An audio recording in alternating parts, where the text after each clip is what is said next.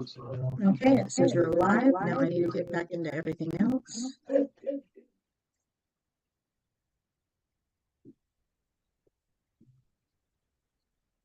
Hang on. Okay, all right, and I'm going to stop share. Yep. Full screen, and now I need to do the OBS.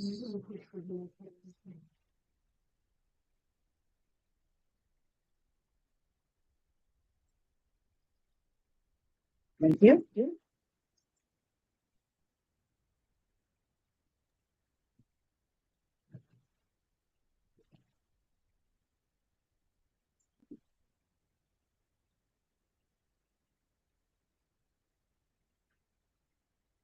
Thank you so much, AJ. Bye.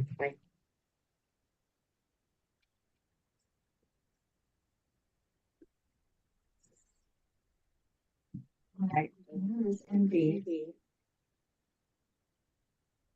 MB, this is ready for you.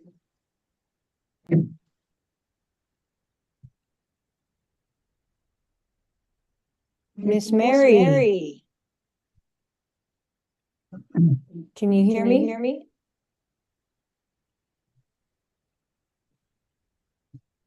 Can she hear me? Michelle? I'm gonna look, hold on. And I have a little bit of feedback. Do I need to turn off? No, I do. Thank you. How about now? And Okay. Is that feedback now? Hello? Nope, I don't hear the feedback. Is Mary there? Is AJ there? AJ is there. Okay. Can somebody speak? I just want to see if they have, because I just, I can't see them.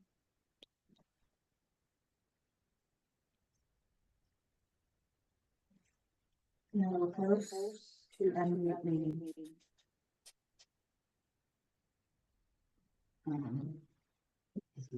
This is all being recorded on Zoom, right? So you can view this later and stuff. And it's being, yeah, we've got some other places. Yeah. So Michelle, you can turn the volume down on your machine. So guys, I'm just going to say a really quick prayer.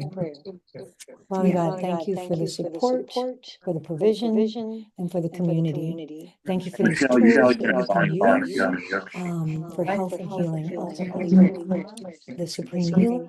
And your word says you've given us the dominion and the authority to speak our body well. Often we can speak our body ill, but may we also speak our body well. Thank you for the team. The dominion and the authority to speak our body. She is directed everything within Dr. Young, along with MB. And then we've got Gina, who's running the operations throughout the clinic today. Jesus' mighty name. Amen.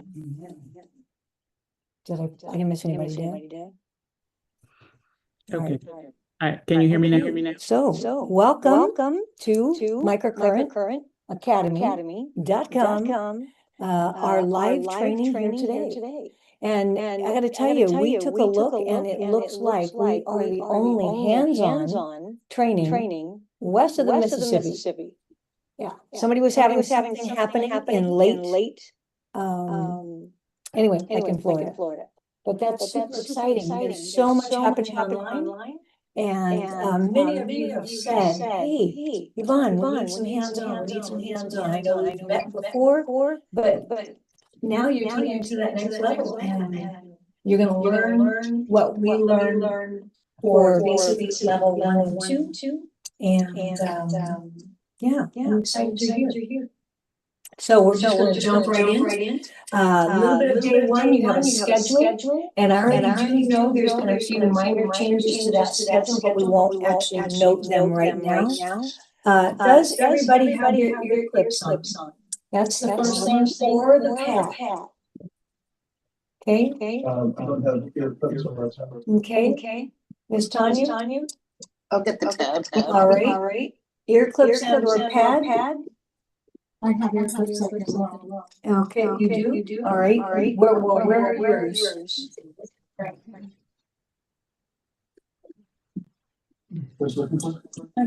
Michelle. It was delicious. Thank you. I don't have a device. Would you be? What's the last four of your cell? 3125. Oh, there we go. What's the last four of your cell?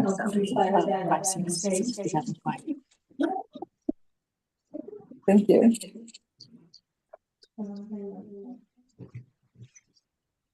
How long do you run for? I ran it for 9 hours before. Yeah. So, I'm gonna let you guys start putting those on. What we're doing right now, this device offers we're using one of the 5 brain modes. Many devices out there will offer you 1 and maybe 2 brain modes. I haven't seen another, and according to the company, there isn't. And so that's pretty exciting. Of the 5 brain modes, we will hit those a little bit later. But today, because I want you to have focus and concentration, we have a little bit of a warm room, we know that. I don't want you to fall asleep. This can certainly help keep you engaged and on. All right? We're going to get into a little bit of the theory and the communication network in how our body is utilizing the electrical of the system. So there's many, we have more than one system that we can tap into the body. One is chemical. That's what most of us are accustomed to. The other would be It's really where you can move the and adding your window. I can't see those. I'll let her do that. Okay. We have the chemical system, we have the electrical system, we have a spiritual system, emotional, behavioral. Each one of those can help enhance the body. And so today we are going to be talking specifically about how to move things in the body in a faster manner than what we get with the chemical system. Electrical in the body, they say, is something like 70 times faster. Many that run emergency units. This is now available in the emergency units in the EU as well as Canada. I'm just going to tell you a quick brief story. I was helping a neighbor who had been mauled by a dog, and the first thing I did was grab my device and put it on as soon as the paramedics come in. One gentleman asked, "What is that?" The chief said, "Oh, she's keeping the inflammation down." We're going to learn a little bit about Dr. Hache, John Hache, and his wife, Lori. Lori had an even more amazing experience. She was walking down the streets of England. And at the time, it was a microcurrent, though not this one in particular. And a guy came out of a pub with a hatchet in his head. Hatchet in his head. She grabbed her device, she put it on the highest inflammatory, and got it as close as possible and partly even in it. They credited her with keeping this man alive or best because the inflammation didn't overtake the brain and the skull. Pretty cool. So again, we're going to be talking about, I just mentioned speed matters, right? We're going to talk about the living matrix. That is, does anybody know what the living matrix is? It's the fascia.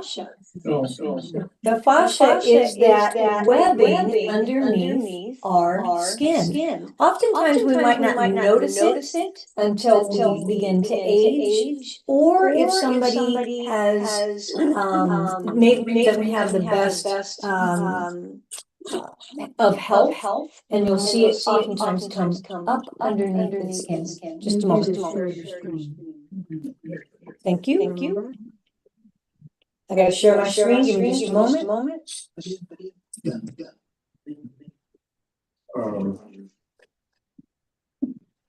32. Over the shoulder? No. Content only? Okay. There we go.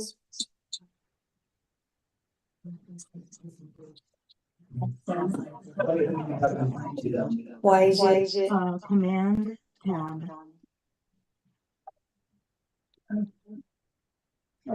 All right.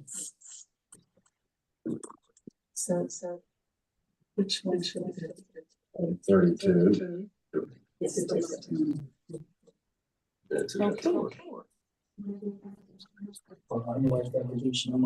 So the matrix is that fascia. And that is our Ethernet, our internet. That is our electrical highway.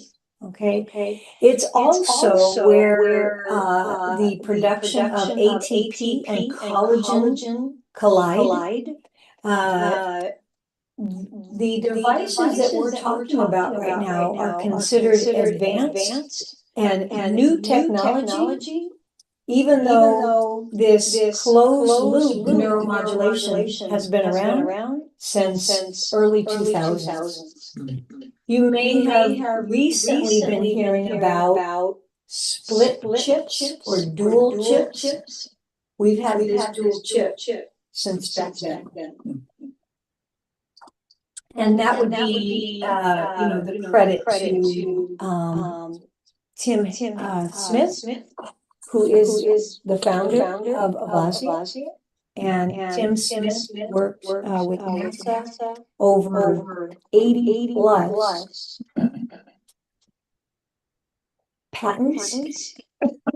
And what happened with him was, if I read the story right, somebody in the family had an illness. And they were, he was directed to try a microcurrent. Well, he did. And he said, I can improve upon this. He was the CEO at the time of Texas Instruments. Anybody remember Texas Instruments? Yeah. Yes. And him and approximately 5 or 6 of the engineers, I understand, came together and created the Avasia. And he said, we can make this better. And he has. And a lot of it is patented and proprietary. So we really do have a very unique device when it comes to microcurrent.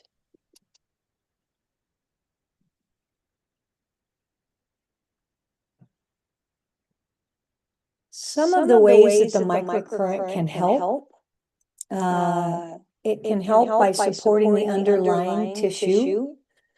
And what happens is it's through a skin response and a biofeedback signals. And you'll learn about biofeedback signals a little later today and then again tomorrow, as we see in real time how your body will begin to respond to the tissue issue that's going on. All right. There's also engagement of the neuropeptides. This right there can help with any dysregulated systems. And then we can address acute and chronic pain, swelling, inflammation. And I want you to think about this. The precursor to pain is inflammation. So if we can drop that inflammation, the body can go into that first stage of healing and initiate repair, as long as it's on fire. Think about the little emoji on your computer, that fire emoji. Inside of there is a cell. That cell is on fire. We need you to turn the sound on your machine off. Please zoom on. Thank you. Is that good? Sorry, my techs are telling me what I need to do. So again, just imagine if we can squelch that fire, that cell has an opportunity to reach and replenish. As long as it's on fire, it can't do that. Can you visualize that? Can you see how 70 times or close to 70 times faster you can make impact? It will also obviously help with movement, sleep, the assimilation of nutrition, better outcomes all around. So what is the, here, we got a little joke. What did the cell, why did the cell love microcurrent? Because it was electrified by the thought of 500% energy boost.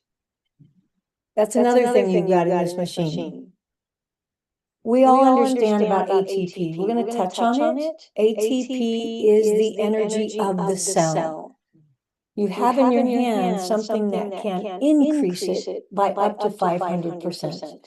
And I want you to be thinking about this whenever you are working on yourself, your family, your clients.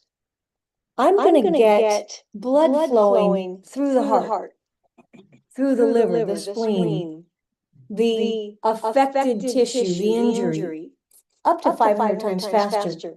Feed them with some electrolytes or at a very minimum of minerals. Minerals are, I call them the Uber drivers. There's over 80 of them. And they will not only get into the blood, but they get everything else further and deeper into the tissue. Right? It's one thing that you've got some goodness in the bloodstream, but if it can't actually get in the tissue, and no vitamin or amino acid can actually get deep into the tissue without minerals. So think about that when you're treating. So again, microcurrent, how does it work? Extremely low levels of electrical current. We call them amperage. And these will mimic the body's own signals. Okay? Function enhancing cellular process, increase of ATP, again by up to 500%. And this is coming from Stanford and Baylor. And somewhere on here I've got the reports you'll be able to have. So, if any of those of you like me enjoy some coffee, this is like a little shot of espresso. And, just really bolstering what is going on. So you've got that surge to increase the tissue issue, right? Or like a car engine boost, you got high octane fuel. So can you see how speed can be crucial? And why many of you now are utilizing these devices, it almost feels unrealistic. Like, no way. We have seen in our clinics conditions that were considered hopeless, mostly to the individual, but because it's what the authorities told them. You're going to have to live with this. We've had people come in and they've been given 2 to 5 years and they're still survived. We've had people come in and they were going to amputate and they did not. Imagine this, 70% vascular insufficiency, both legs, they were going to take. Hopefully his video will come up. He is now called Mr. Happy Feet. You'll meet Roy if you haven't already seen him. What do I need to do? You don't need to do anything. Okay. Is the sound down on that? Turn the sound off on that one. So again, just reiterating, and these will be available for you that you can look at. When we're talking about the bioelectrical signals, the Avasia devices are specifically able to measure the immediate electrical response. What I want you to do is think about an EKG, right? We have several nurses in here, right? Got an EKG, you put on 12 leads throughout the body. You're looking to see via a graph, where is there an electrical disturbance or even a block? Going from the heart, which is our electrical center, to the furthest regions, toes and back.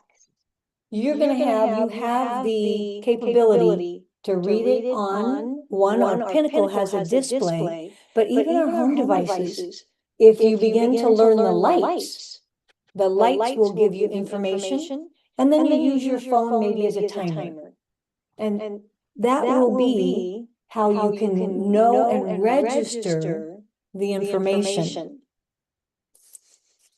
Again, we talked about things that will make a difference. Nutrients and obviously water, these are conductors. If you have these in the body, if you've ever been to, work with me, one of the first things I give you is something that has electrolytes, minerals, and actually I started using it because it has 14 of these anti-inflammatory foods. And what are we? We're pain specialists, right? Help them reduce their pain, increase their quality of life. And then again, talking about the biochemical, it is subsequently slower.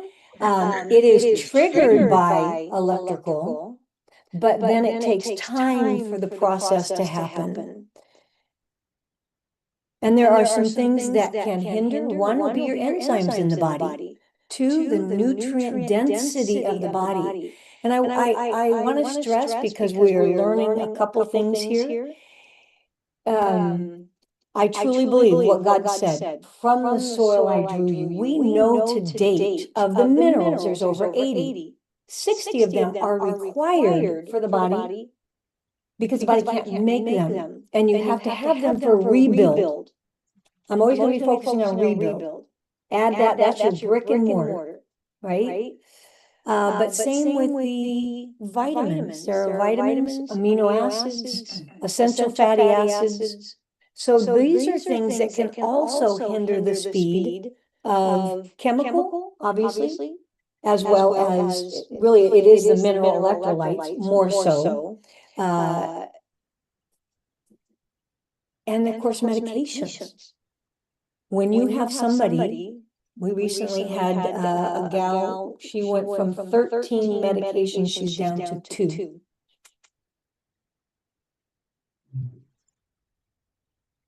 Here's a little look-see. Almost immediate. And then you can see the process, right? Kind of a fun little one. When we're talking about the fascia, in traditional Chinese medicine, they've been talking about the meridian pathways. As I best understand them, it's that space in between the tissue that the electrical is kind of traveling through, and we know through oh my gosh, what's called when the cell is dividing. Two things are developing at once, like the gallbladder and a portion of the brain, and then it divides again. So obviously, well, that would be one, but it'll come to me. But they connect, much like we can see in the tooth organ relationship. Okay. The living matrix, as it's called, the fascia, many of us have heard about fascia release, even something called Rolfing.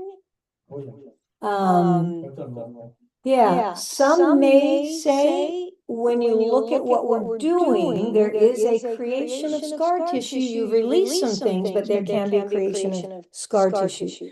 So there's this balance there, okay? When you impact the scar tissue, you also have proprioception, the ability, like let's just say our ball players. The brain sees the basket in one place, but the body has it off maybe by 1%. You will have the capability to make some changes just in that one point.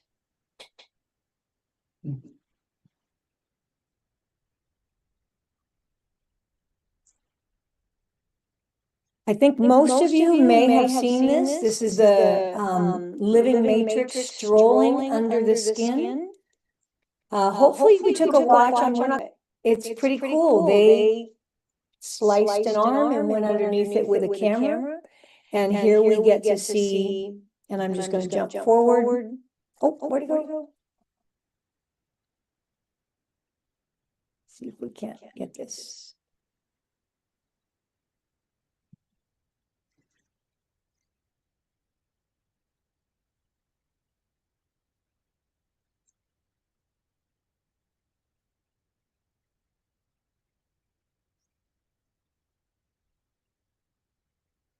And Michelle, can I turn up my volume? Yes, turn up your volume when. About 20 years ago, we were transferring vascularized turkey tendons in our university research lab and were struck by the intricacy of the vascular network. Thereafter, the Chinese school of plastic surgery discovered the notion of the retrograde flap, and we began to develop a technique for transferring vascularized retrograde tendon flexor transfers onto the cubital pedicle to get around the problem of reconstructing flexor tendons. Little by little, this new vision of anatomy began to throw light on the relationships between the tendons, the sliding sheaths, and the vessels, and to challenge the very foundations of the classical school of thought. During the revascularization following the release of the garret, we observed that not only the tendinous extremities bled with an apparently circular longitudinal and peripheral vascularization, in contradiction with the avascular theory that held sway at that time, but that there seemed to be a real continuity between the sheaths and the tendons, which was not interrupted despite the distension occurring during sliding. It was also clear from observing the behavior of the vessels of the common carpal sheath during flexion and extension that rather simplistic mechanistic explanations could no longer account for these phenomena, and that this apparent disorder and irregularity of shapes was in fact the basis of some other form of complexity that we still knew hardly anything about. Stop that. Hopefully you were able to see that. There are actually a couple different videos out there talking about the fascia. And, you know, one of the beautiful things that they recognized was that the electrical current and the collagen in the body is really important to this electrical current coming through the fascia. The other thing is, she talked about the sheath. Many of us know the term sheath and myelin sheath. I want you to recognize it. To have we have some conditions where the myelin sheath or the sheath is degrading. And what happens is that electrical, it's like a Swiss cheese. The electrical now has, they call them lesions, but they're holes. And as that electrical travels, it can jump up and out. That sheath is made of good fats, essential fatty acids, omega-3, 6, and 9, proteins, water, and cholesterol. By weight in our brain is something like 70+% of these good fats and cholesterol. What have we been taught about cholesterol and fats? We are the only nation, according to the research, that has we're in the state of disrepair that no other country is. So go for the full fat, go for the cholesterol. Other countries have even higher cholesterol than we do, and they're recognizing it. If there's cholesterol in the artery, here's the question I want you to ask. Why is the body laying down this nutrient? And if the vessels need the good fats and the cholesterol, and it's laying it down, something's not getting repaired, is it? Oftentimes it might be the minerals, because remember, that good fat can only go so far if we don't have the minerals. And we do know that the minerals are missing from our soil. So as you are helping your client or your family, if the microcurrent alone, and nothing really is by itself, if you're not getting the expected results, call me, or also check their nutrient density. Okay? So we talked about a little bit collagen, ATP, cellular energy, and the faster you have that cell turnover, the faster you have for repair. Mechanical input to the connective tissue can influence the ATP, the sodium-potassium pump, and this will, voltage difference, as it states, is not a luxury. It's a requirement for cell function. We haven't been taught that we're electrical, so we aren't even thinking on this line. And then when we do, we don't have full understanding. So hopefully you're going to start to recognize. So again, electricity doesn't just help us function, it defines how we're organized and how we heal.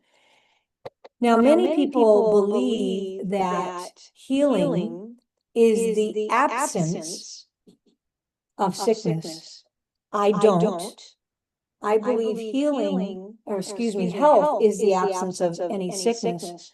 I don't. I believe that health is the recovery when there is sickness. How fast can my body respond to this invader, if it happens to be a pathogen, to this trauma or injury when it's a wound? Okay. And we know through one area, the voltage, the current in the body, it can be measured. Let's just talk about that. A healthy cell operates between 20 and 25 millivolts.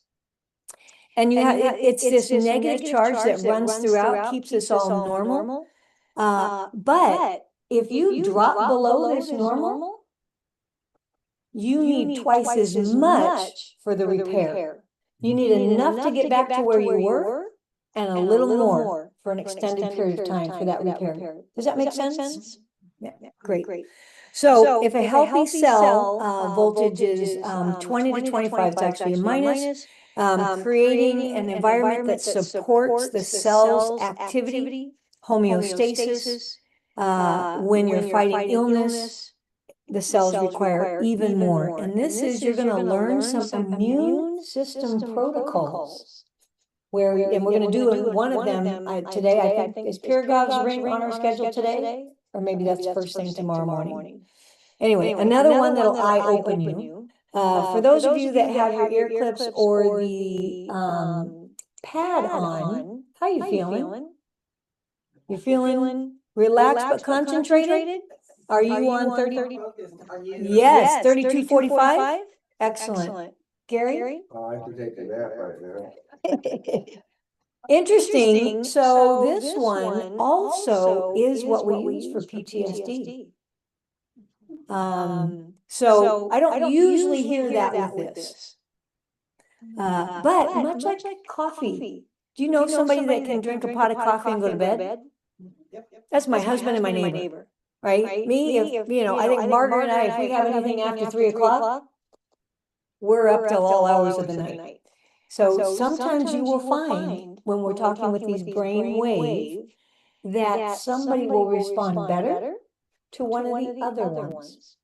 So Gary, if you want, try 712 and see where that puts you. 712 is alpha. That's a calming. Okay? But it's amazing how sometimes that'll be his focus piece, his attention. What's that? Yeah, no snoring. When we hit chronic disease, and you'll see a slide here in just a minute, that will register at minus 20 or below. 15, you're sick. Here we go. So you can see if healthy is at 20 across here. And it's interesting because they have looked at the pH in the body. And there's actually a correlation between the pH and the voltage. Yeah. If it's too acidic, there's tired, confusion, sickness, and chronic. Could you turn the volume off on the machine now? Thank you. And then when we're looking on this side, this is the electrical. So here, healthy is at minus 20.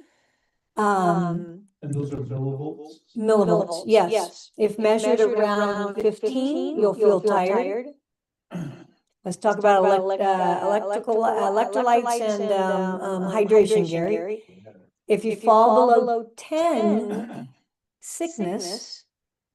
And then you can see minus 5, that's chronic pain or organs can't function properly.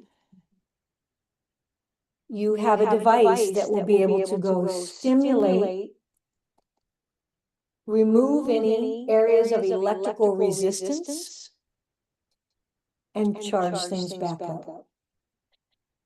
Pretty cool. Now, one thing I want you to think about, why have they put so much into this? Well, the first folks that did that was the Russians, and I understand parts of Germany. You know, they moved forward with their space programs. We white sheeted anything electrical. I think it was in the 20s and 30s. If you know anything about John D. Rockefeller, he became, you know, he was a petroleum mogul, and he became the president of the AMA. And he said, if you want my gift of money, we will only focus on the research of pharmaceutical. And so a lot of this stuff got white sheeted: chiropractic, electrical medicine, botanicals, nutrition. Okay. So a lot of times people wonder, well, why don't we have this in the hospitals? Because they are led by pharmaceuticals. Okay. Let's talk neuromodulation. We mentioned it a little bit earlier. They have been implanting for at least 10 years or maybe longer, implant devices that can help, whether it's the heart, the brain, Parkinson's, MS, receive an electrical signal to the brain. This closed loop modulation differs from open loop systems in that the open loop has a preset, and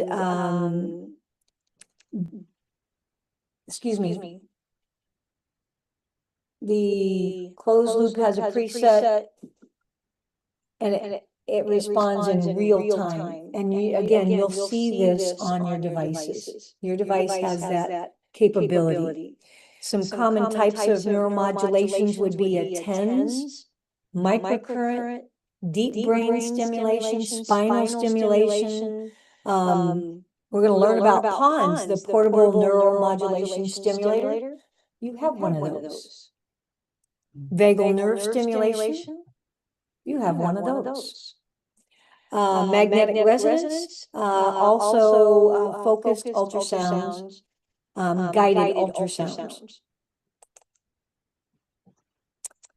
Again, I kind of hit on collagen minerals. This one's specific to bone growth, and partly why we're talking about bone growth is because you can assist the body in growing the bone by jumping, rebounding, running, exercising. You get that piezoelectric firing.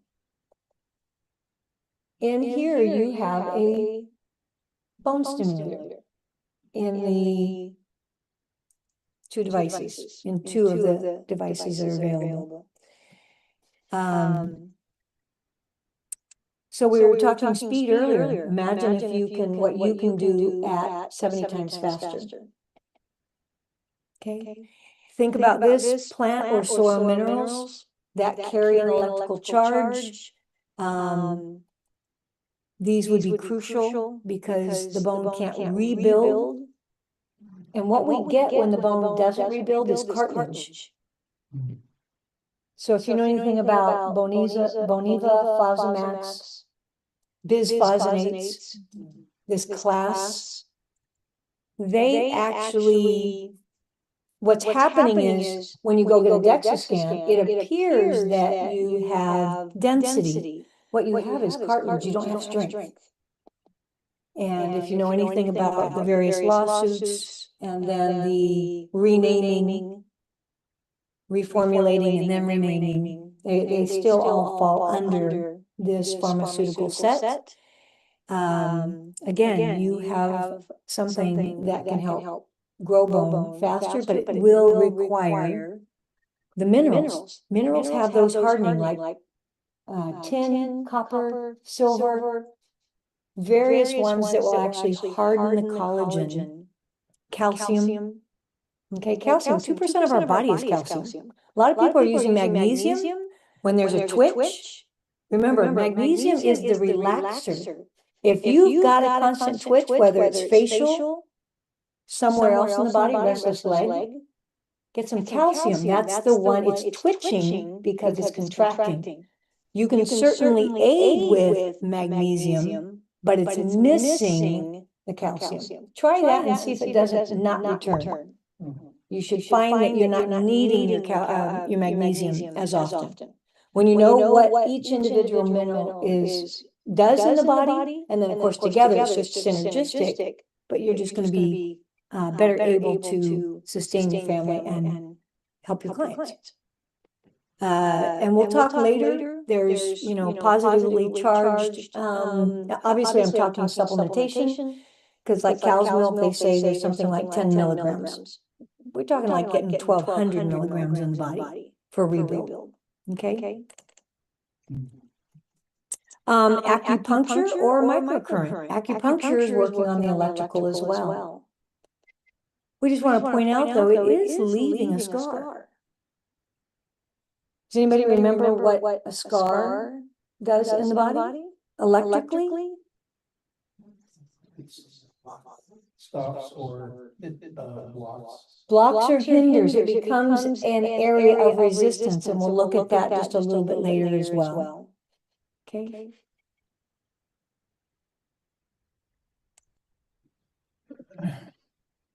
So there is the body's language in hertz as well as in waveform.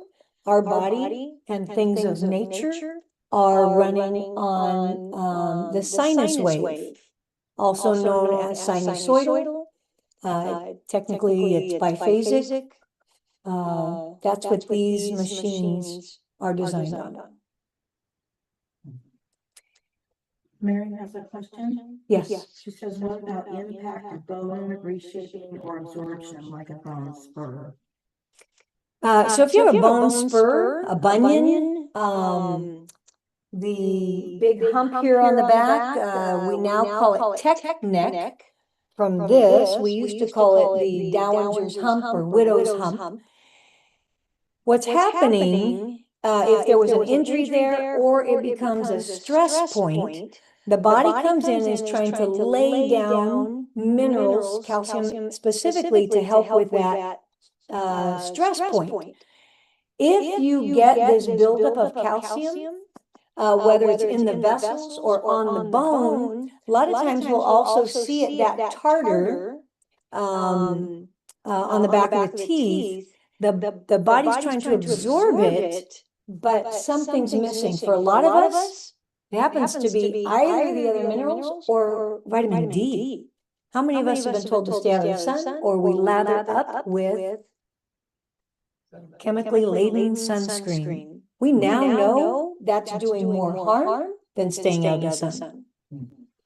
So Mary, just hopefully that answered your question. If it's not actually being absorbed into the skin, something's missing. A lot of times it's going to be something as simple as vitamin D. The other thing is, if you are taking supplementation, it could be that there is something going on with either digestion or absorption.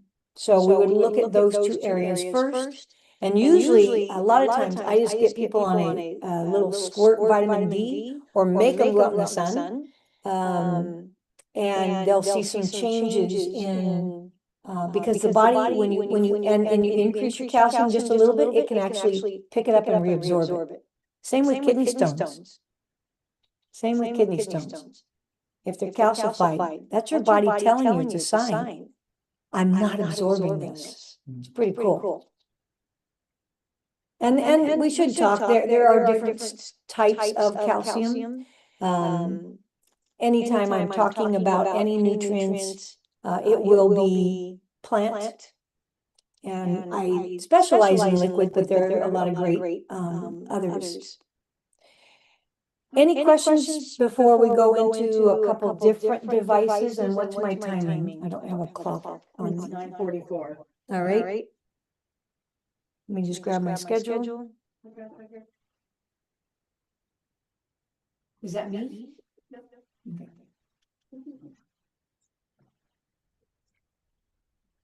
And here comes some more ear clips.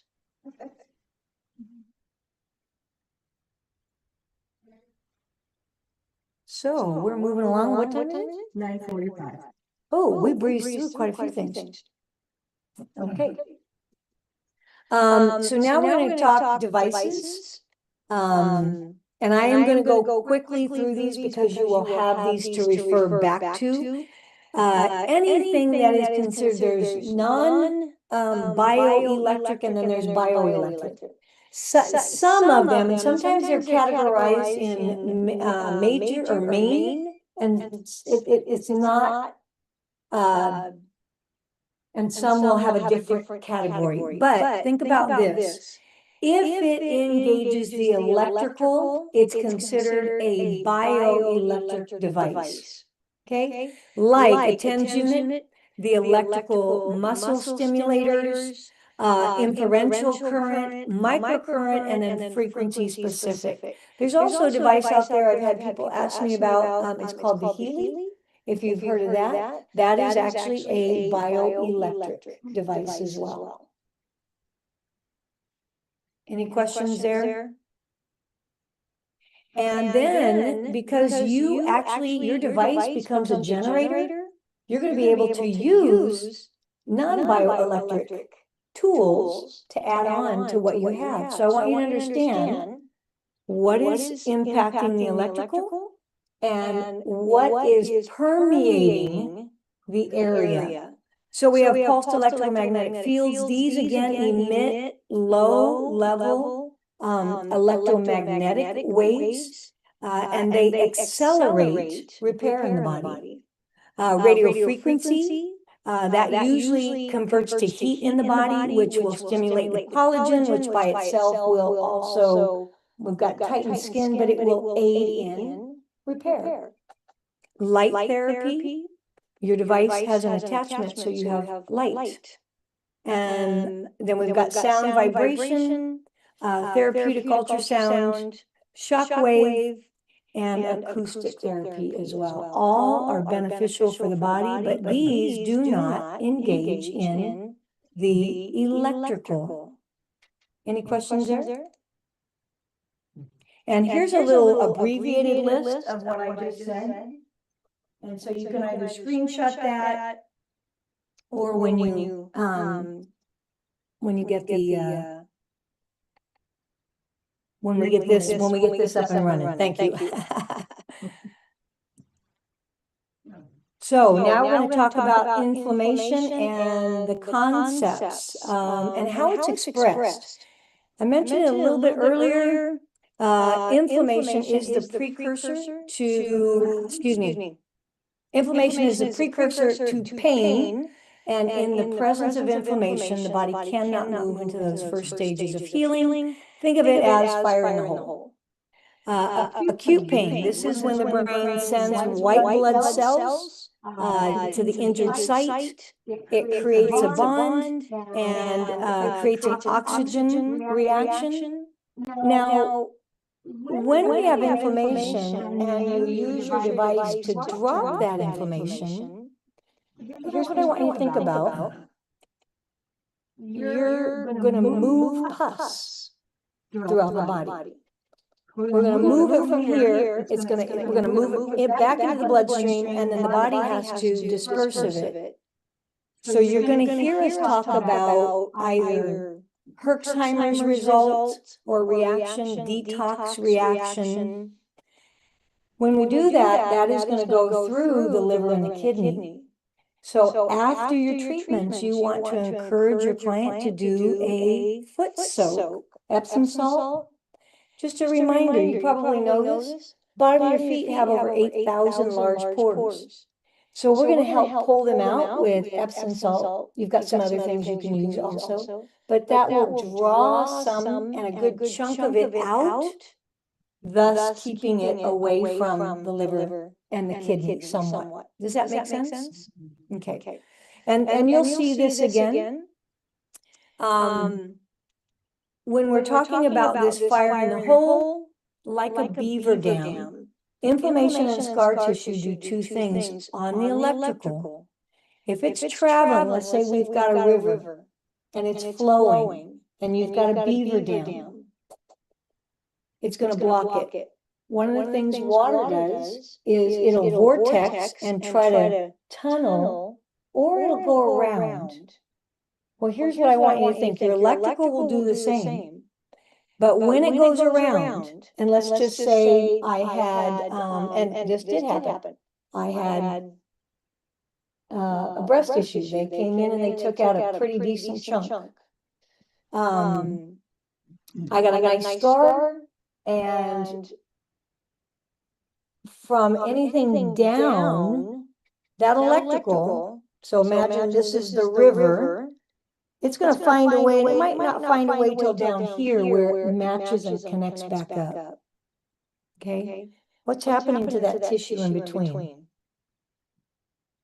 It begins to degrade, doesn't it? It begins to weaken. It's kind of like, it's not malabsorption, but malabsorption. Hold on. We got nutrient absorption, malabsorption. You might be taking in enough here, but it's not getting here because there's a block. Does that make sense? That'd be malabsorption, yes. Pardon me? Scar? Sure, some will call it an adhesion. Yeah, or deep scar adhesion, or like when I had the C-section. Yes, adhesion, absolutely. And for those that have had a C-section, that's another one. Anything down, below, we will see problems, say, with the knee or the foot. You may see things, problems with the female reproductive up front, vaginal, as well as for the men, anything with the prostate, because so many of those nerves, and it's kind of hidden right here, but the nerves here, if you can see them, come to the body. We can figure that out later. What's that? She logged in and told her volume off again. She got it. So one thing we want to think about, the cellulate pouch is developed, and that area of the body gets out of tune.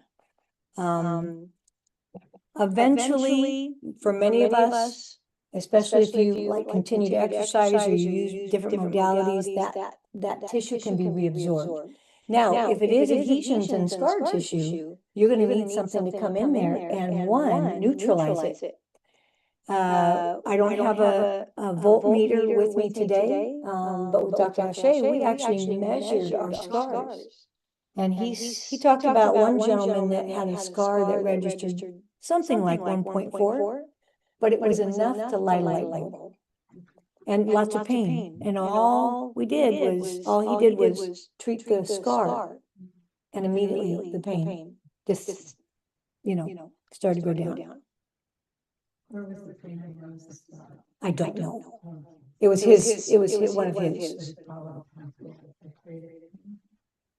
No, the pain was right at the scar site. Yeah, like I don't know if it was keloid, but yeah, he had a scar.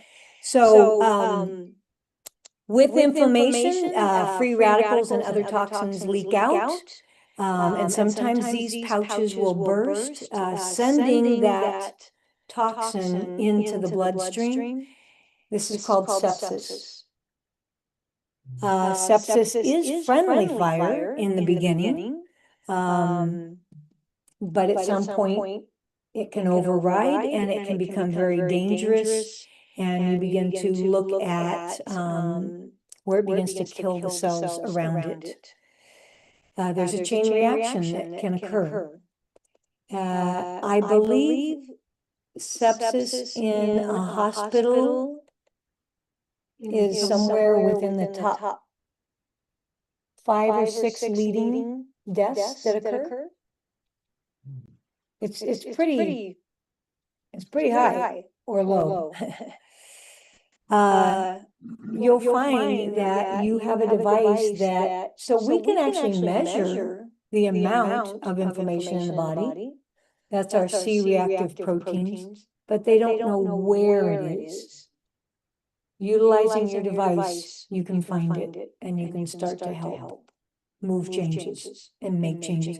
Imagine this, if you could just move the needle 1 degree 4 or 5 times. Do we have a different target outcome now? Yeah, pretty impressive, huh? Yes. All right, what causes pain? First result, you know, lots of different things can cause pain. Aging, like I said, we got trauma, injury. Either way, it will block the natural flow of the electrical. You get a disruption. You get a power outage, right?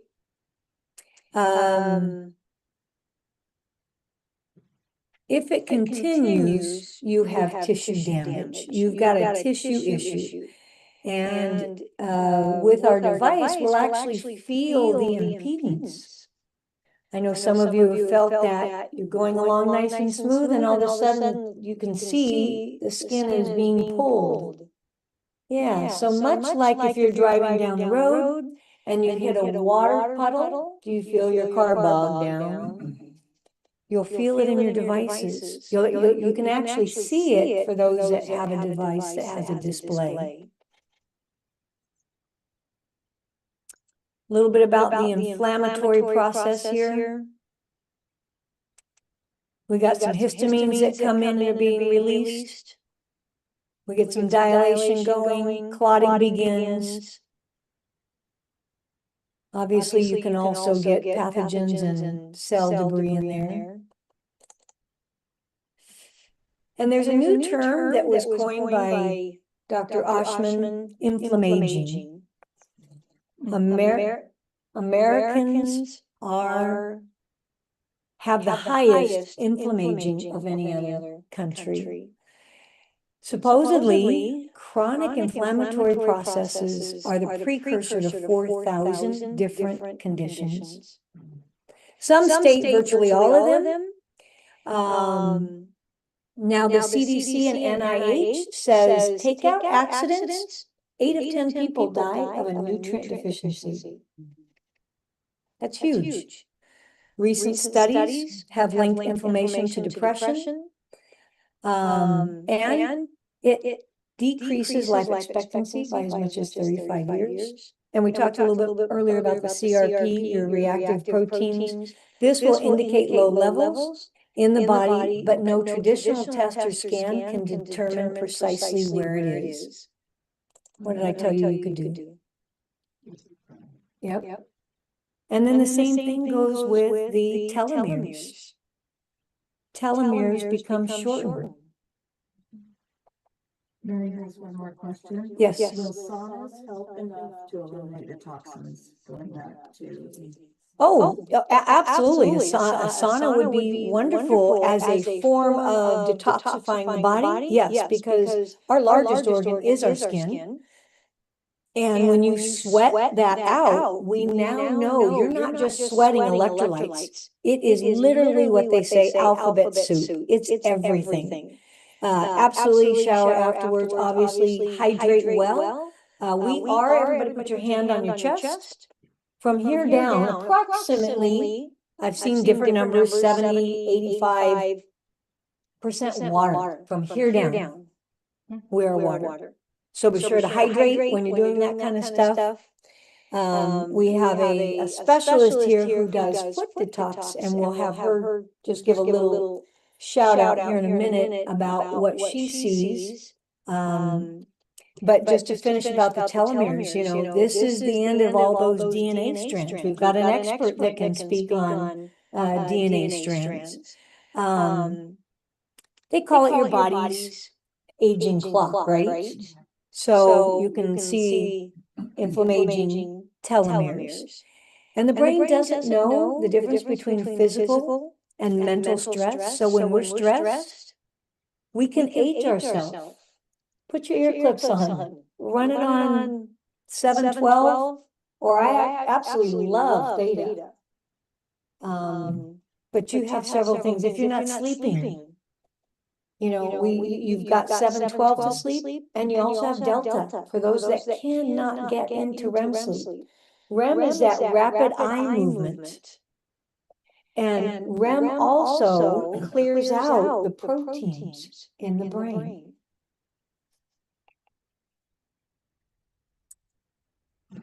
So again, the brain doesn't recognize physical stress with mental stress, and that even includes when we're playing games or videos. Your body responds whether it's real or not. So I'm not a fan of somebody playing some of those shoot 'em up games all day long. Something to consider. Stress also increases our cortisol. We know a lot about cortisol. We don't want it. It has a place, but we don't want an overabundance of it. So again, utilizing the devices or helping your client utilize, a home device. Essential fatty acids. They have something called saponamines, SPN, and it's actually an anti-inflammatory ingredient. Yeah. So if you ever do need, if you've got a headache, if you've got a pain, try a handful of, it's somewhere for a rebuild, it's somewhere between 9 milligrams to 12 milligrams, but maybe you only need 5 to 9. But take a couple, obviously look at what you have in milligrams and see if that can't help with your pain before you pull out a pharmaceutical. Because you're also going to nutrify the rest of the tissue. So I find it to be a win-win. Yeah. It's I'm going to use the word not ingredient, but it's an anti-inflammatory in foods, in fish oils. It's part of the omegas 3, and I think it's 9. 6 plays a part. 6 has been demonized, but it is a required nutrient. Your body can't make it. So we do, at this point, they've recognized it's essential. Without it, they see tiny, tiny tears in the cells. And then when they put these essentials back in, those tears begin to shore back up. I don't know about you, but I wanted to be shored up. So how does microcurrent heal? I've been kind of just going along, giving you some examples, right? One breaks that molecular bond that we talked about with the inflammation, cancels out the oxygen reaction, reverses the brain stimulation of a cytokine storm, and the tumor necrosing factors. Those are huge. Calms the overreactive, prevents and can even reverse sepsis. Stimulates angiogenesis. So a little bit ago I mentioned about Mr. Happy Feet, Roy. 70% vascular insufficiency in the legs. They hadn't determined yet, will we cut above the knee or below? We got new growth, new capillaries growing, new blood vessels. So he got more blood flowing. That's exciting. Again, formulation of new vessels to replace the blocked or dead ones. Electrical stimulation may slow telomere shortening, increase the expression of the telomerase, which is the enzyme that I understand it kind of comes and coats the telomeres. Is that about right? Helps build. Thank you. And then the electrical property is core to protein. What is the base of every single cell? Protein. There's a lot of conditions that are about protein folding. Imagine between the nutrients and then this device, how we might be able to impact the symptoms of those conditions. And then, of course, it introduces electrons to neutralize free radicals. Microcurrent basically gives the body a reboot, again, stimulating the own natural process. Vibrationally helps to match and retune We have alpha, which is really close to the Schumann resonance. For those of you that have the display, the pinnacle, that actually has the Schumann resonance on it, 7.83. So it's like you're earthing and grounding without being outside. Now, I still always say go outside, be there. Get your feet, get your sun. We are electromagnetic beings. Now, remember this, it's in your book. Frequencies below 100.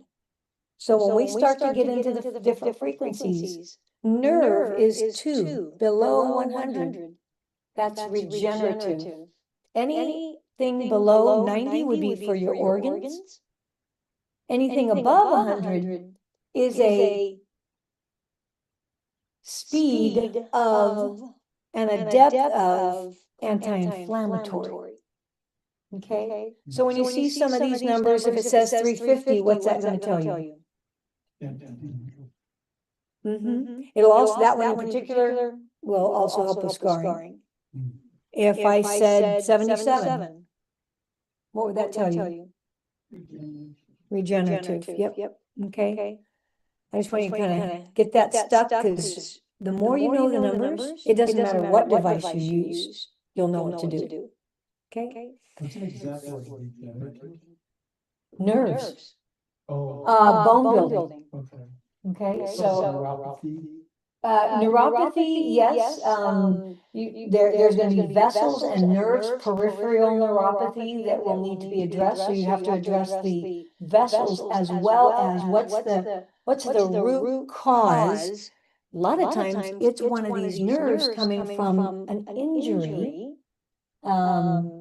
It can be a diabetic neuropathy. That's another one. A lot of times, though, if they don't have diabetes, the first thing I look at is, did you have a back injury, low back injury?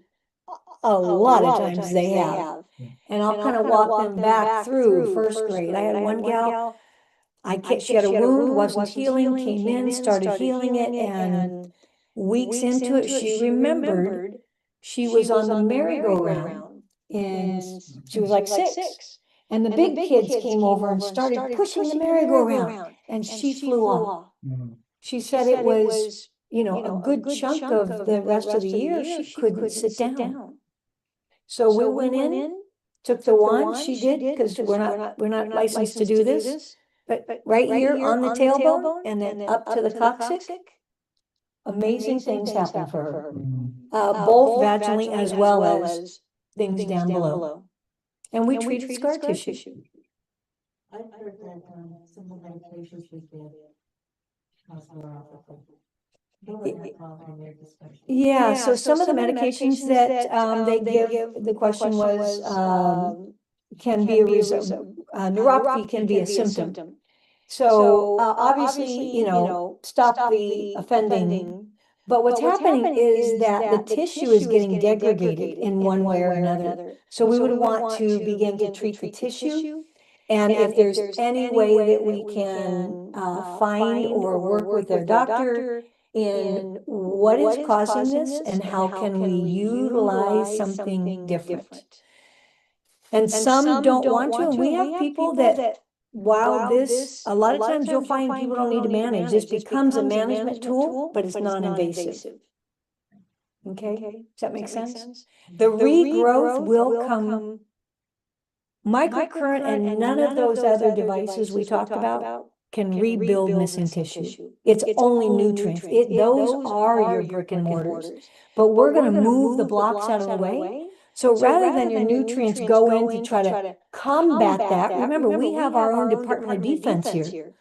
And it says, what happens when we go into shock? The body stops blood flow to the limbs, doesn't it? It brings everything to the core because this is vital. Same thing happening in what we're talking about with nutrients. The body will use it. We don't get to direct it where it needs to go first. And that's why sometimes people say, well, I've never had supplementation help me. Well, it's either not live, it's synthetic or lab designed, or you're not, size matters. Size matters. it's not enough for what's going on. Remember we talked about with the millivolts, you need to repair that tissue, you have to go further than what a healthy tissue is. It's the same thing with rebuilding tissue. Does that make sense? Yeah. So, first, we're going to talk about 4 rules of microcurrent. First rule is scar tissue. Second rule is stop the inflammation. Okay, so when you're starting to treat, you're going to begin to, I'm already going to start getting into your mind, how do I assess this person? What is my protocol, guidelines to help them? How do I even begin? Always look at your first 4 first, if you don't know what to do. First one is scar tissue. Second one is inflammation. Okay, you've got to stop using the biofeedback. You can map.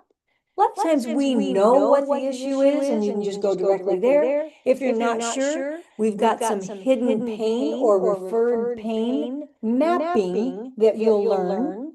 The next thing that we want to do is open up those pathways, eliminate free radicals, again, signal the nutripeptides, release the endorphins, increase perfusion, remove the swelling, put the fire out, right?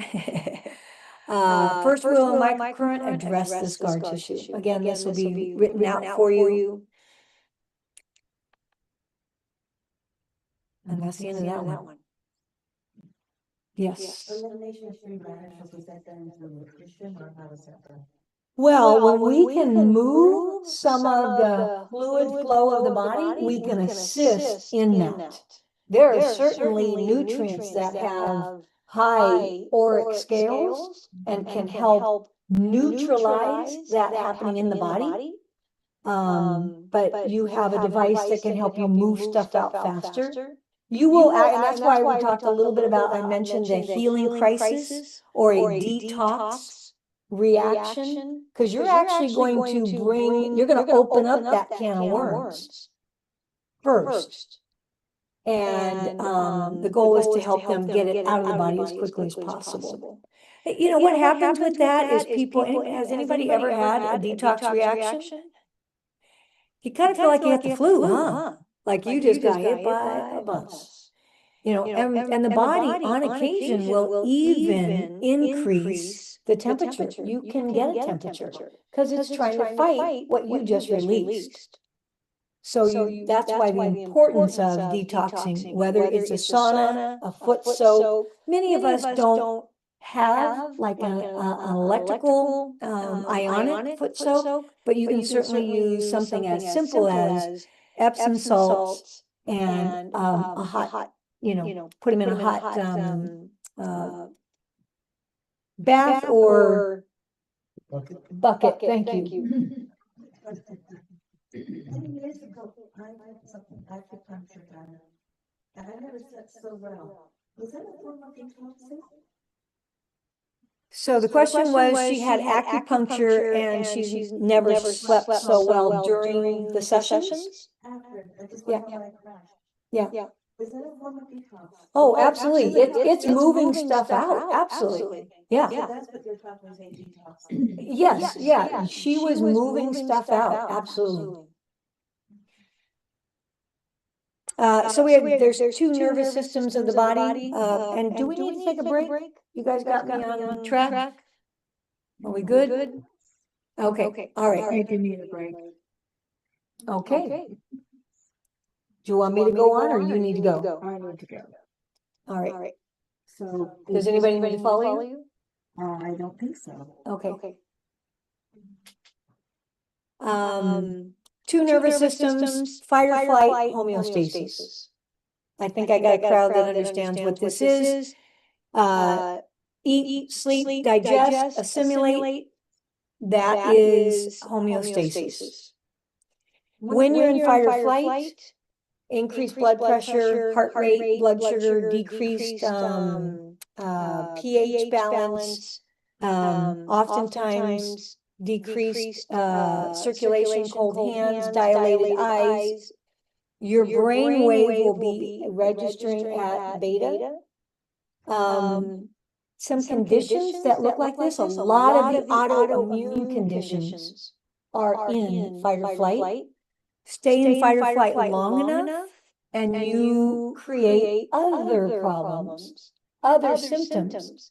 One being adrenal fatigue, which then can go into adrenal insufficiency or exhaustion is another word. When we are in that homeostasis, feel good, not feeling stressed, the brain is in right around the 7-12 range. You're feeling good, you know? Some call that, I got the Holy Spirit with me today. But it can actually be measured, you know? You're not stressed, you respond instead of react. Okay? But the brain, we spoke earlier, can actually help us to become well or to become ill. Oftentimes we'll let things outside of our control. We try to control them, and we're living in this constant. I mean, I am the Energizer Bunny. But today my brain state is better than it once was. I still do have the energy, but I don't have the concern of all these things that need to be done. Some, when they're living in that fight or flight, they call it pissed offitis. And everything is what's happening to me. You can control that. You can control your response. When we don't control our response, we begin to see it. We talked earlier just about the body doesn't know if it's truly physical or mental, whether you're watching a video game or you're internalizing these old or recent tapes of what occurred, you know? Somebody almost ran you off the road and you're still going about it, but they went on their merry way. Let it go, let it go. When we're looking at our parasympathetic and sympathetic nervous system, look at everything that it affects.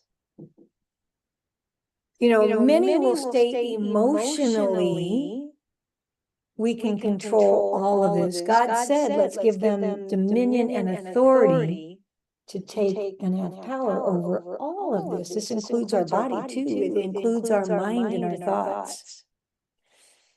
He says, think on these things that are good and lovely and pure, right? When we are in that homeostasis, that more relaxed, we're going to use the word Zen, the body will take the food that you ate, digest it, absorb it.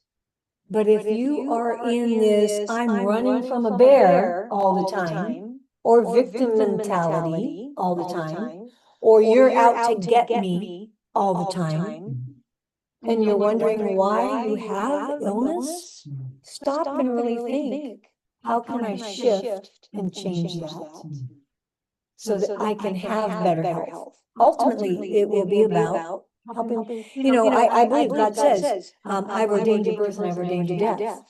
But the quality of life we live, we get to control, right? We can help them by educating them with new tools. Talking about stress again, fight or flight, eat or assimilate. And when you know, you're either going to live in one or the other. The more stressed you are, the more the other body systems shut down.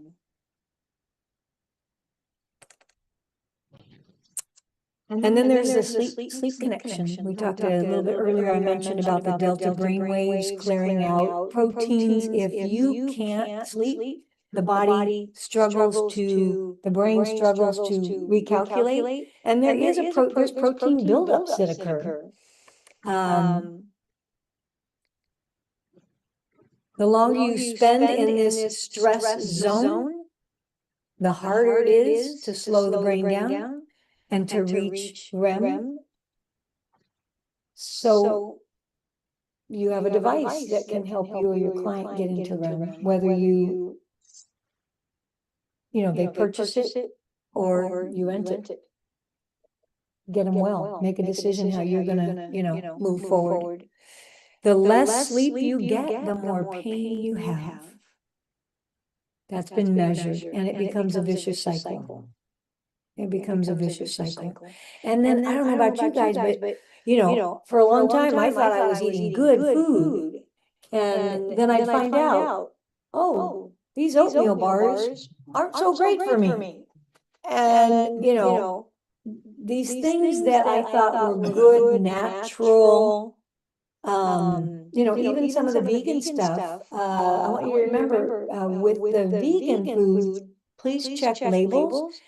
They really are focused on the animal content, but you'll see and notice I am, from Camp Lejeune, if you know anything about that, the chemical water. So my site started recognizing there's a whole lot of chemicals here. There's no animal, but there's a lot of other things. So keep that in mind as you're making decisions, because we do have, I think it was recently, our health department said we have something like 8,000 to 10,000 chemicals the other countries don't have. And that happened back in the 70s with Nixon. When we had the gas crisis, they asked him, hey, could we use these cheap additives to make cheaper food because we have a crisis?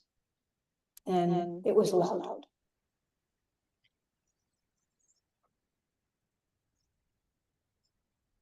Here we just have a little picture of, stress stimulating. The body is on this sine wave, and then we have man-made electrical waves, not as easily recognized by the body, but it can trigger, sometimes it can trigger stress, but also, sometimes if we can get something to shift, right, you can make a change.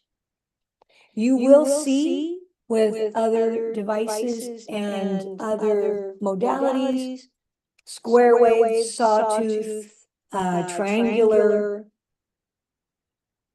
all pulse square wave and other types of units trigger the body's stress response.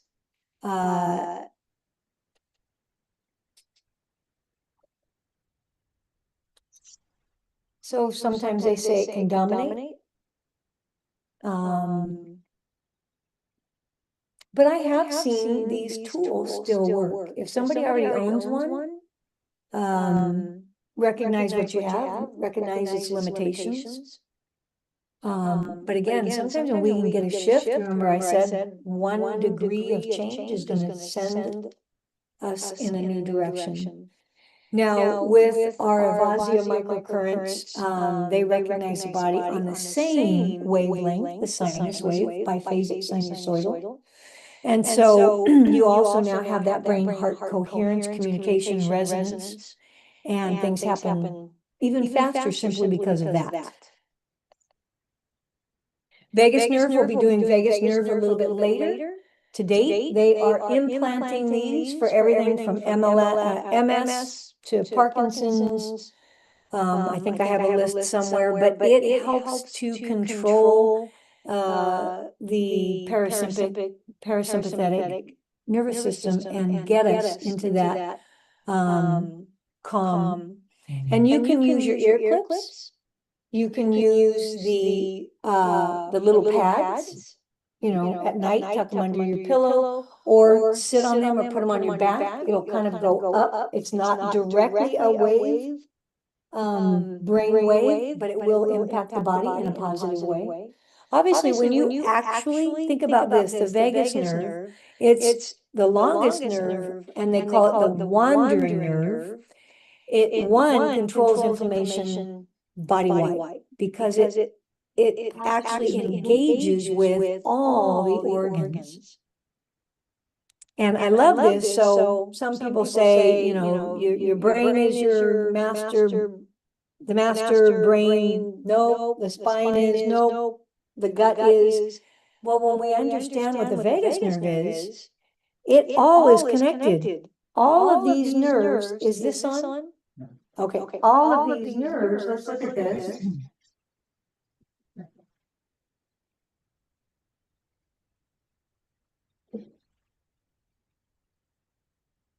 All nerves originate in the brain. Can I, Michelle, can I shift this to? Yes. Okay. I can move my, Yes. Mhm. tell me what you guys can You'll see. have to, unshare your screen. Oh, Well, it's just stays on this. That's okay. Go ahead, unshare your screen, and then it will shift to your camera. Turn off sharing. There you go. okay. So, I hope you guys can see this, but all nerves originate in the brain, and then they travel down. And remember, you have two sets of 12, so 24.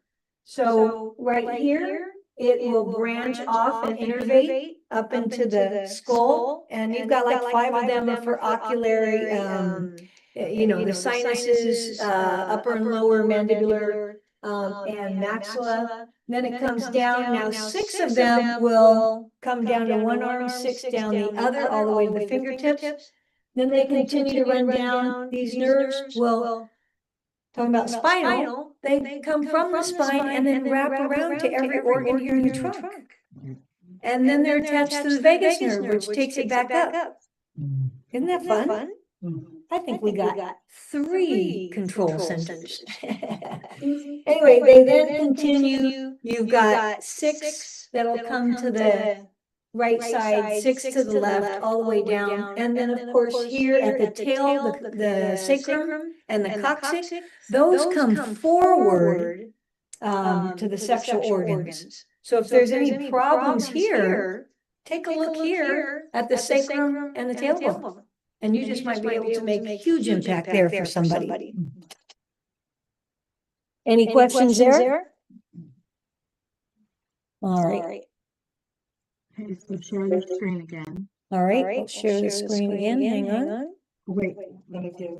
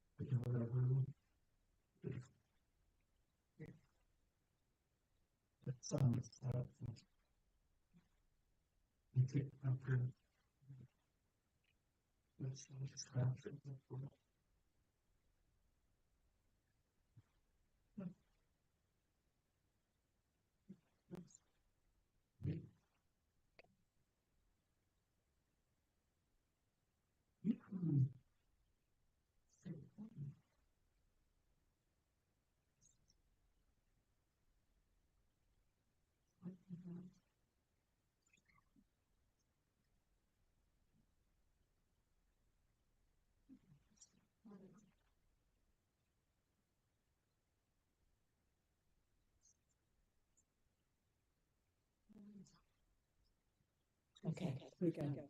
Thank you. go ahead, share your screen.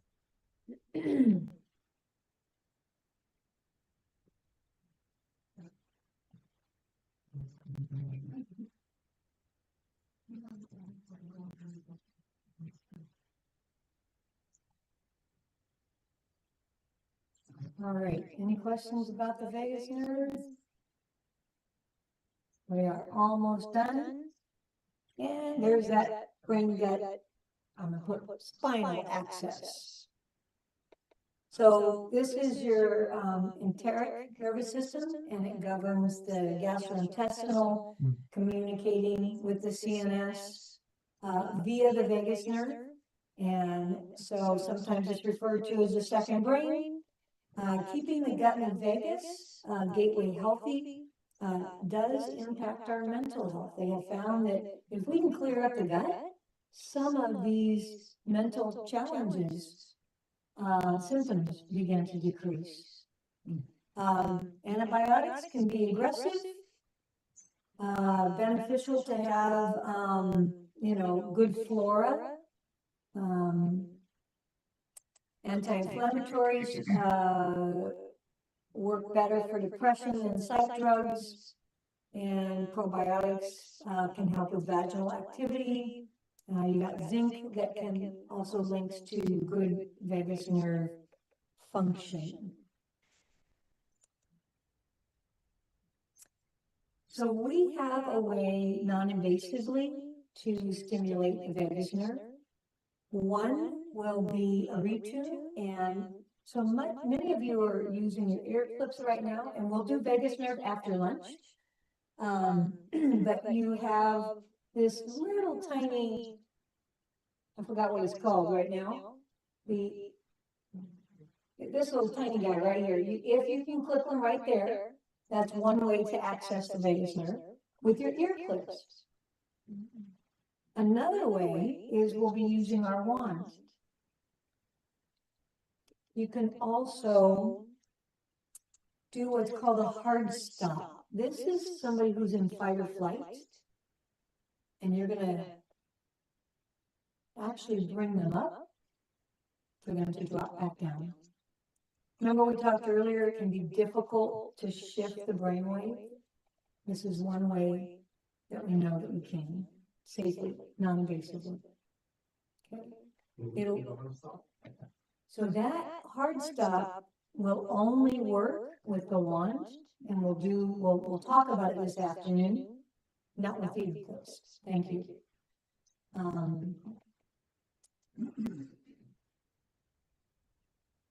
So Scientific America calls this hacking the nervous system. And then there are some bioelectrical medicine videos that are available to watch. Aids in sepsis, anxiety, brings down blood pressure, opens up blood vessels, so definitely can, if somebody has a concern for strokes. Migraines, 75% of the time, can increase within minutes. Adrenal fatigue, exhaustion happens over several days or weeks, but again, making impact in our body. Okay? Here is something implanted, again, rheumatoid arthritis, seizures, depression, Parkinson's.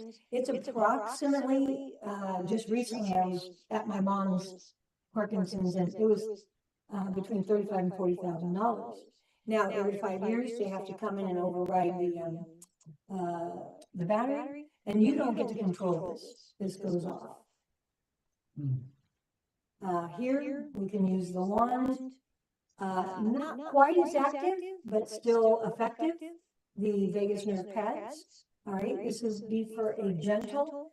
You will need this for a hard stop.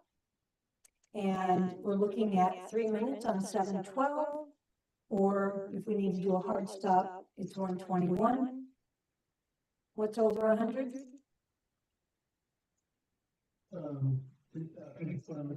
Anti-inflammatory. Obviously, breathing, I'm not going to go into this.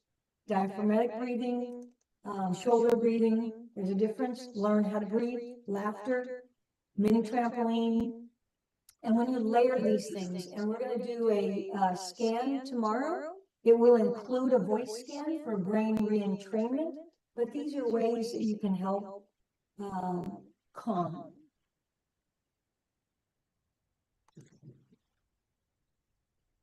And then increasing the ATP.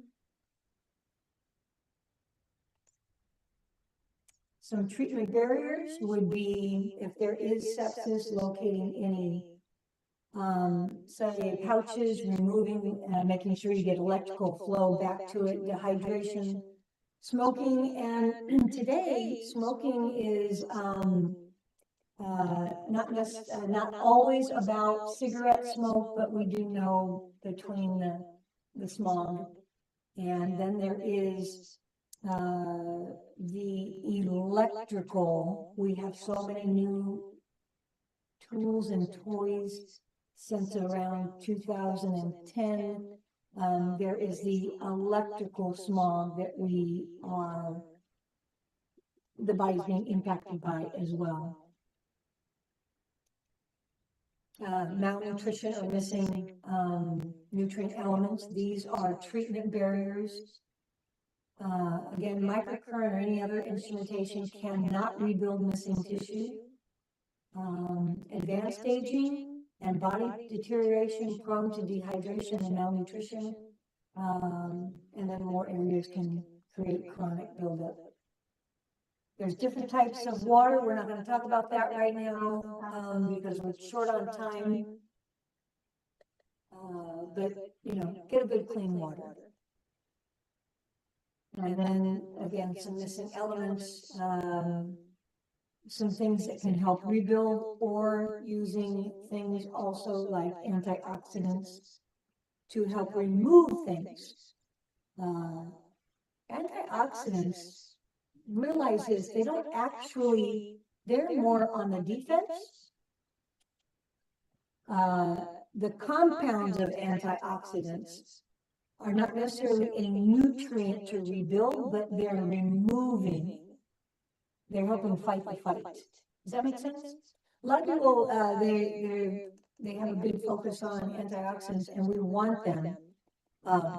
But it's not about rebuilding. You don't rebuild with antioxidants. It can remove the burden from the body, those compounds in particular. Now, there's going to be a lot of other nutrients in them, but I just want to make that clear. And then digestive health, that can be another barrier. Changes, pH changes in the body, alkaline too high or too low can lead to illness. This is one thing we use mostly because it's got over 14 anti-inflammatories. And then final thoughts, use the right tool for the right job, read the instructions, reevaluate every 20 to 30 days, and then build a team where you are so that you can make a bigger impact. And we talked a little bit about the healing crisis. I don't know if I need to hit that. What do you mean by reevaluate your tools every 30 days? Oh, so when you're providing treatment for you or your client, reevaluate. And I'm going to show you some tools that you can use, whether at home or in clinic. One of them is like a symptom survey. You know, symptoms, that's our body talking to us, right? We just haven't been taught what to listen for. And then there's some educational diagnostics that can help actually read or measure the electrical or vibrational strength or weakness of the tissues. And the 4 rules of microcurrent we'll come back to after our break. Hey, I see Boston is in the room too. Hi, Ron. We got some East Coasters. Fantastic. So I'm just going to leave this up for now, or should I? I'm going to pause the recording while we take a break. Okay. I won't stop it. We're going to pause the recording while you take a 15-minute break. So you don't need to power down. We'll be right back. And then have them go this way. 35-15, have them go this way. I'll show you restrooms also. Okay. Recording stopped. If you have anything that needs to go in the refrigerator, you can bring that too. I'll show the restrooms or the little kitchen for lunch will be. Oh, and speaking of lunch, for Friday only, there is actually a coffee shop, and he has salad. It's just in that next building if you want to get a little something there. He's got sandwiches and salads. So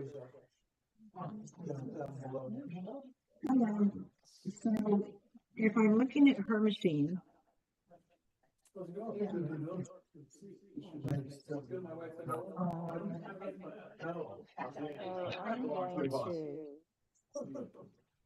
No, that's How you doing? Gary. So you're the guy that she refers to in the discussion? Right, yeah. Okay, and I want to be in the Zoom window. Here we go.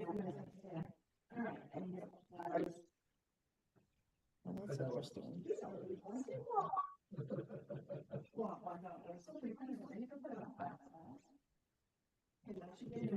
there we go. Okay.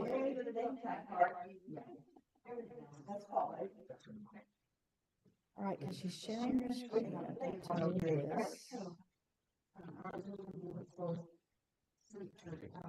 I do not like Macintoshes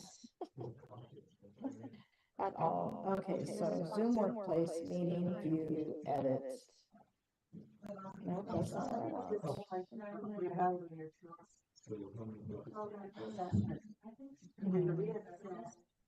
Is your adjustments in what you're doing to achieve your goals? I can't even see that here because she's sharing her screen. Okay, so I'm gonna stop sharing. We'll come back. Okay, now I can see it. Oh, okay, she has that on, so I need to turn that off, correct? Turn off her audio on her Zoom. Okay.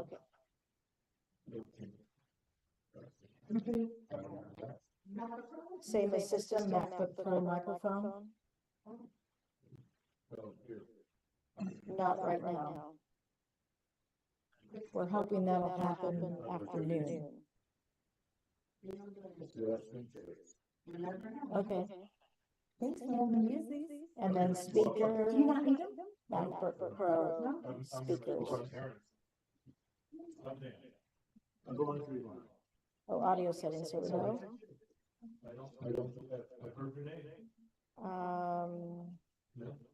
MacBook, same as system. MacBook Pro speakers, MacBook Pro speakers, and the Wi-Fi 5M-K01.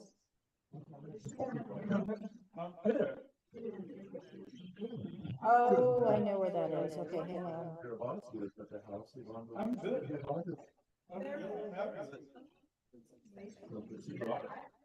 Background noise suppression. Okay, we want to make it high, right? High background speech. Oh, no, okay. Okay, so in background noise suppression, it's auto, low, medium, background speech, high background speech. Okay. And then personalized audio isolation. Well, no, Okay, this cancel. was the guy, this Okay. is probably 20 years ago Okay. now. This was a guy downtown. And always had posture issues and stuff and the bad back, Right. blah, blah, blah. And this guy worked on me for some time.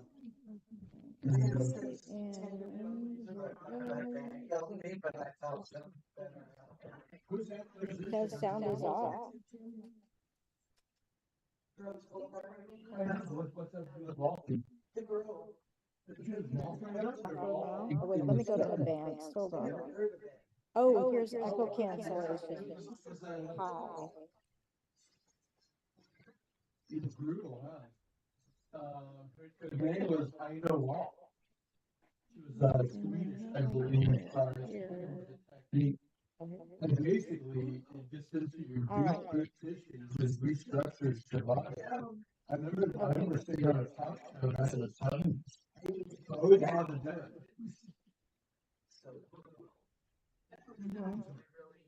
Really, yeah. Ladies are mentally preparing you for that.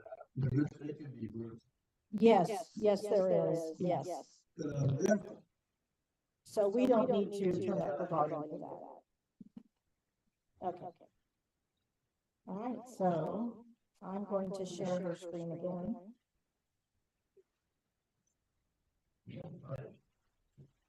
Correct. Yeah, and I did check the camera and it is also off. I checked all the advanced and everything, and I did set the echo to be high. Right. The Zoom. I turned it, I turned off so you can't see anything from it. Right. Because it was just moving constantly, it's tracking. This is how I stopped it from tracking. And I didn't know if we could get, and we might need to worry about this today, because I think we're just gonna use your phone. Okay. Because we're not being able to see on the other end what I'm doing. I don't think I can use it properly. Okay. The Zoom camera that I have, the Logitech, it's a standalone, it doesn't have something I can look into to see where it's pointing or shooting. And it has to get connected to the computer, so I don't think that's as good as the quality is, I don't think I'm gonna be able to use that. So I'm gonna take, Michelle's, phone and use that as a, yeah, her iPhone, use it as a secondary camera, so that when she starts doing demo, I can get in there and get a little closer, and you'll just have to switch over that screen. Correct. Yeah, so that's what we're gonna, that's what we're gonna do right now. We're gonna test that right now, and then, so if you need to talk to me in the Zoom chat. Okay, AJ? Yes, ma'am. All right, sweetheart, thank you. Good luck, ladies. So far, so good.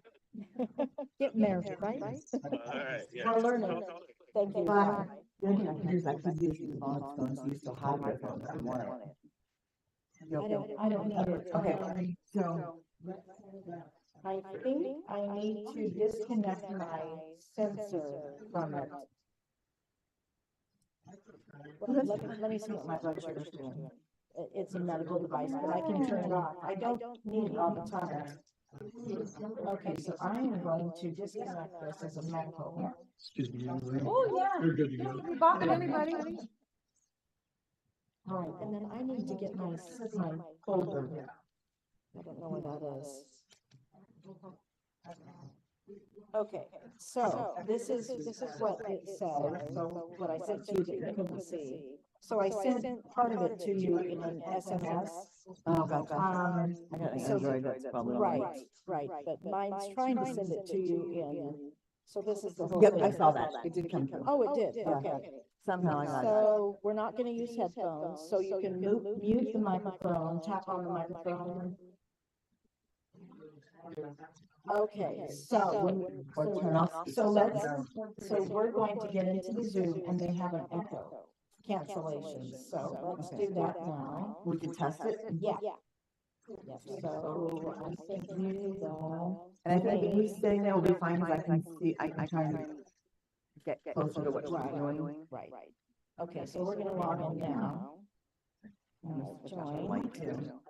Okay, and then I think I need to make you a co-host. You can.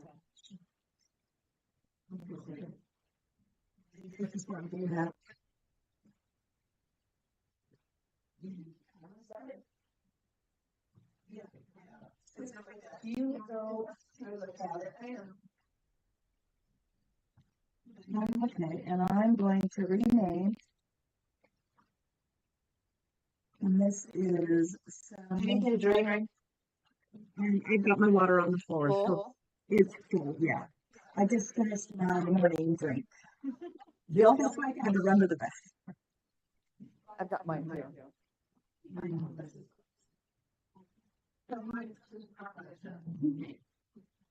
And I'm gonna call it MB sound. Yep. Or MB camera. MB. Or MB camera. It's your sound, that can do that. I'll be right back. Change, and then I'm going to add co-host.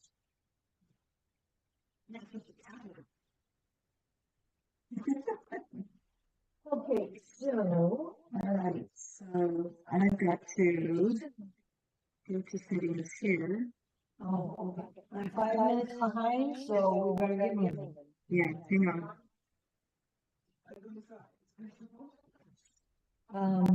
Not yet. But yeah, I can figure that out. You know how tech savvy I am. Am I sharing? Can I share now? You are, yeah, go ahead. Yeah, sure. Because you paused it, yeah. I did, we're not turning it on Yeah, yet. so demonstrations will begin after lunch.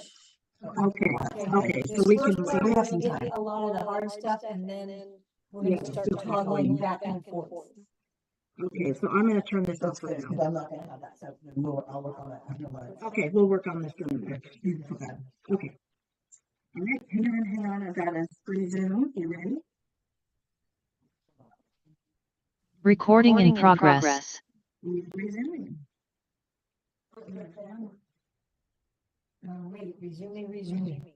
I have a quick question for you, actually, really quick. Yes. So, the ear I have on are, I'm actually really tired, like, Gary was. I'm just like having a hard time. I've done the 2 different modes I just had, and it's. Are they relaxing you? Yeah. Okay, so let everyone know what she just said. Yeah, so we got a question here. Right now, we're all wearing our ear clips. Ideally, if you are on the gamma setting, 3245,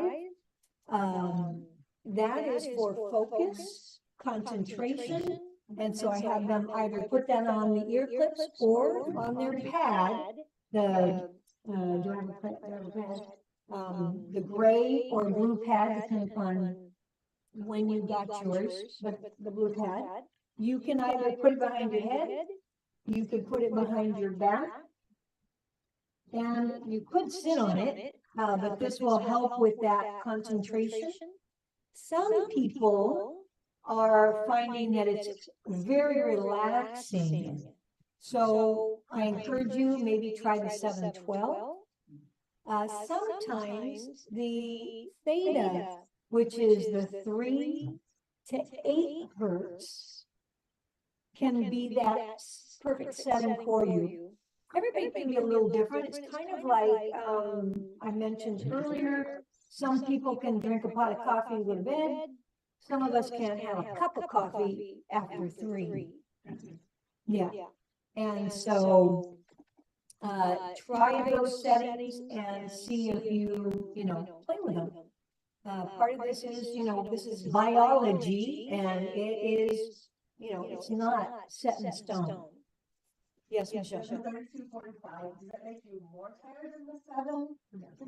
Or does it just say we have to feel it in the body? For most people, it provides focus and concentration, and they call it higher consciousness. Learning, it's a great one to be on for learning. Anytime I sit in lectures, this is what I put on. And I've had people say, how much coffee have you had? None. And that's at 3245. 3245, that's correct. That is gamma. And what is the 7 to 12? 7 to 12 is your alpha brainwave, and that is reducing anxiety, overwhelm, helping to calm things. It puts you in a state of digest and rest. Now, with this, sometimes if you're already up here, it can be hard to bring you down. You can use these settings. I have a gal, every time she interacts with her ex in exchanging the kids, it is and has been an emotional struggle for her. She now we told her about 90 minutes before you go, put them on.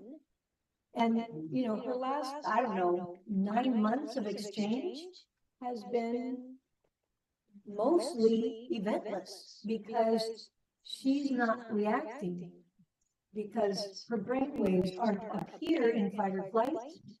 She's a little more in that alpha homeostasis zen. Does that help? But I encourage people to play around with them before you need them, so you kind of sort of have an idea. And if at any time they're not benefiting, you take them off. All right.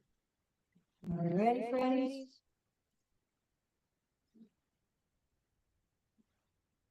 Okay, there you go. All right. So, some general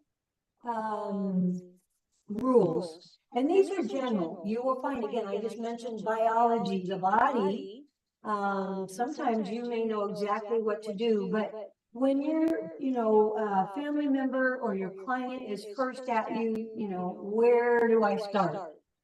First thing you want to do is address any scar tissue. They come with you and they've got something going on with the shoulder, and they, let's just say, had neck surgery. Well, remember what flows down. So consider that scar first. Or I've had people come in and they've had like a benign tumor dug out or a mole. Remember, those things can go really deep. So sometimes just doing that relieves pain at the shoulder. So we address scars first for that reason. Scars do create an electrical current, and it can vortex. The next thing is inflammation. Where there is pain, we can assume there's inflammation. Now, on occasion, you will have no pain but a problem because the tissue may be going the opposite way. Imagine inflammation on a normal scale, the middle being normal. Inflammation vibrationally starts to get higher and higher. Now the tissue is agitated, aggravated, could be pinched, right? Back to normal, and then over here we got underperforming. Atrophy could be setting in, okay? And sometimes with atrophy, there is pain and sometimes there is not. So second rule of microcurrent, we're going to deal with the inflammation. Now we're going to talk about this a little bit further because there's several types of inflammation. Sometimes it's not so direct. It could be referred pain or what we call hidden pain. You treat the area and it's not resolving. That's when we would go to look for hidden pain. And oftentimes we might look at either the frontal, or a lot of times we start with the spine. Because remember, those nerves come down the brain and out the spine and into everything. So sometimes just treating the back, and you're like, well, wait, it's my finger, it's my toe, what are you doing there? So having tools like this to show them can make some sense on why you're working there. Okay, I'll tell you a quick. Yes. Can microcurrent be effective if someone is limited to 2 liters of liquid a day due to kidney dialysis as instructed by the doctor? Absolutely. And the first thing you're going to start to do is improve the health of the kidneys so that they can begin to increase their hydration. Yes. And I've had that happen. Personally, you want to share your story with your client?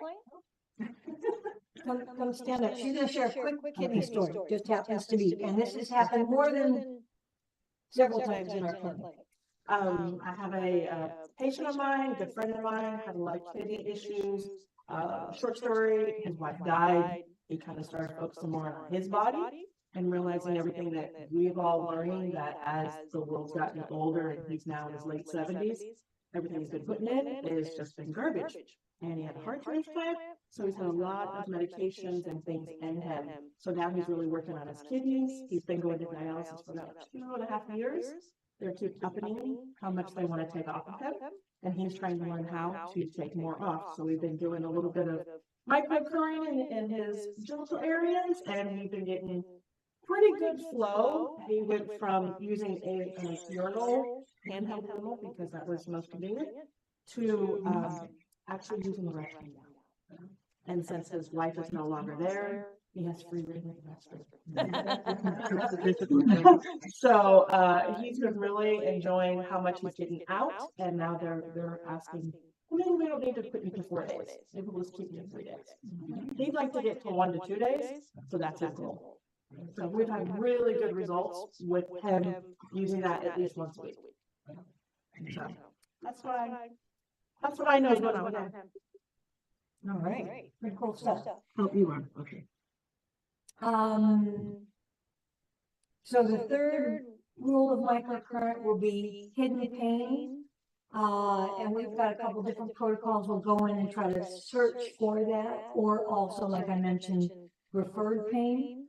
Because we don't know, like I said, pain typically will be, the majority of the time, it will be some sort of inflammatory response. So as you can see, that kind of goes with number 2. And then the fourth, I see a misprint here. The fourth is alignment. If you are misaligned and the body's cattywampus, you can certainly treat the hip, the knee, you know, the shoulder, but if you don't adjust that alignment, it will come back. Okay? And so we have a way we do not touch bones, but we soften everything around these ball joints. And we have you do some really big action to try to force that bone relationship back into a more normal position rather than just walking out the door. We see 50-60+% of pain decrease just with an alignment. And it's called 4 posts. And we'll be doing that. I can't remember if that's tomorrow, but you're all going to get an adjustment. You're all going to learn how to give an adjustment. All right. Oh, there's Q&A. I think maybe I'm. All right. Here we're going on devices and then on to modes, keeping in mind the scarring. Now this is pretty. It's very informational. This is either, if not in your handouts, it's in your book. So I'm going to go swiftly through this.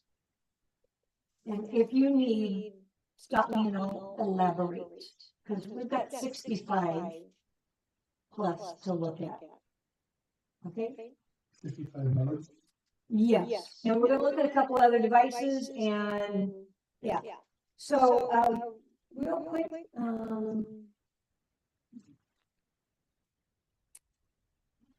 you can see here some of the clearances, the US, Canada, Australia, Malaysia, Singapore, and there are more. Here, we are considered a prescriptive only device. And you can see what the others, their over-the-counters have done. And then what they're allowed to do. With these units, we are not a TENS unit, but it falls under class 2 device. So I want you to recognize when you see that word TENS, it is not a TENS unit. These are microcurrents. Okay. And I mean, you know, taking a look at Malaysia and Singapore, they've been using these for much longer than we have, and they recognize it and prove it in so many other areas. And yes, there are some off-label things that you can do. Here, when you get this, you can click on these devices, these links, and these are going to take you to, and I'll try it right now. There we go. This comes directly from the company. This is several pages, very specifically about the sine wave, the actual specifications of the device you have. One thing I want you to look at is when you're looking at devices, you know, everybody always says they're the best, and we know that that can't be true. So if I can't be the best, how am I either better or different? And when you know the differences, that can help you make a choice for what your needs are. And now how do I get back without doing that whole thing? Command? Command tab. Hold the command down. Yep. Okay.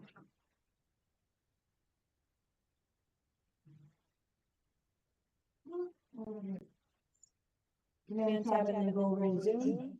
Yeah. Actually, go to Google. Go to the Google Chrome. What's it doing? That It's going in flow.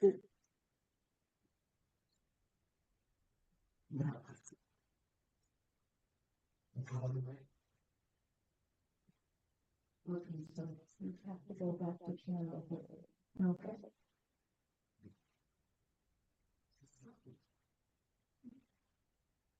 Let that take it in full screen. There you go. All right. So first we're going to get to some of the devices. You can see up here, this one, the blue, has 2 modes, 77 being for scar tissue. And then blue stem, that's an algorithm, you'll learn that, but it covers some regenerative, so under 100 and over 100. Very simple device. MedSport has 4, can use for sports injuries, also offers biofeedback. The Genesis, this is the first device that offers both brain and body in one. And it does say it's over the counter, no prescription. I think that's a fairly new change. Then we get into the best RSI, and these are some of the older devices, the ones that we just went through. The newer devices are coming up, this being one of them. 8 modes, includes 2 brain, muscle, scar tissue. You have acute, so for recent injuries, anti-inflammatory, scar tissue, and then a regenerative algorithm.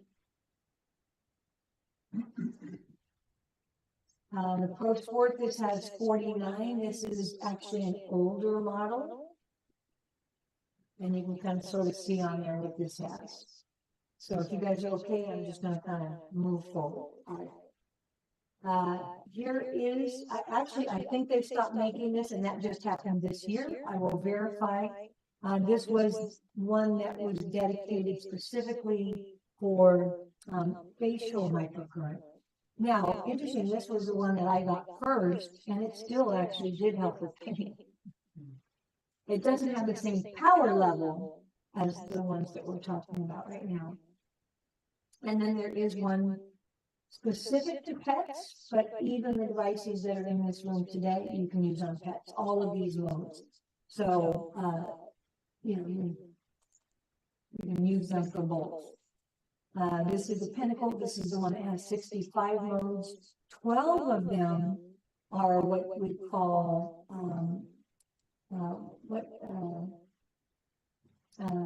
set and play, and they're sets. We used to actually have to go to each of these modes, and it would take 45 minutes to work on somebody, and it's down to 6 minutes. And it's a higher power range, so that more is getting done. And then there's 4 facial modes. There's 14 eye modes. I want to pass this around. So it's got a little crinkled. Let me smooth it out for you. So this is mine personally, but I do have others. I just didn't get their permission. This is my eyeglass prescription. And if you see down here, this was You're sharing, so they can't see that. oh, okay. Well, I'll just tell you in 2022, basically my prescriptions were, in 2020, they were a 4.5. In 2022, they were 2.5. And at last, they're 1.75. So you can see my eye health is improving. Okay. You can kind of pass that around if you want. I'm using the goggles, yes, when I use them. Kind of like the lawn guy, right? You guys know when he gets to his lawn. And so this is the only device that also offers nerve and edema. So, you know, when you're making some selections, and also offers settings specific to the energy fields of your chakras and your meridians. And we now understand the chakra which is a term that, you know, the US didn't really recognize, but it is the ganglion roots. The little group clusters that are coming out of the spine. That is your emotional centers. We now are recognizing there is a direct correlation to those and our emotions. Pretty cool. Is that sort of a ganglion cyst? You say ganglion roots? No. Yeah. Some other devices on the market, one from Dr. Jerry Tennant. His device offers what we offer. The modes are listed differently, and his is priced at about $10,000. Yes. The last thing you just showed was that by percussion. Yes, yeah, and we can certainly help you with that.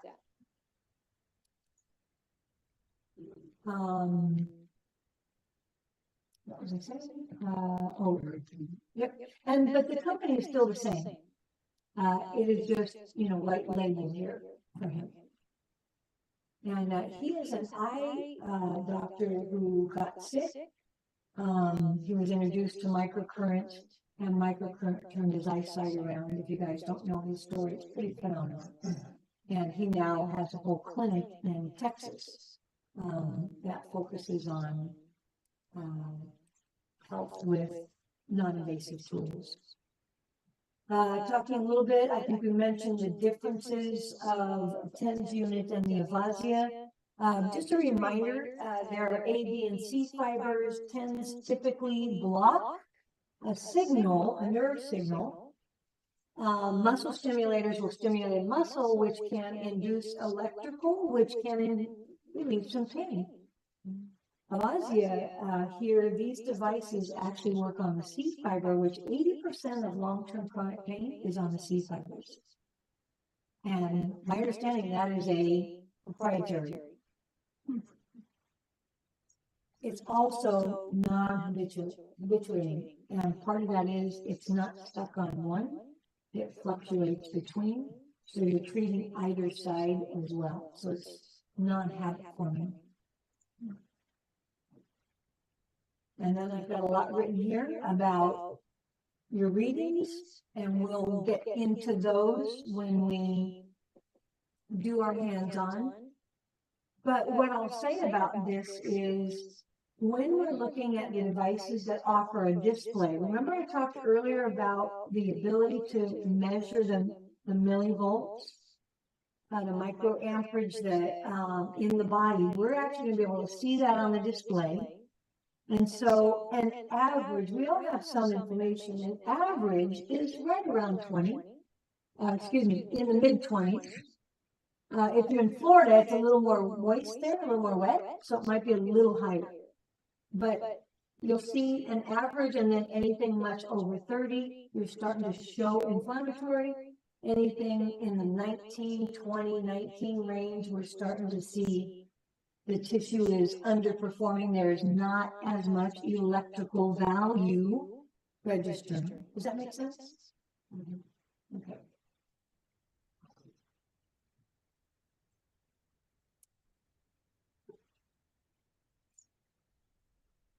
When we're looking at the display, this will offer all kinds of information.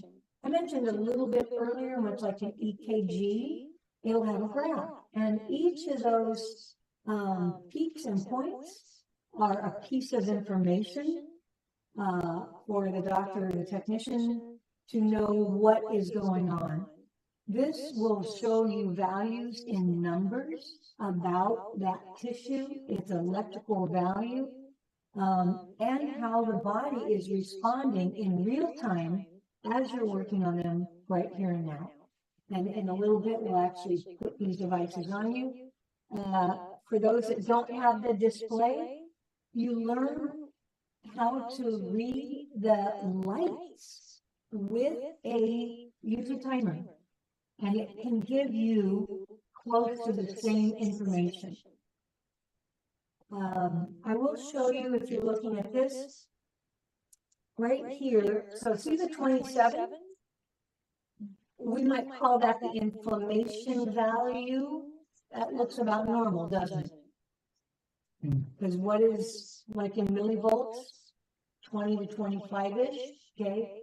On this, we're looking mid-range 20s, okay? And then these middle lower two, you see the 1410? These are called your X and Y cofactors. I like these are fun. Because what you want, an ideal tissue, is when the X is lower than Y. And what do we see here? We've got a 1410, quite a bit higher. Let's take a look at this one. We got a 4.2. That's telling us that the electrical resistance is such that the tissue isn't improving. You stay on the tissue. Now here's another fun thing. This is your ongoing reaction, right? This is your speed of reaction. So you're driving down the road, anybody been in another state and it had mile markers? Maybe you were at mile marker 36 and you're looking to get to your exit, which would be 0, right? That's kind of like what this is. And it goes away almost immediately because every time you touch the tissue, this will pick up 3 million signals per second. And I've heard more, 3 million plus. That's pretty quick. Electrical, it's instantaneous, right? So this is always a fun number to take a look at. I've seen 56, 98. 98 areas of electrical resistance in it. That's a lot. Now you'll see it move pretty swiftly. 86, 72, it might even jump to 50. Ultimately, you would be looking to get this to a 0. Okay. And then over here, we have what's called the ongoing. So this and this, the initial reaction, you can see the 103 and the 22. And I'll show it here. I'm looking at this one right here, the 103. So what is this number representing right now? What should this be? What's a normal number where this 103 is? In the mid-20s. Do you think there's a little bit of inflammation here? Yeah, that's pretty high. Now, this is interesting. See this 2022? This number always starts exactly at the same place as this one. In 11 seconds, we could see this jump to 222. It's letting you know how much work it's doing. And you sometimes will see this move a little slowly, and it might only get to, if this was 103, it might only get to 120. I love it because it's an indication of the value of the affected tissue. Now, we don't have to know what's going on. We just know it's out of whack, but you'll literally start seeing it improve. Yes, Linda. Information in one of our books. Yes, it is in your book. Yep. And this picture. Now, this one isn't. This is one of my clients personally, but this is. Okay. So that number starts off at the same number as the, for example, the 102. So it started off with 102, and then it went up to 222. Yes. So these would have these both would have been, as soon as you touch it, these two will register the same, and then as long as you're on there, it's counting up. It's basically, all right, there's one scoop. Let's say we're digging a hole. There's 2 scoops. There's 3. There's 4. Okay. It's showing you the workload, the ongoing process that's happening. And then these 2 numbers in the middle will begin to hopefully change, letting you know the tissue potential is improving. The electrical block or resistance is opening. And we get more electrical going through there. Think about this. Electrical carries all the fluids of the body, right? That, and I want you to think about it. We've got the spinal fluid, your lymphatic fluid, and then the fluid running through the other vessels. If you don't have electrical, the fluid is the conductor. Earlier, we saw how much collagen was an importance in the strength of the fascia, because that's again where your electrical is traveling. And then right up here in the left-hand corner, this is just it's a display time, but in 11 seconds. So if you think somebody's faking it and they get numbers like this, you know they're not. Or you may not know what's going on, but something's registering. And we're going to talk about mirroring the body, and sometimes we will work on the opposite side, and we'll get numbers like this. You know something's going on over there. They say that the caregiver ages twice as fast as the one they're caring for. And sometimes, you know, this is the shoulder that hurts, but this is the shoulder that was picking up the brunt of everything. His numbers or her numbers may actually be higher. This would be the actual causation. I've been doing a lot in the lower back. What happened with your husband? Oh, well, he had surgery in his arm. Right. He all pulled up. So he came in, and we, to show him this mirror and to show the students, we worked on the opposite side. He could probably do about this, adhesions. And we worked on the opposite side, and I think the picture's in here. If not, it's in, there's a book floating around with a lot of pictures from the clinic. It came to about here. It wasn't full extension, but, and of course, later he was He cannot go to like this. He was doing everything he has, so he has to do this. And she's just talking about where he is today. To go straight up and down. And then again, with the evolution, you learn how to read the lights with your timer. Okay. Vagus nerve stimulation. If you'll see up here in the corner, these are the 3 devices that offer that. And I know that's kind of small, but that would be the Genesis 2, the Evolution, and the Pinnacle. And did everybody receive a quick cheat chart from me? No? Okay. We'll make sure you get that. On this device, you have automatic lights, sounds. You can power up to 250. You can shut these timers off. And then now we're just going to go through the modes rather quickly. Much like a muscle relaxer, like Flexerol, 60 hertz. And this is all written down for you. This is a setting that you would use. It's also considered a default mode. This is one of the modes, one of the many modes that you can interact with the brain and get that biofeedback. 77 is essential in scar tissue. And when it's a really deep scar tissue, we have 350. Anti-inflammatory, and there's a number of pulses. You can also impact the zeta potential here, and that the zeta potential is about the sac itself and increasing. Older injuries would require a lower number.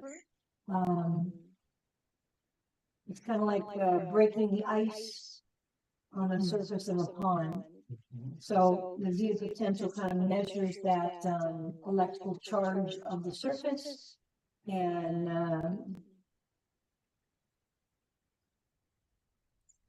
making change. That's really what it's about, the ability to make change. We've got 3 settings for stimulation. One is just stimulate, and then there's deep, and then there is blue stem. Blue stem is one of the settings that Stanford and another, I think it's Texas A&M, studied, and this is one of those that will increase the ATP production. This one is a 22 to 163, so you have a range. The rule is when you don't know what to do, set it on blue stem. Because you're going to cover scar tissue, you're going to cover regenerative. Now, this doesn't get to bone or nerve, but you're going to cover a lot. Okay?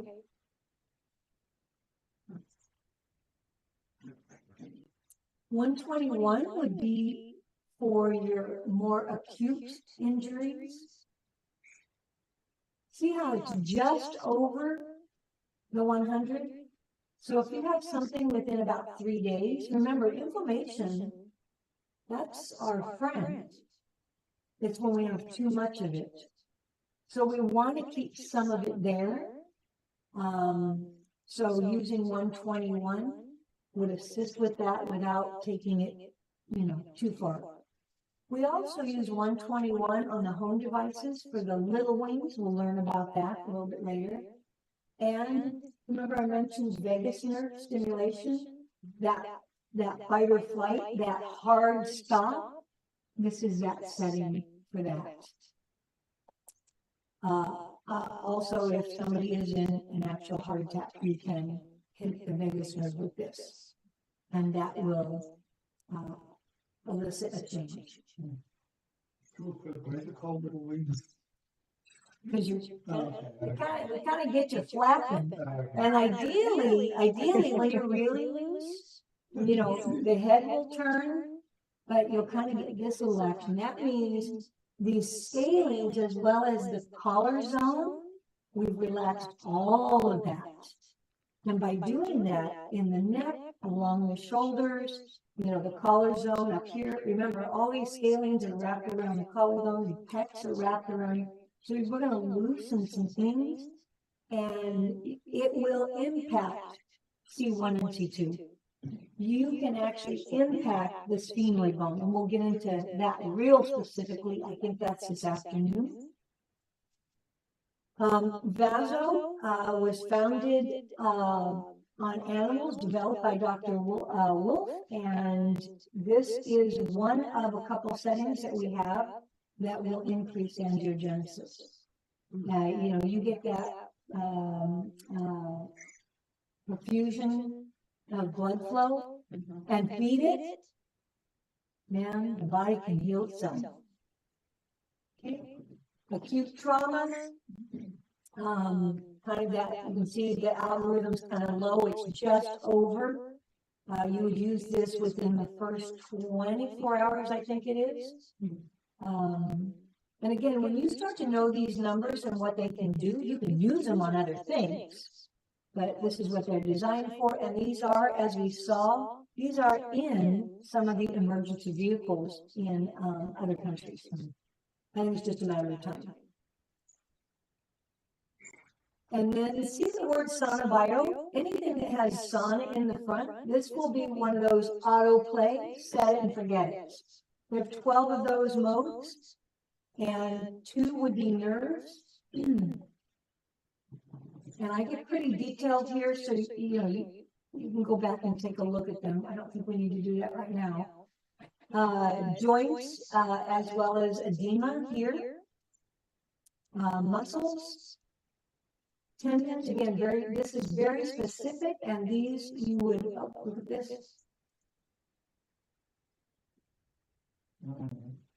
We did not use that on JJ. That I recollect, because you had a home device, right? Yeah. Bone. Your home device actually has this as well. Sona pain.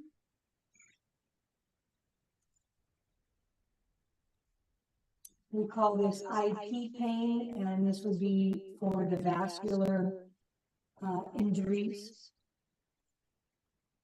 Trauma, anything within 48 hours. No, we didn't go over 100. Okay, 7 and 99. 7 is bone, and 7 is calming. So learn these numbers, and you will command your fees. Sona Surf, that one is keloidal scars, deep scars. We also use it for scoliosis. I don't remember where the book is, but, you know, I've done well over 100 scoliosis now. And, you're gonna change somebody's life. You really are. And I mean, you'll see some of them that we've done. 64-degree curvature, 57-degree curvature, top and bottom. Took about 10 sessions. 64-degree curvature and 57. Yeah. Yeah, and I've had 54 and 57. I've had all kinds of numbers, but these were, I mean, one gal in particular, her dad is a surgeon, and she's 60 something. She had it most of her life. I think some of you guys might have met her at the clinic, but she didn't really notice anything the first time. It took us about 10 sessions total. Second time, her boyfriend said, and here's how she measured things. She could not do her dishes for more than 5 minutes. After, I can't quite remember, 6, 7, or 8, you know, she was definitely doing more. She was using her walker less. But she came in and she said, Yvonne, my dishes are clear for the first time in 12 years.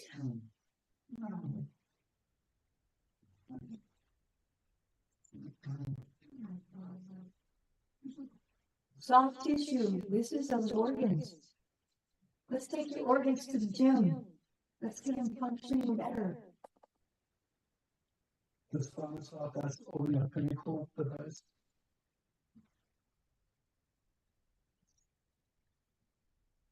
Sana Bio 200. So this we would work with strokes, PTSD, anything that has impacted the brain. Traumatic brain injury. We had a gal who was hit by a garbage truck on Greenback, and it had been 40 years earlier. And she came in, somebody told her about me, and she just wanted to be able to go with Bayside to Mexico. And she didn't want to be the center of attention. She tripped from her drop foot every day, 6 to 8 times a day for 40 something years. So she had a lot of trauma to the head, re-injuries, etc. First thing we did was treat scar tissue, and then we started working on this protocol. And you always want to work the brain and the affected tissue so that you can close that gap faster, right? You'll get faster recovery rather than just working one or the other. Anyway, I think it was about 3rd month in, she went to Mexico. She came back, she sent pictures, and she said, Yvonne, I tripped 3 times, and twice it was over students' backpacks. So she just came in for the drop foot. In week 2, and you can go on my Facebook, and she's on there. She's been drooling for 40 something years. She's no longer drooling. Other changes began to occur. She came in for one thing, and we started to see others. Her cadence changed in her speech. Just so many incredible symptom relief. Did she also do dietary changes too at the same time? She did very little. Yeah, she felt pretty confident in what she was doing. So she didn't take much. I think she might have done, because of the nerve impulse. Calcium is huge for nerve impulses. I think she may have only started on a quality calcium product.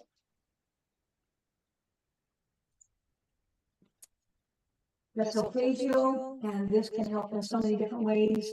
Dr. Hache's daughter was a professional dancer, had broken, I believe it was her tibia bone. She was told she never dance again.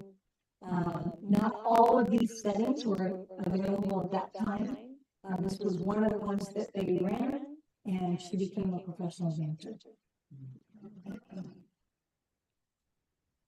And this isn't a one-time, but imagine if you can help people change the symptoms that are going on, heal the tissue. And I say in minutes because they're treating 2 to 3 times a day for a few minutes. You can help them in minutes versus months. Now, they may be doing it for a couple weeks or months. I've only had a couple people that really needed months.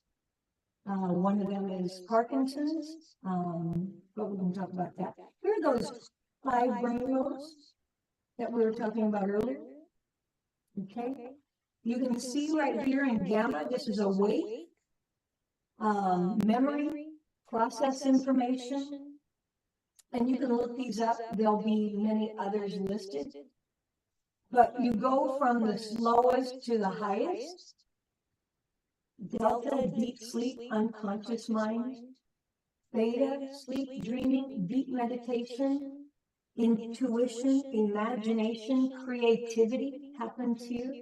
This right here in theta is about where birth to 6 or 7-year-olds are. They're also recording. This is the recording stage. So a lot of times people will use this instead of gamma for that learning piece. So you'll just kind of find what you like. It can also be that calming. I love to learn in this because it's also another calming, and I know that it's getting that recording piece. But you can see up here, gamma does the processing information as well. So you kind of find where your happy place is with these. Okay, all 5 are only on the pinnacle. And I'm not going to go through each one individually. These will be listed for you, and we can certainly look up them. These are progressive rehabilitation modes. Many know e-sculpting, right? You go in, you lay on your bed, they put on a bunch of pads, and now you got abs. Or whatever. I'll tell you, I actually used these 2019 when my daughter was getting married. I was wearing a pretty slimming dress, and having, 2 kids, I had a little pouch and having a back surgery. I was pretty impressed. It was probably 20 minutes for, I don't know, a month's time. I saw a little change. And the dress looks better than before.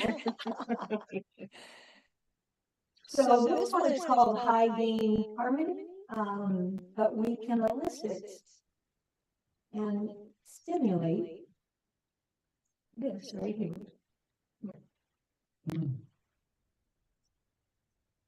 Payday, this shuts down the signal. If you have to use it, know that there can be a rebound. Okay, and so, alert your clients. Explain rebound. It comes back stronger than what they came in. But remember, what happens is you elicit a change, and sometimes that change hurts more. We had somebody, we were using a different tool. I'm trying to think. You were. We were working on her hands. She couldn't close her hands, and I've got some pictures. I don't think it's in that book. She couldn't close, and she used to sew. And we were working on her hands, and I mean, in like 2 minutes, she was closing, opening, closing, opening, closing. Next day, she called me, cursing my name, and it hurt worse. Well, with arthritis, there's little crystallines. Things started to shift, and that hurt the dickens for a good 2 days. Now, I said, can you still close your hands? Yes, I can. She doesn't come back to the clinic, but I've heard from another who sees her. She's still able to open and close her hands. You got a story. You want to tell yours? I'm going to let Michelle. So I've had trigger finger surgery on 6 of my fingers, and they were kind of just stuck like this. And I couldn't play piano or crochet anymore. And I just thought that that's when I first met her. And she goes, what's going on with the hands? And I said, oh, they're fine. You know, I explained what was going on. She goes, what's from that? And so in one day, 20 minutes, this. And I can open bottle caps, which I haven't been able to do in 20 years. Oh, and then the next time she worked on this. So I am considered a dwarf, I found out. I have double appendages, which means I have double ligaments in a single joint. And so I was stuck like this. I couldn't go like this. Now I can. And that was this. And what did you say you wanted to do? I wanted to hold John's hand. I've never been able to hold his hand because when you can't do this and they grasp you like this, you have stuff like this. So I got to hold John's hand for the first time in 37 years. So it was fun.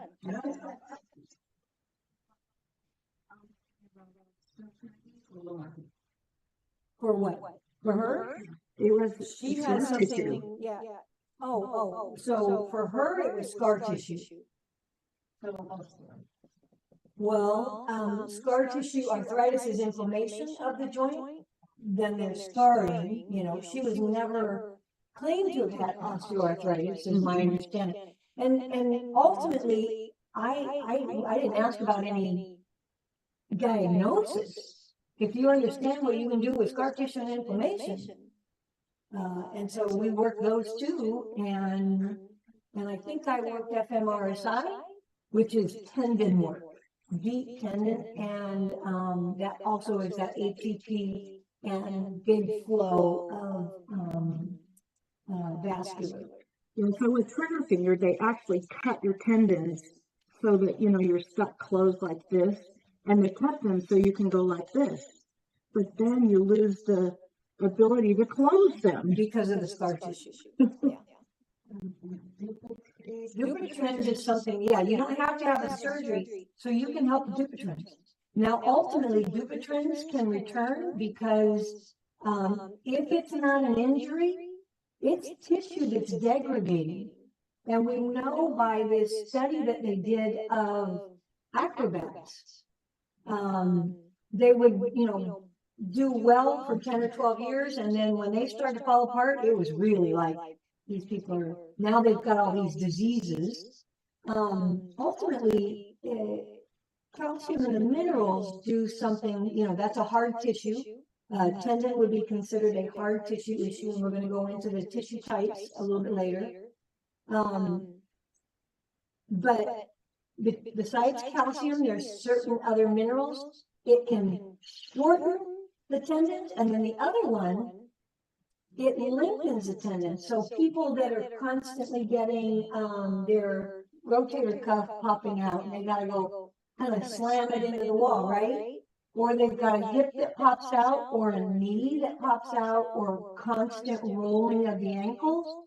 Those tissues, those tendons are now, they're actually thinning and lengthening. Whereas with Dupuytren's, plantar fasciitis, Achilles tendon, that's shortening and pulling. Mary's asking, what about rheumatoid arthritis? Well, rheumatoid arthritis is, you can look this up, it's called a mycoplasma. It's a bacterial, and if you want, I can send you the link, but there is an approved tetracycline. I think it's for 4 to 6 months. Doxycycline, right? It's a type of minocycline. I believe it's tetracycline, but it is one of the older, less common used antibacterials today, but it'll kill it. It is a bug that is eating away, and so now you have inflammation happening. So, and the rheumatoid arthritis, this is an approved treatment. I've given it to my clients to take to their doctors, and I've got one. Many of you guys know him, and he said, "It's okay, Tony." He's no longer. They said, "Oh, you can stop that," because he was taking something really harsh, and he didn't have RA. But that's what they gave for RA. Anyway, B mode. So B mode here, this is, you can use literally for any type of venom, bites or stings. This would be a mode that, should you have, cardiac, there's several, and they're listed in your book. If you look under emergency conditions, your big book, they're listed in your big book under emergency conditions. This is one of the protocols that you would go to. When you have unresponsive, you can use this. And again, jellyfish bite, snake bite, it instantly kills the venomous toxins.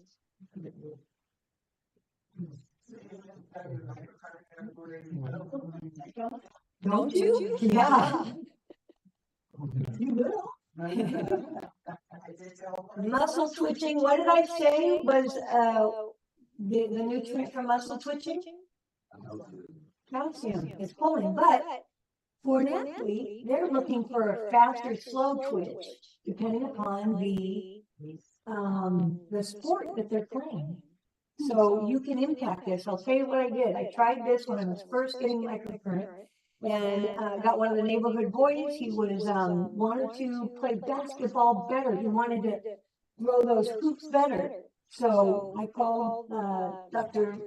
J, for those of you that know her.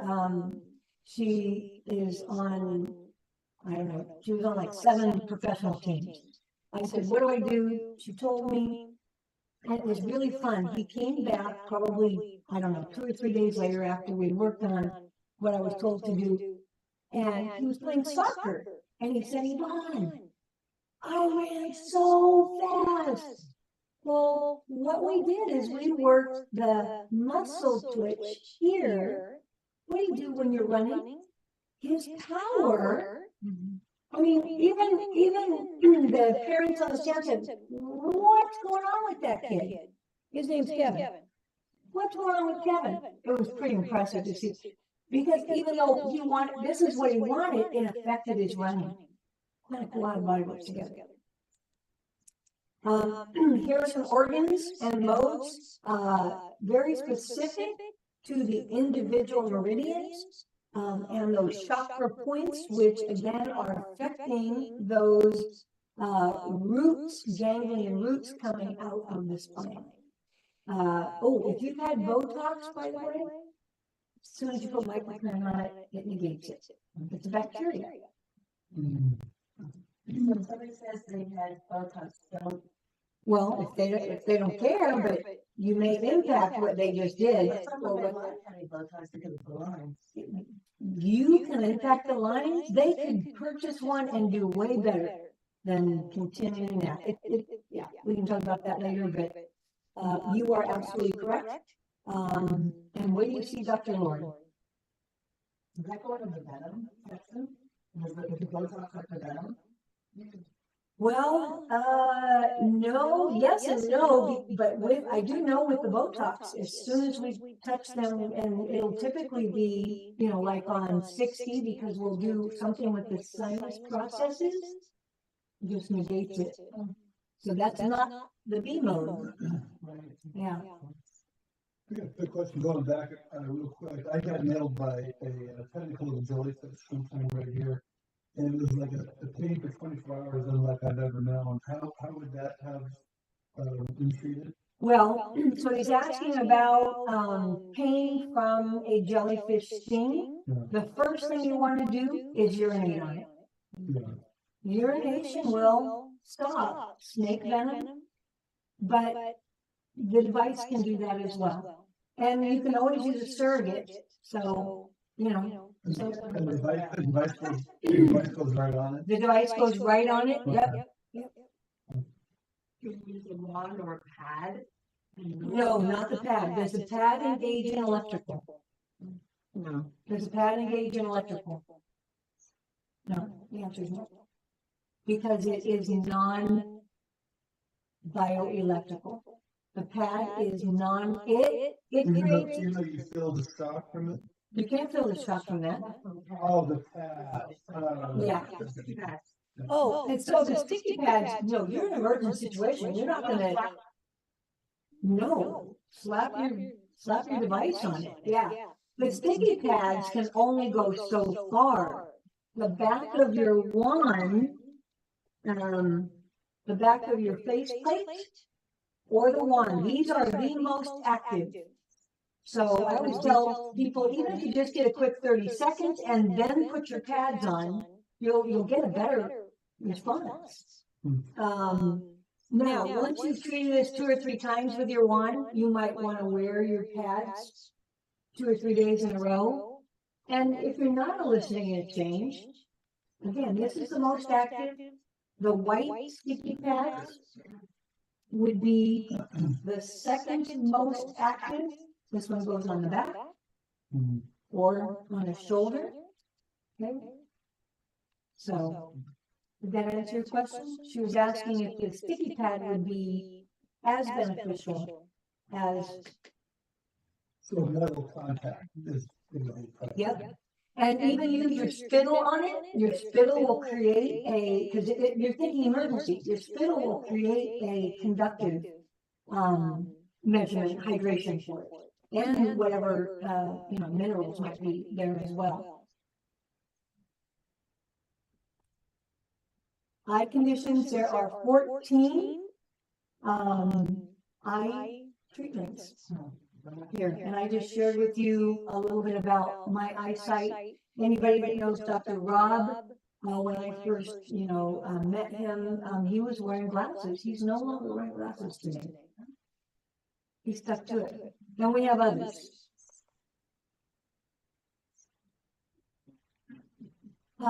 So like a single heartbeat, more pulses equal more pain control, degree of pain. You've got the single shot or a machine gun. So we have pulses up to 30 that you can program into several of the settings, not all of them. And then of course this can alter the Z potential. Also if change pulses, when you change the pulses.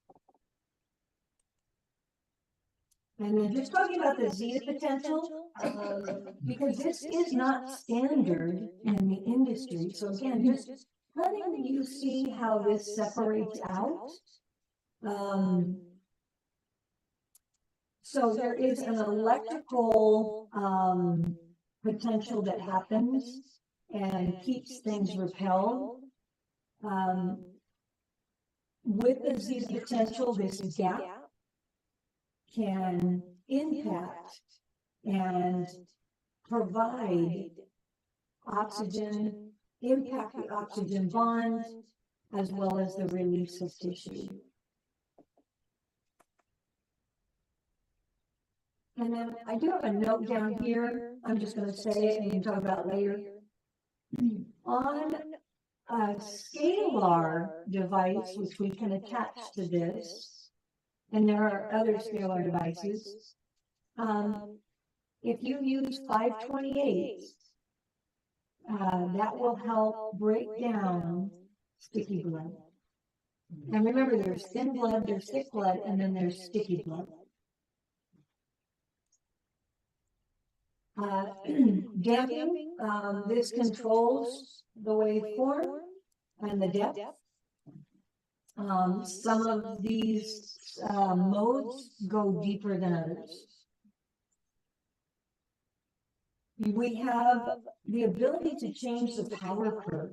So it's set on a normal power curve, but either a child, a baby, or even sometimes elderly may prefer gentle, elderly, or very sensitive, ultra soft babies or animals. So you have the ability to change your power setting. Modulation, this is, so like when we do little wings, for those of you that have had, like if I've done little wings on you, we take our wand, we set it, if you have a home device, it's 121, because 121 goes on for 3, off for 1. On for 3, off for 1. And so we do this, and what you're doing there is you're relaxing the scaling. You're actually getting a little vagus nerve stimulation. And then you do both sides, but that modulation, that's a 3-to-1. You can see that you can get yourself up to, you can change it to a 6-to-1, and you'll learn about why you would want to do that. It would depend upon the injury and how old the injury is. If you don't get change as expected, you can change a few things to go deeper, to go faster. Like I said, machine gun. Okay. And then in the pinnacle or the pro sport, that means that you can program in, when you start to learn what settings can do, and some of you will have very specific clients or a very specific problem that you want to work on at home. And when you learn the numbers, you can program that in. There might not be a program specific to that, but we get you the numbers, or we find the numbers for what it is, and you program that in. And so you have 4 settings. Again, I think I mentioned a flexible circuit. And then, flexible circuits, have only been talking about for just a couple of years. This is 2010. Here's a bunch of peer-reviewed articles published. And now we're at Q&A. What's my timing, please? You guys doing okay? 155. All right. So we just have one more, but any questions about the modes? So if you look at your device, you can see you have 8 modes to select from for tissue-specific conditions. So you can either address, remember you heard me talk about scar tissue, inflammation, and then when you want to work on that regenerative piece, very specifically, you've got some choices on them. Mm-hmm. Okay, it's just about once you know what those choices are. Yes. Yeah, is that also after entry of settings? I find that just as a nurse when I give injections, I noticed that some people have much thicker skin, and I obviously get them by ethnicity.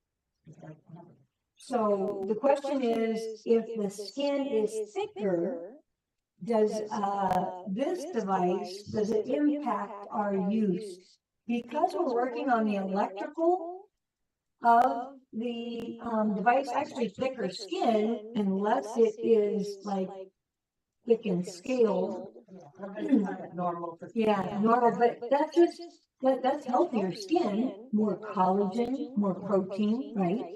So the thickness is not going to impact the settings or the electrical speed, which is pretty cool. Older, denser, Okay. more skin. So the question is, what about if it's on the feet? If it's thicker, older, denser? So now you do have areas that have little blood flow, and that would be low blood flow. So that will take longer, and yes, we will typically use a stronger setting in areas where there's low blood flow. Let's just talk about the knee real quick. There's a lot of scar tissue right here at the knee.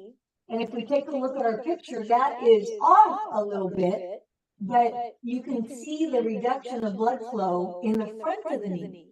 So anytime we do treat a knee, we also take the wand, and let's just imagine this is the knee, put it behind, and then have them close on it. You'll move in a time or two, but let's get some blood flowing in and around that tissue because there's very little in the front. Same with the elbow, actually. You've got, tendonitis, something like that. Come in here, drop the inflammation, but then I would come and you can have do a little bit of this, or you can just hold it yourself a little bit and get some blood flowing. Absolutely. Yes, those are great. We call them in action treatments? Always, because they'll actually begin to see as you are holding the device and they still have some pain, it will impact that oftentimes if we're hitting in the right spot. And even if not, we treat to a certain point and then we let the body process what we did for the next 3 or 4 days. Now, if you're coming from out of town, you might make some other arrangements and do something every day. Some things we can do every day, some things we might choose to do a little, a couple times a week instead of daily. Or shorter duration, yeah. In clinic, we're typically going a little longer. Many state that if you treat more often shorter, you actually get a better treatment. You can treat up to 3 times a day in many cases for 15 to 20 minutes instead of 1 time like in clinic, and we're not going to see them again. Maybe we're only seeing them twice a week or once a week. We might go a little bit further, do a little bit more. Ideally, home use, you do it more often, but you certainly can do once a week and just recognize that. This is pretty fast. Sometimes much more than a week or 2. In typical muscle skeletal issues. If we're talking bone, nerve, yes, that you're going to do more often. Absolutely. Tendons more often. All right, we got 15 minutes and then we're taking, I think it's lunch. Is that right? Mm-hmm. Okay. So I'm just going to talk a little bit about some research on nutrition, and I believe, is this in their packets? The good food, bad food? No, the questionnaire. Okay, if not, I'll get this to you. But I'm just going to kind of talk quickly. So I can't quite remember the time frame. We've known that there are essential nutrients. They started labeling them somewhere in the 1800s, figuring out what was considered essential.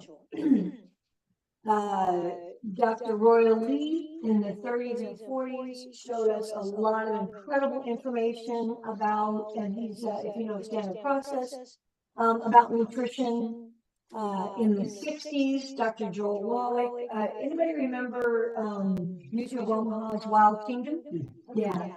So insurance guy, and he owned, I believe it was more than one zoo, but he owned a zoo. There were some problems happening with the animals. It is in there. It is in there. This is just a little quiz. So if you want to take that while I talk, you're welcome to do that. Ideally, the answers are up top. It's a fill in. All right, to fill in the blank. Your answers are there. For those of you on the Zoom, make sure that you reach out to us and we'll make sure that you get this packet. Is this part of the certification to complete this? That is for your own information. Yeah.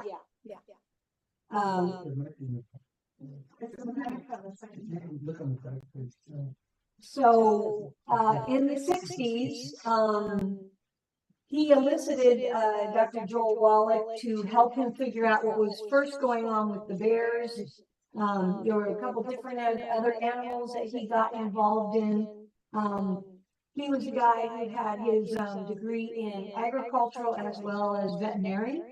Ultimately, he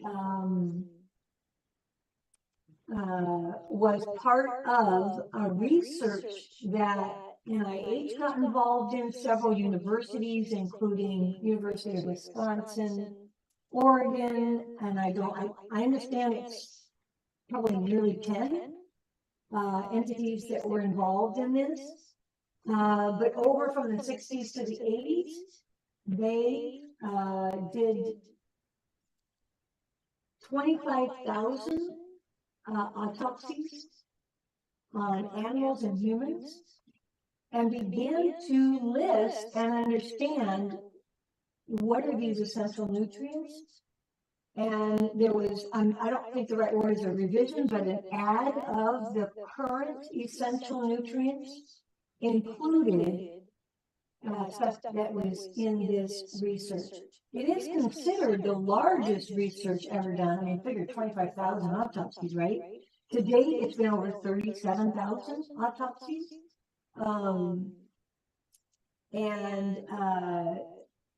They deemed, there were 6 points. 2 of them are, one, the body can't make it. Does that make it essential? So if the body can make it, like cholesterol is not considered essential, but it's necessary for so many processes in the body, right? You know, anybody have a problem with ED? Look at 2 things. They're good fats and they're essential. I mean, they're cholesterol. If you got low cholesterol, Alzheimer's is directly related to using statins and low cholesterol. The myelin sheath is wrapped, remember I said earlier, is, I believe it's 100% fat, but we'll just call it 95%. I'm sure there's water and protein in there. And these things are being degraded because we keep lowering and lowering and lowering. Anyway, back to the research. So one of the things it deemed the body can't make it. So that is one thing to be considered essential. And second, when removed, they saw the tissue degradation of the cells. And when placed back in, they saw this shoring up. So from that, there's nearly 100 nutrients that fall under this word essential. And I think I gave you the list of them all. So much like the electricity or voltage in the cell is not a luxury. It's a requirement. If you get low, the tissue begins to degrade. So with these 90 plus nutrients, those can help the body rebuild. Now we'll talk about size, but I mentioned size matters because down the way, you can take something, but if it's not enough for your body weight and your health challenges and any medications, remember the body takes a priority. So it's going to feed what? Likely the organs first. But I was hoping it was going to help my shoulder and beef it up. It's called therapeutic, or some call it concentrated doses, and you've got to do that for a time. 90 to 120 days, some people based on their health, medication, etc., might be a little longer, and then you can titrate back to a, maintain maintenance balance. But with this study, it included over 400 animals. This study was so extensive that it sits today in the Smithsonian. We consider this research a national treasure. Lots of people talk about nutrition. I have got my credentials in 7 other areas. And I did this because I was looking for answers on specific things. So that looks like I might find more answers. Here's what I found. A lot of people will focus on their favorite 20 or 30 nutrients. And now we're not talking herbs and botanicals right now. We're just talking, just a reminder, vitamins come from the sun. Minerals come from the soil. Together they create compounds like CoQ10, antioxidant compounds, right? It's a recipe. Essential fats, etc. But vitamins from the sun, minerals from the soil, together they create, and where was I going with this? What was I saying? Lost my train of thought. Sorry about that. Vitamins from the sun, minerals from the ground. Yes, and compounds. And so ultimately, hormones, the base of our hormones. Anybody know anybody who's taking identicals, bioidenticals? A lot of times you get them increasing their good fats, their hormone challenges will change because every hormone has a base of good fats and cholesterol. Remember I said about ED? That's a little bit more cholesterol, but still good fats and cholesterol. So there are nearly 190 plus nutrients. CDC says 8 out of 10 take out accidents, deaths are directly related to a nutrient deficiency. And we used to know this, but they changed terminology to the word disease. Disease puts us in a victim state.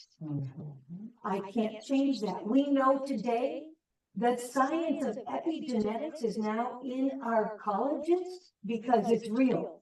If you change the environment of that gene, it doesn't have to express. Nutrition is one way, electrical is another. Take the person out of the darn stress situation, and you don't necessarily have to express a gene. Real quick, talking minerals. So there's different types of nutrients. There's plant, there's rocks, there's synthetic, there's salts from the sea. Ultimately, biologically, our body beautifully accepts plant. So plant minerals, they say, can be as high as, I mean, I've seen numbers that said 100%, but let's just say they're 90% absorbable into the body. If it's a rock, and that would include limestone, salts, that kind of stuff, it's a little bit more like 40%, and synthetic, lab designed. There's different numbers. I've seen 10 to 30. Does that make sense? So when you're taking a nutrient, take a look at what you're doing, and you might need more based on how it's processed. There is something out there that is a huge problem. It's called hidden hunger. We once recognized it in other nations. We're now recognizing it in our own men and women. We would identify malnutrition by the thin of the limbs and the extended abdominal. Yeah. We could identify malnutrition. Today, we're seeing malabsorption in America.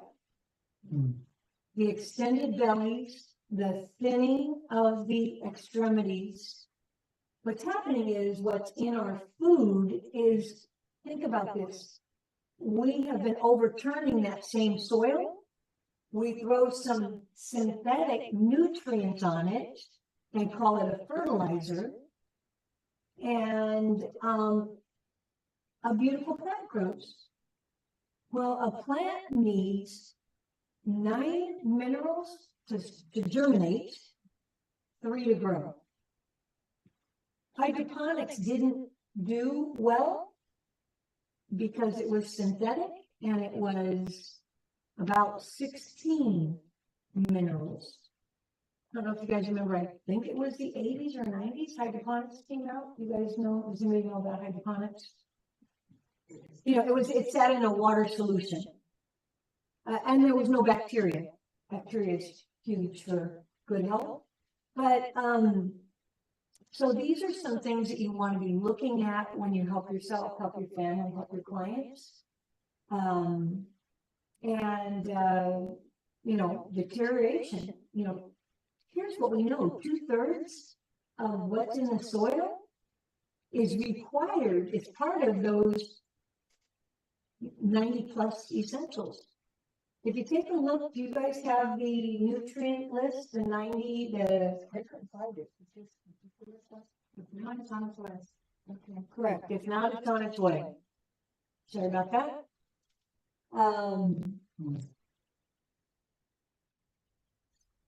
You may have heard me talk about Uber drivers. I call those are the minerals. There's so many of them, right? Imagine you have all of these drivers at your dispense to take you wherever. it's important to understand many people think about this for the plant.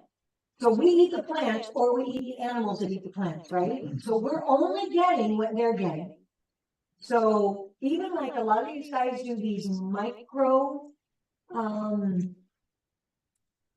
they're called here's your micronutrients. Many of them are growing them in a water solution. And again, the average is about 16 vitamins and nutrients. The plant only needs 3. They will say, and then they're using fluorescent lights. Is that sun? Again, the plant doesn't need, we are electromagnetic beings. We have to have food that comes from the sun, food that comes from the soil. The plant altruistically, remember I said it only needs 9 to germinate and 3 to grow? Altruistically, it'll pull up whatever's there. If we look at Time magazine, I see I'm not plugged in. If we look at Time magazine, I think it's the June 2012, I think, they did one study, and they had done it somewhere in the 90s or the 80s. They took 10 fruits and vegetables and approximately 10 vitamins and minerals. Here's where we were in the 40s, here's where we were at in the 90s, and then again in the, degradation. And think about it, we have been trying to feed other nations for how long? And that was to our own expense. So we know that they're fertilizing, but it's with synthetics. So the plant looks good. Know where your food's coming from. You know, there used to be a victory garden. I say start a victory garden. And I think, don't you guys help with that? Yeah, but just plus because of that reason, their farms are just meticulous. Yes, yeah. Well, but don't you also have the towers? No, we never even tested. The company? The company. Yeah, you see Davis purchased a lot of those. Yeah, yeah. So those towers where you can add the soil and so vitamins cannot function without the minerals. We just talked a little bit about the minerals, and that's just, vitamins cannot function without minerals, period. Period.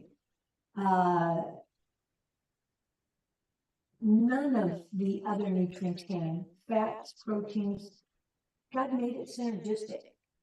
Here's another interesting fact. Today, the flora in our gut, there's between 9,000 to 11,000, they say, but something like closing in on half that's in the soil, they found in us. I think about this. God said, from the ground I grew you. When technology catches up, I think a lot of that stuff there we're going to find in us. They're going to be able to identify. I just think that's a beautiful representation. Yes, question.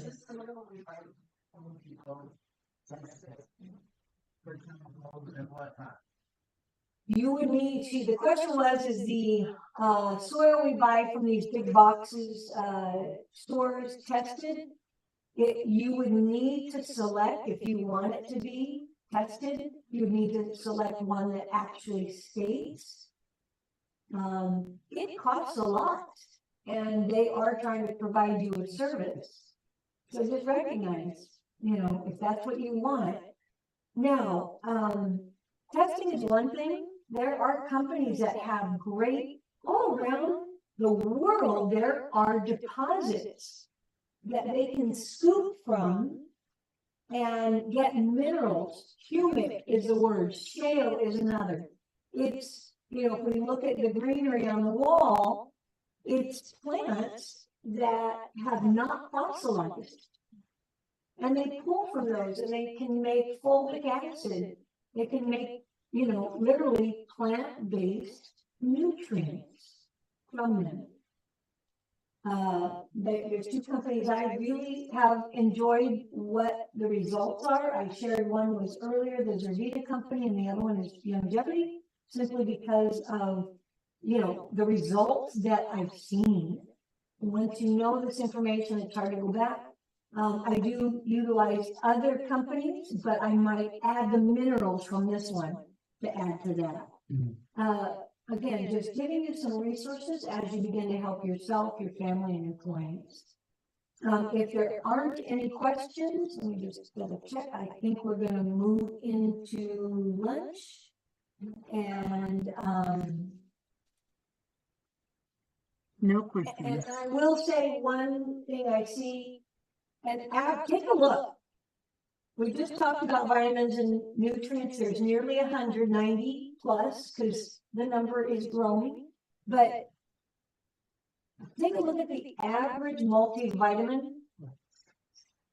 And let's just say it's a good one. Look at the back and see how many minerals and vitamins there are in it. Oftentimes it's in that 30-ish range. So if we're supposed to do 90 plus, where's the other 60 is the question you want to ask yourself. I gave you a list of all of them where you will get it. So compare, and then you can begin to know, what am I going to pull in? Okay? Add to what you have if you need to. Now, there are a lot of companies that do sell all of them. Some of them, you've got to buy 10 bottles, but they have it. Some of them, a little, it just depends on how the company puts the components together. Okay? All right. And remember, if it's not in the soil, it's not in the plant. All right. We are adjourned for lunch. Any questions in a Q&A?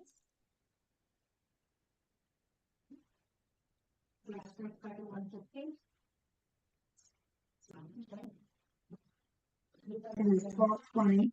Okay. So when do we come back? Sorry, it took 5 minutes, but come back at 1:15. And everybody knows where the kitchen is? Okay, and let me just tell you, if you choose to walk into the building right across the way, there is a cafe, small cafe, salad, sandwiches, coffee, specialty coffees, drinks. And if you want to go outside around the building, there's a beautiful rock waterfall with seats right in front. Just walk, did you come in the back door? No. And just so you know, tomorrow, come into the back door if you'd like. It's right here. But just walk that pathway and you should see it. It's right in between this building and that next one.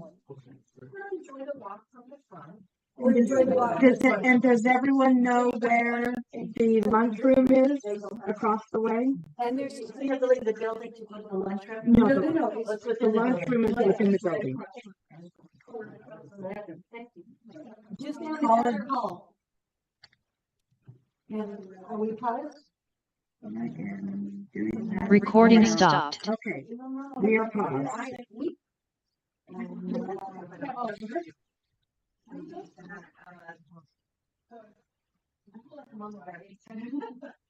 Okay, all right, now, look what's happening.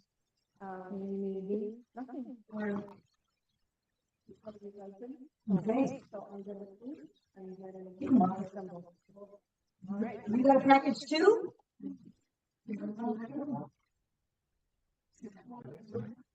Okay.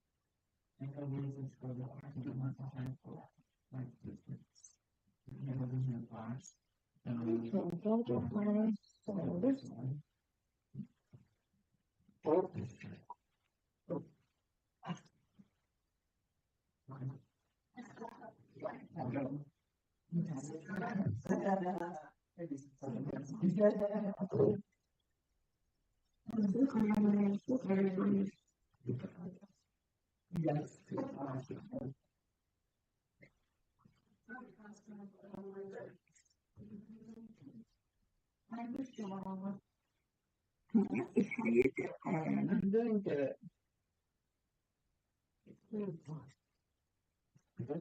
So how do you, is this the first time you've been over here? Yeah, What do you think? it's nice. Isn't it nice? Yeah. She had these bucket tables yesterday, Mm-hmm. so she knew exactly where to bring it. Otherwise, I would. That's the table. I know. It's so real. I know. Maybe later. No, Well, no, because we're gonna be, yeah. Small for her. Yeah. Okay. So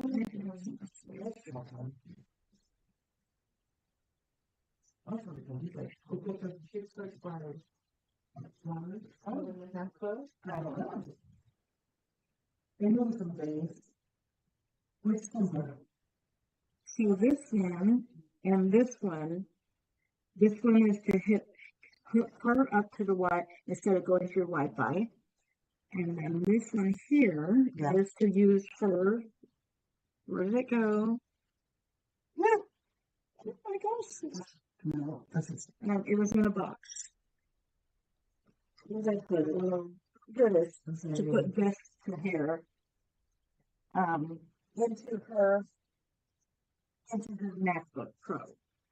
And this is kind of wireless. Yes. So, right. So this here hooks up to this, which then plugs in to that little thing on the side. So if you could figure that out for me. Yep. And this, I don't know if we need this one, but we might need this one too.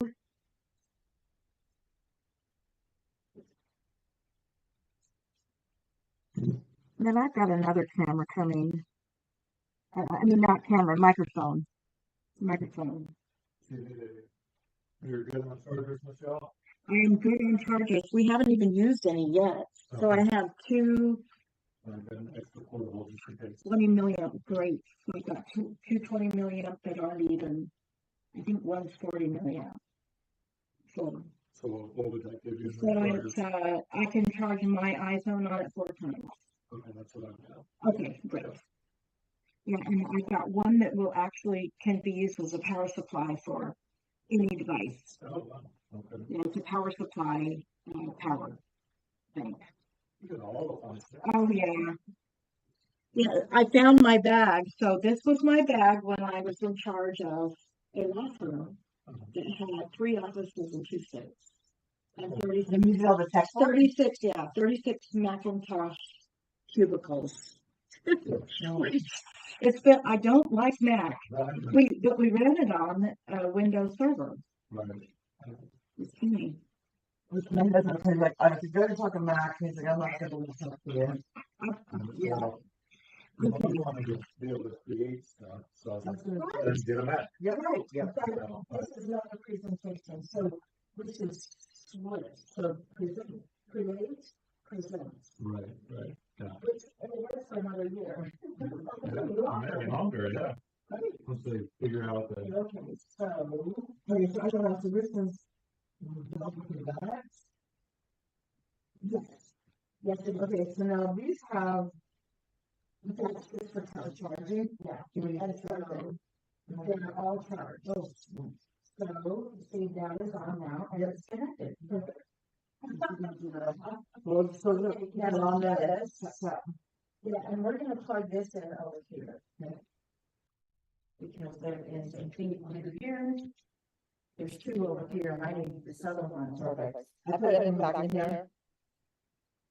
Okay, so reconnect. Okay, it is connected, okay. Does it green? Lovely.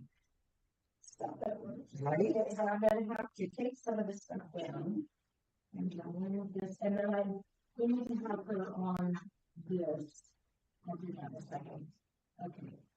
This one, okay, this goes with that, so make sure that it's back in Oh, the that little black thing. Yep. I was in a 2 chords. Yeah. Okay. Don't care about the stupid instructions that are so small you can't read them. Right. Without a magnifying, well, a double magnifying, like a fluoroscope. It's horrible. Well, it's in the eyes. I want to use these for my eyes because my eyes are so bad. See, I can't see far away. I can't see mid. And these glasses all around me to see. That always our contacts. My eyes, so I don't have appropriate glasses. Okay, so what's going on with your eyes? I have something called Tausson's disease, and it's real. I have buildup on my cornea, and so And your irises as well? nope, it's the cornea. Well, the corneas are blocking that. Yeah, So probably the irises or the lenses. well, it's on the. I mean, see, and it's like it's on the outside of the. Okay, that's the cornea, never mind. Never I'm thinking of the, retina. I couldn't find my escape last night. I couldn't sleep because I was worried about oversleeping. I worked the last 2 days and my body was like, I just, Yeah, oh, you oftentimes do it, so it's natural. yeah. You just need to get that. That's not like, and this goes to that, and I think like this, but I go, okay, what is there? That's great. All right, so, and I've got this footer too. Yeah, well, that's okay.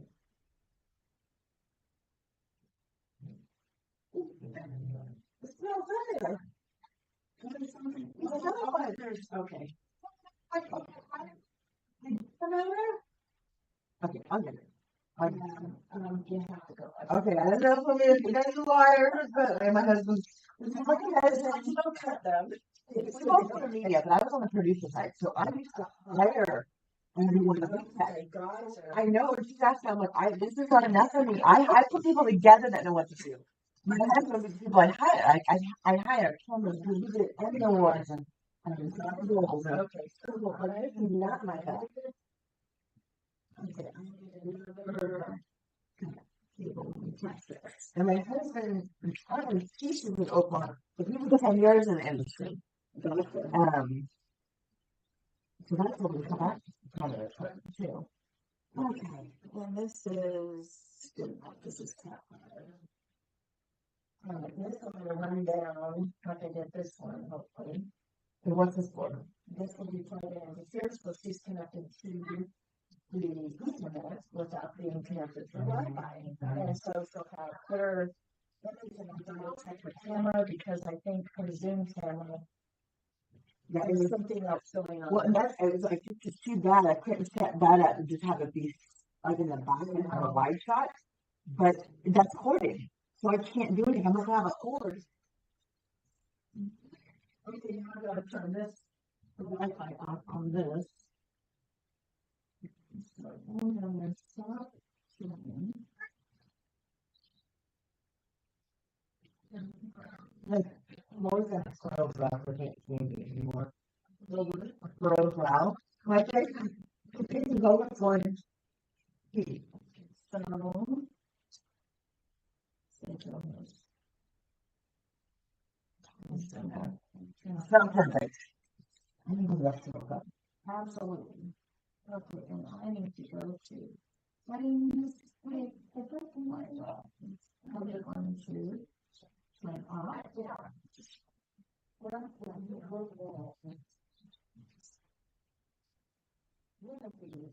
Yeah, I put that one along the line. Okay, and yeah, I did, we've done this. Oh, did you? Yeah.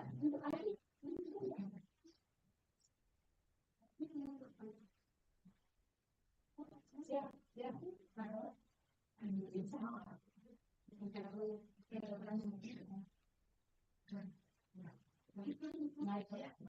Yeah.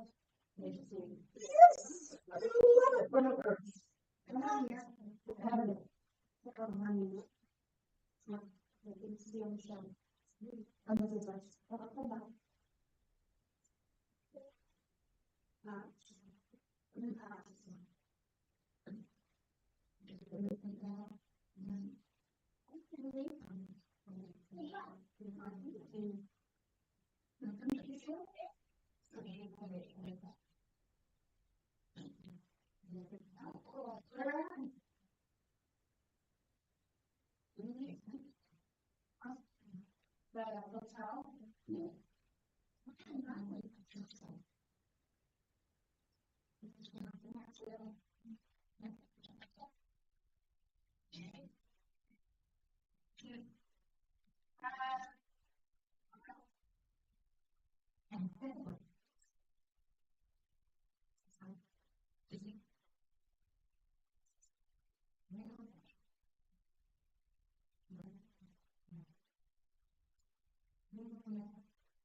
Well, when can you call me when you're done?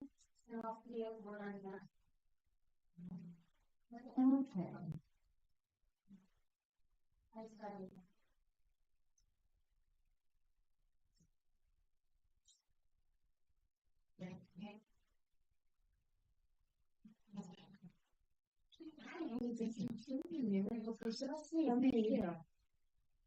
You got everything to work. It's not my nice. What do you want anything else? It's not my nice. So look, we are connected. Oh, yay. Very good. So we'll turn this off right now to save the battery. I need it moving. Yes, so this is your, Okay, real quick, it's asking me, select the number on your TV. Because I'm trying to get into YouTube. Okay, YouTube. So this should be. So ultimately what I want to do is I've got to find where to send these guys to watch on YouTube. Well, to watch. This is the only thing that came up in my feed. In my, Oh, okay, so send in my me mail. So put zoom.microcurrentacademy.com. And that's all I need. Okay. And then you'll watch on the Zoom, not on YouTube.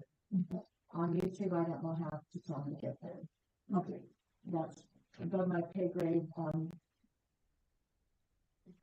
And take a pay about that. Okay. Keep doing that. I'm not doing that. Let her know there's no waiting room on our Zoom.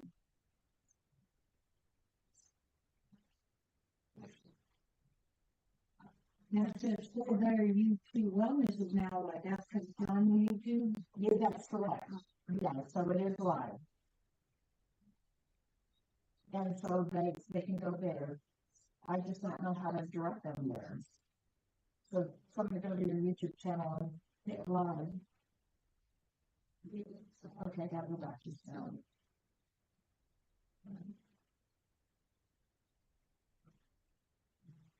Oh, okay, you've got messages. How do I move these?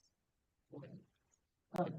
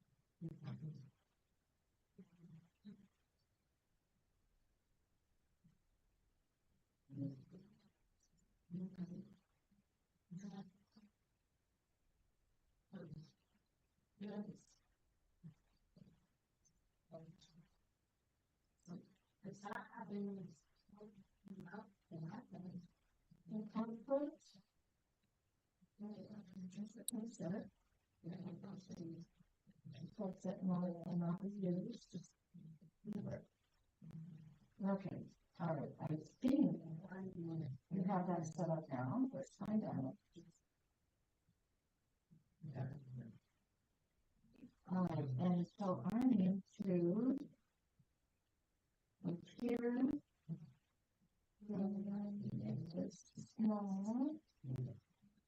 All right, and so you are still in the Zoom.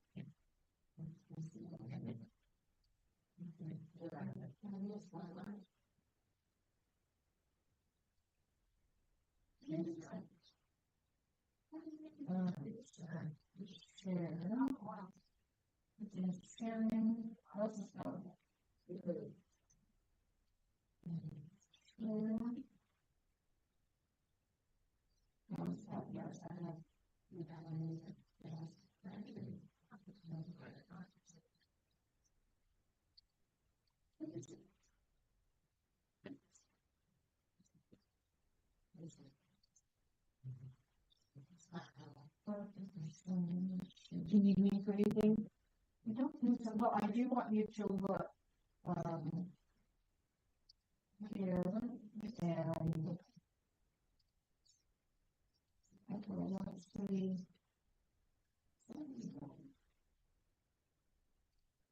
This one's in portrait, not presentations. Just so you know.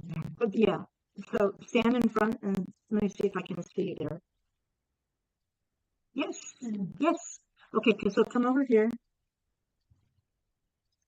Oh, actually, I'm going to go stand over there and then you can look to see. Look there.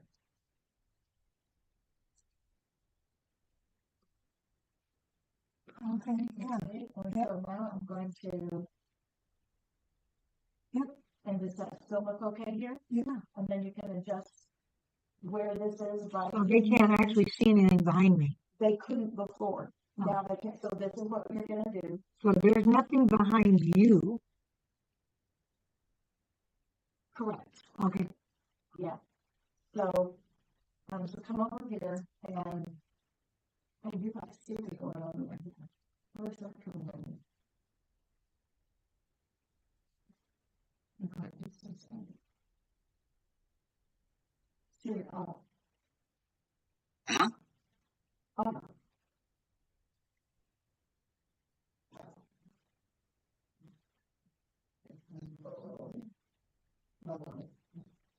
Okay, so I'm gonna stop sharing.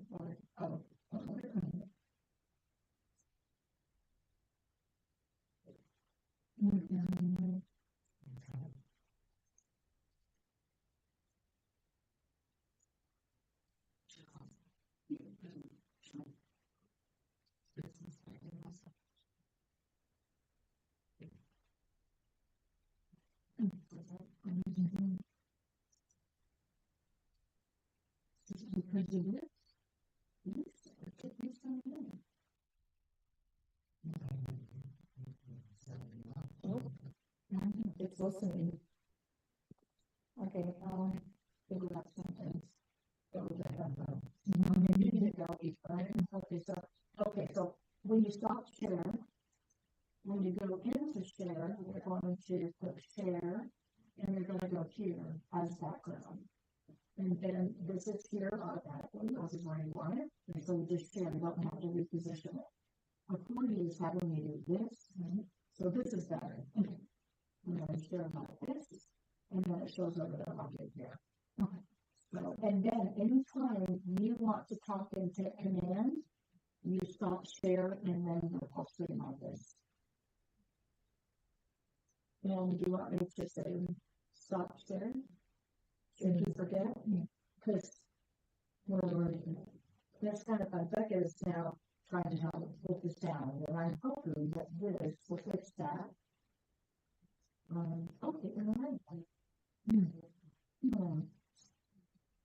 Get that one. And so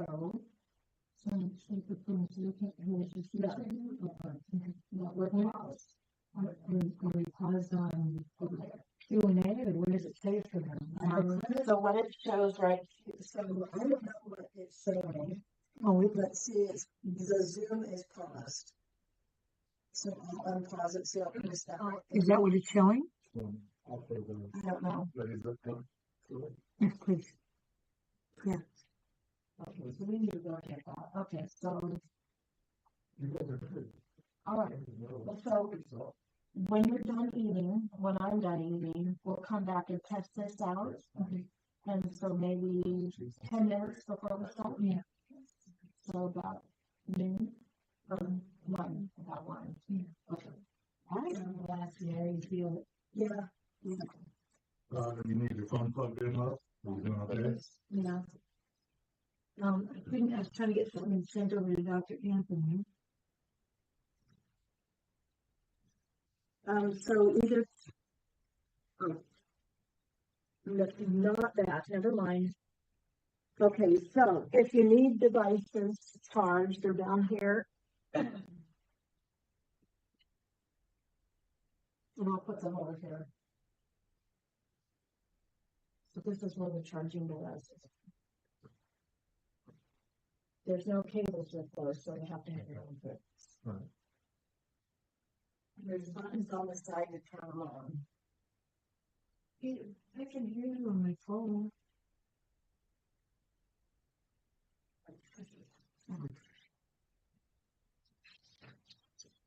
Oh, okay, let's see. And you are off Wi-Fi and you are directly. Hello? Oh, it's delayed. Is that the Wi-Fi? Is that the YouTube?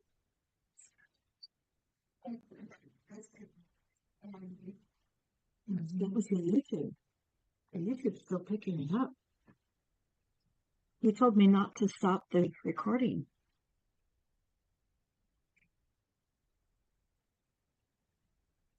So, can you see this? If so, I'd rather just put at least a microcurrent. You would have to go to, okay, so let me go there. Let me switch this to this. No, it's wonky.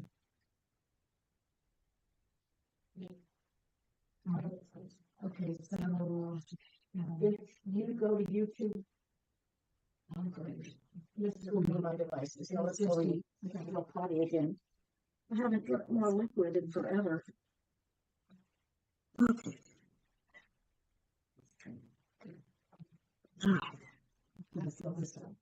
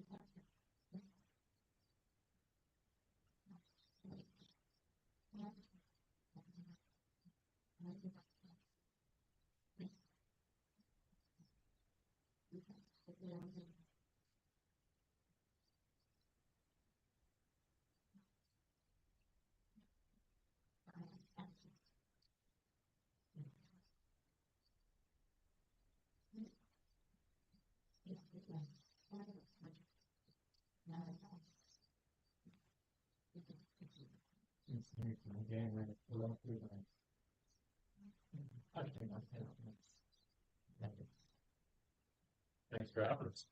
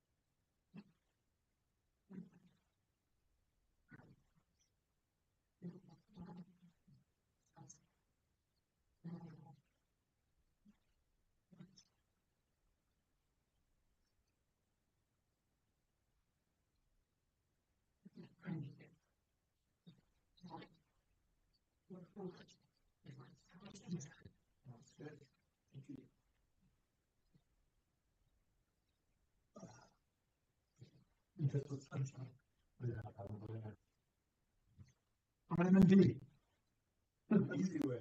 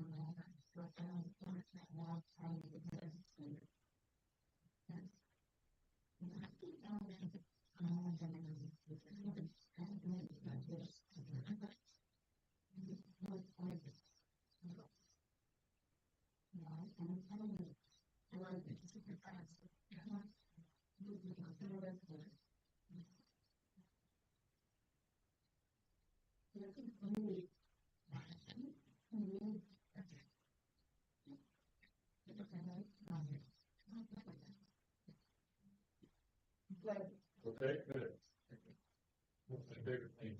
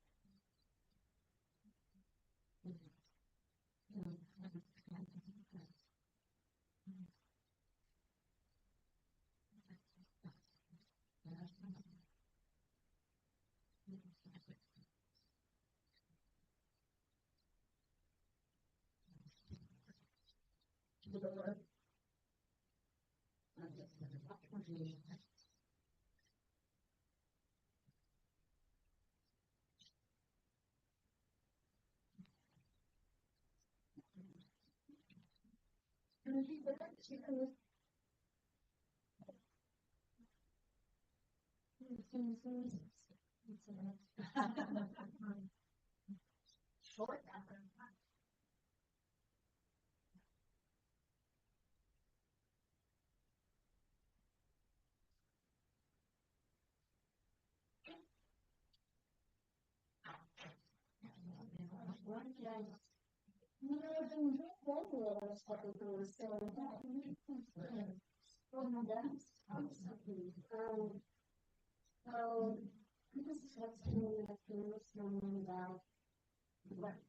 before there were.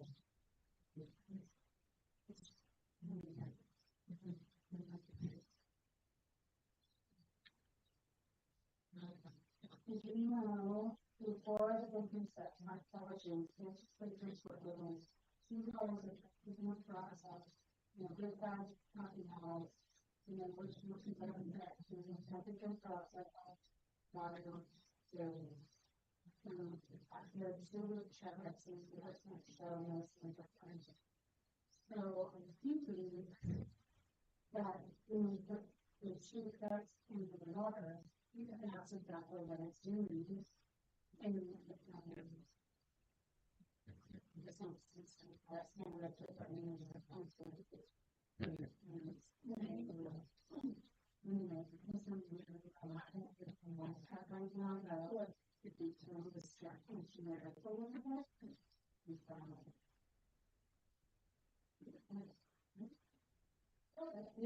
really good.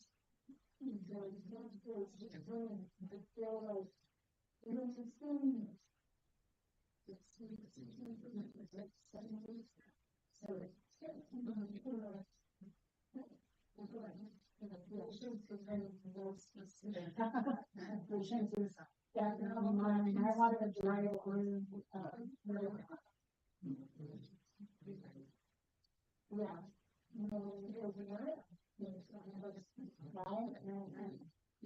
I'm brain and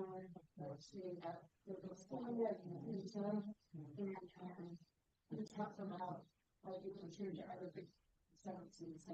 So I'm gonna send you that. I'll send you the activation details before we sleep.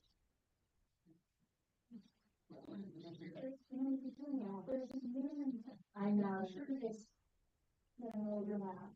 But you're so, like when you said to me yesterday, we don't have the same kind of thing. That's what I was talking about. Anyway, I know you're very open about I've been chosen on this stuff. And the son of Lewis is the best thing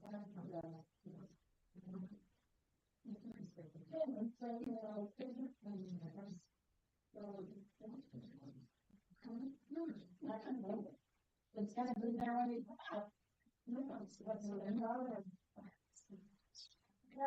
that's kind of what's in the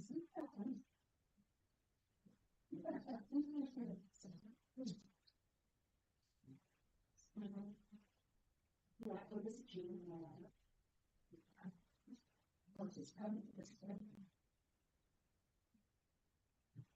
gene trap. We're trying to search out one. No,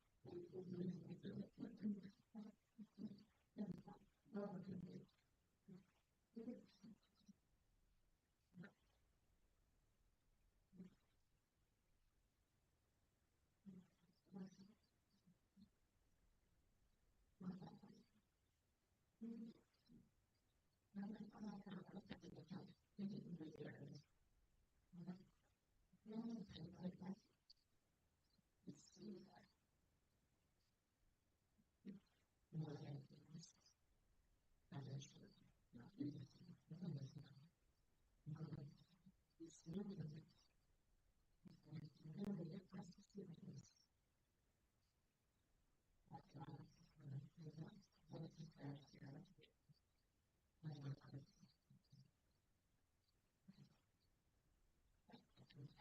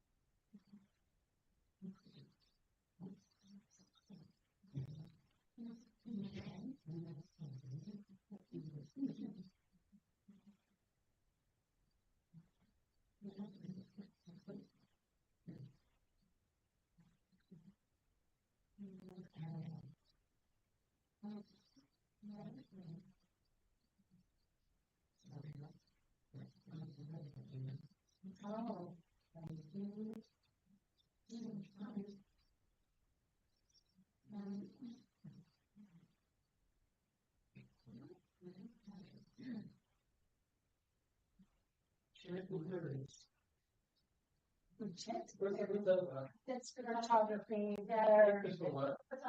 It's that part happens on the Russell areas around. Is that right? Oh, wow. People got the stage. Yeah, that makes that anyway. Each have the stage.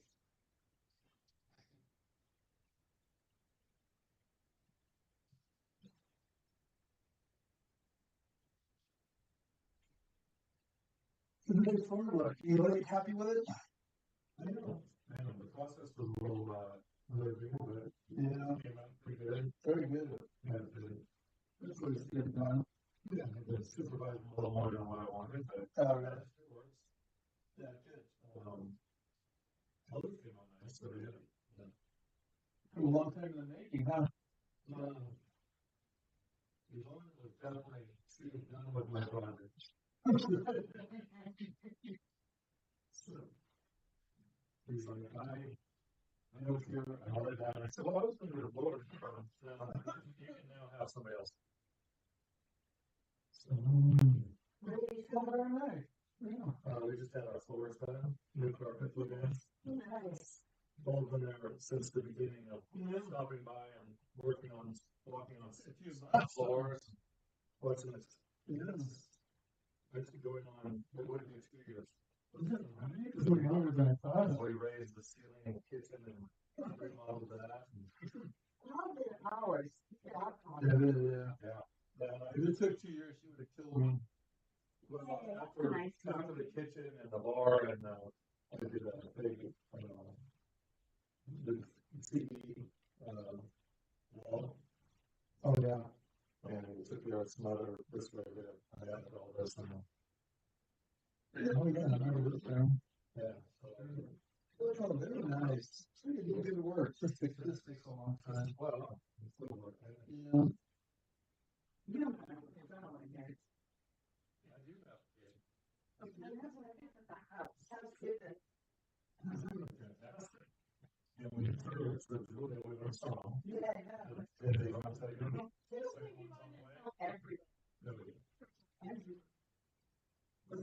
I saw a picture of you guys traveling. and we found out it's going to be a boy. Oh, all over the world. He's so sick. Is he really?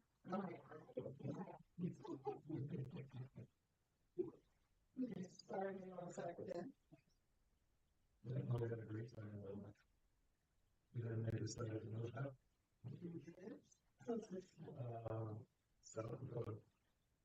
Which is probably closer than Amsterdam. South Dakota. Where's that? Besides Louisville. And all, and we, yes, so this family, he lives there, and they had the big one was 4-story house, or 3-story house for the basement. Yeah, and so So the apartment down below, so that's where we're going. Few years after has a baby. So that's why she was going to Amsterdam a lot, that's because of your family. Yeah, my daughter and her husband, and then Oh, we didn't go visit them until they had the baby, and then now we had to go. okay. And she turned 1 year old, and I said, well, I'm going back. So, For some reason, I thought she was doing like Kaplan stuff with her or something. my daughter, yeah, yeah, they were doing this thing. She was working with a lot of the ladies out at Rochester. Oh, There's a lot of them, don't want to be there, but we're forced into it. right. It's legal. Yeah. So, That's really good. see what it was. You think my wife's gonna drive that can?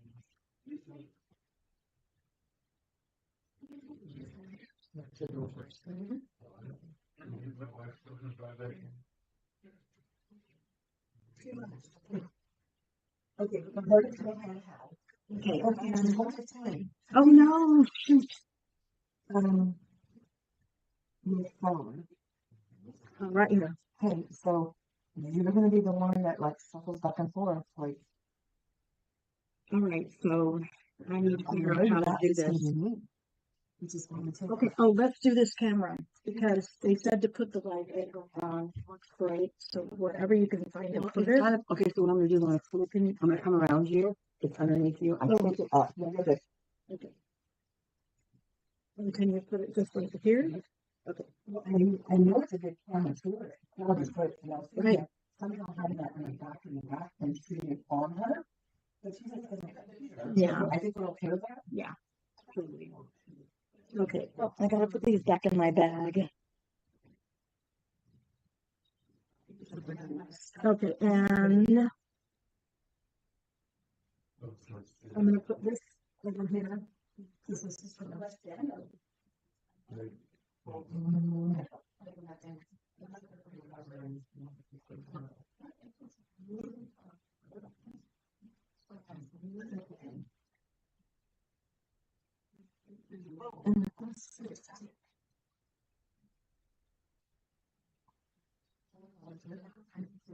I'm gonna come over to the moving. That's how I said it was. And then you know what? It's got my back. No, I'm gonna slide out of the way.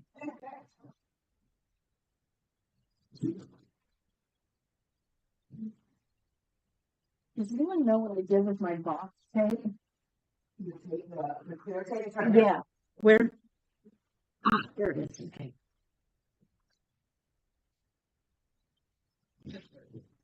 Okay. But maybe we're into how would I let you I need 10 more minutes. I get like video first. Yeah.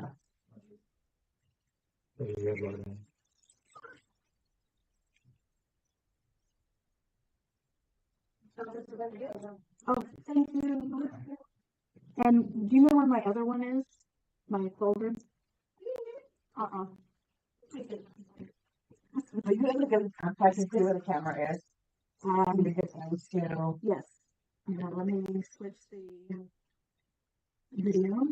Oops, wrong one. Well,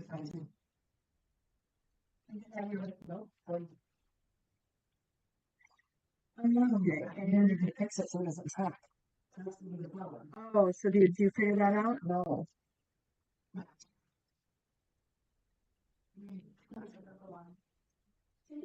Okay, so it's just camera control settings with the video setting. Okay, So so you have video for the camera control. let me make this. Okay, you can see it better than I can.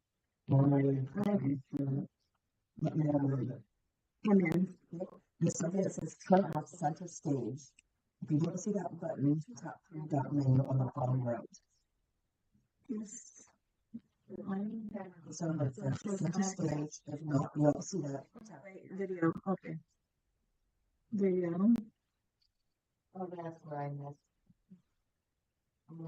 You see center Oh, stage? okay, hang on, I gotta go down here. Video, no, back. Because we're looking at turning off background effects or camera effects. And do I do that on the, So it's go to video settings. And let's use the setting. okay, so in video, You should be something that says in the center stage. If you don't see it, there should be a menu with 3 dots at the bottom right. studio effects. These are, It should be background effects. oh, background effects. Where's the background?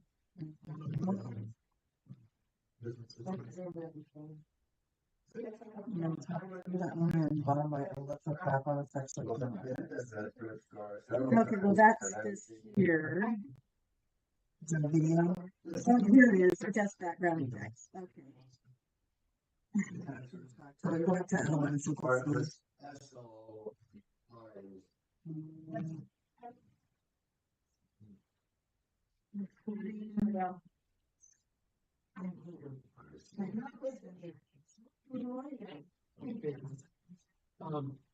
our friend who she was talking about has a knee. Okay, let me go to general. Playing handball. Do you want to use one of the test subject tomorrow or? Look at that. Sure. What we actually bring them in at certain times. Give me question right now, because I got people waiting. So you guys are waiting, and I want to keep it bit. Quick question, to get that background consultant, where do I find that again? You look at the schedule and see where it's the most appropriate, then you have it. But it's just a, it's a camera video, go to the background settings. The background effects of camera effects. I found background, I have like virtual effects, is that what I'm looking for? Of what? If you could check, What video? There's a parent, and I'll speak a little bit, oh, on a Zoom. Okay, Zoom, there's, One Zoom. So we don't see auto framing. Maybe turn off auto framing, let's do auto framing. It's on.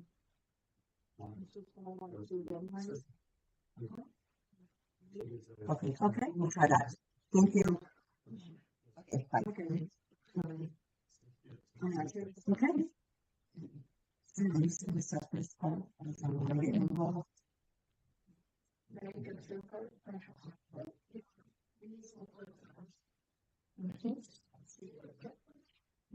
Okay, so we're ready to go. Would you like me to resume? I know, but this is the. I see the Recording in progress. Already on share screen. Recording stopped. And resuming, Recording in progress. and you are not shared.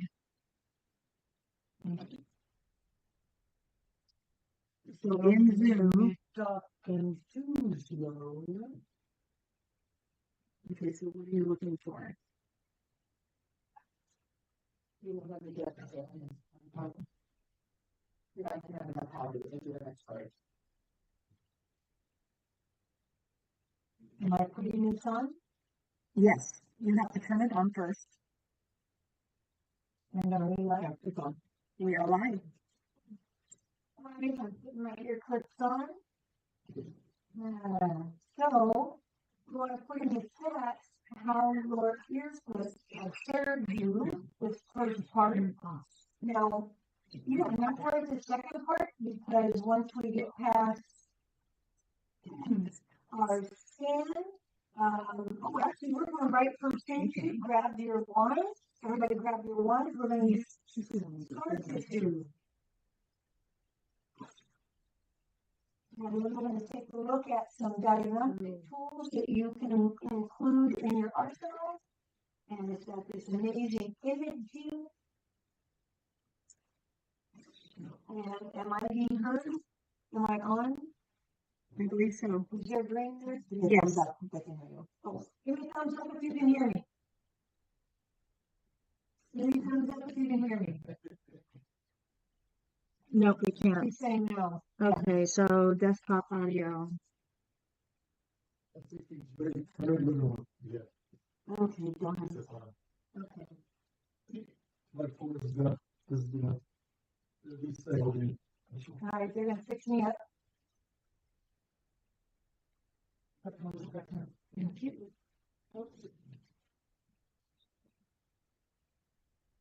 Go and grab your device and your wand. And we're going to put it on, what's Spartan 2?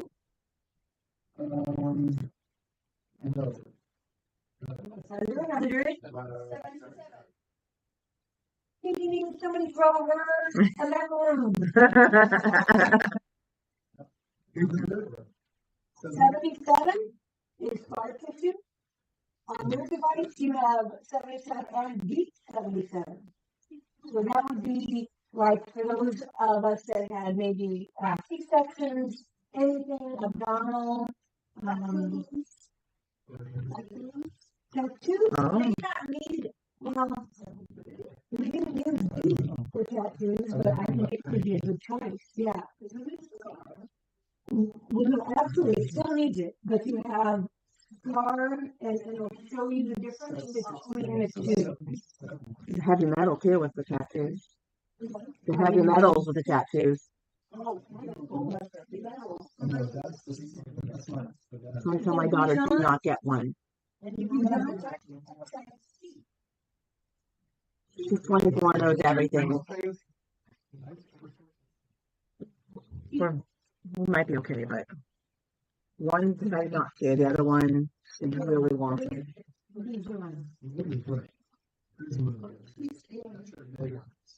How old? How old? And the youngest one? Do you have two? The other one is older, but was having a doctor. Ask them for a thumbs up if they can hear. Can we see them? Oh, no, that's young. Can you give us a thumbs up? Can you hear me now, Mary? Thank you, Tina. Can you hear me now? Mary? Can you hear me? That's in the best market and you can't see. I don't know. So you second for her, second one down. It's called Blue Assess. Or Blue. It might say Blue Relax.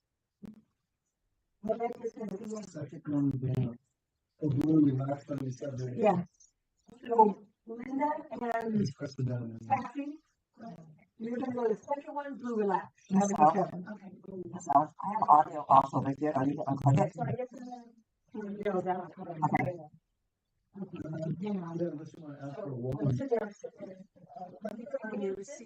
Okay. Okay. Yep. We can either find you one, but yes, you See on the bottom for her. So pick up that mic. If we don't find you one, yes, you can start with that. Does he need a wand? You need a wand? You can use mine because I'm going to be doing.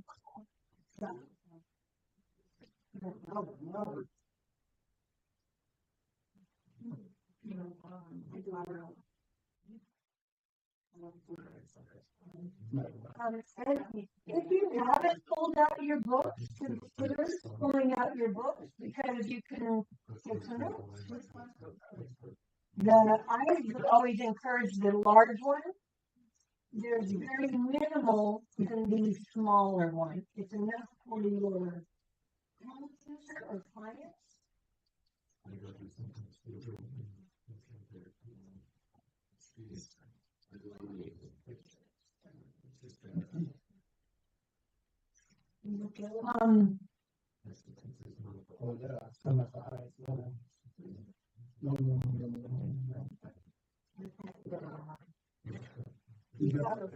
Power under your minute? No audio. Can you hear me?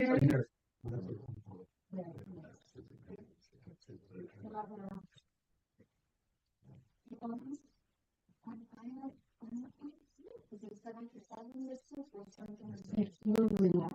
So it's the second one down.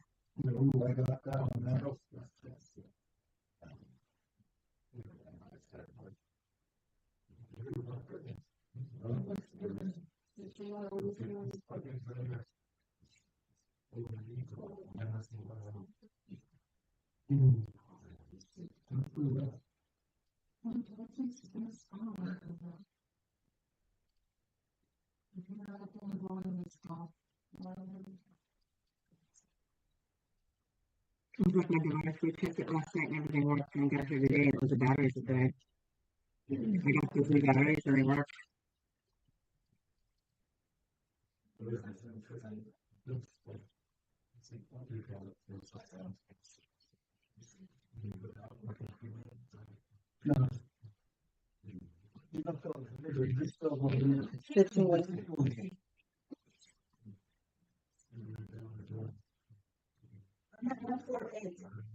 Okay, so do this. Hold me. Hold your hand and just hold it.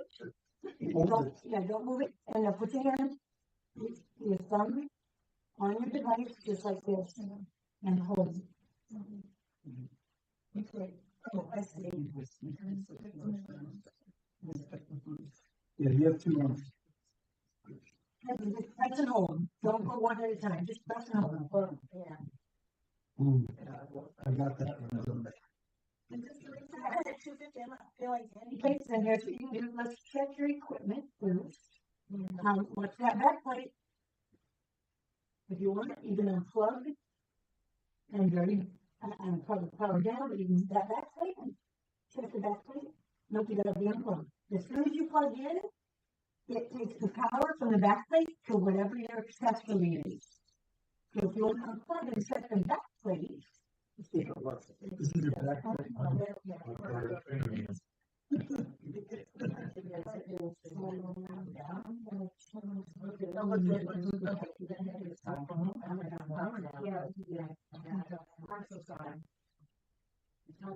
so we're gonna disconnect this and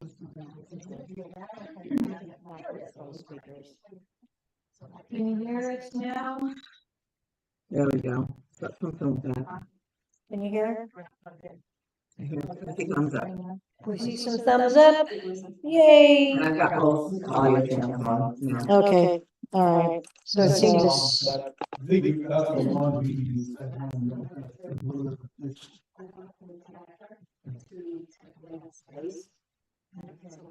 okay.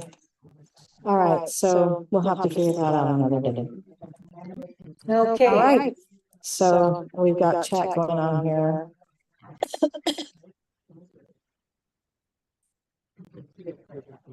Sounding better. Can you hear Becca? Well, hi there. It's our favorite East Coast peoples. Okay. All right. So now you know how to share when you're going live, and let's. There we go. Okay. No, she's not. You're not in Washington. She's in New York.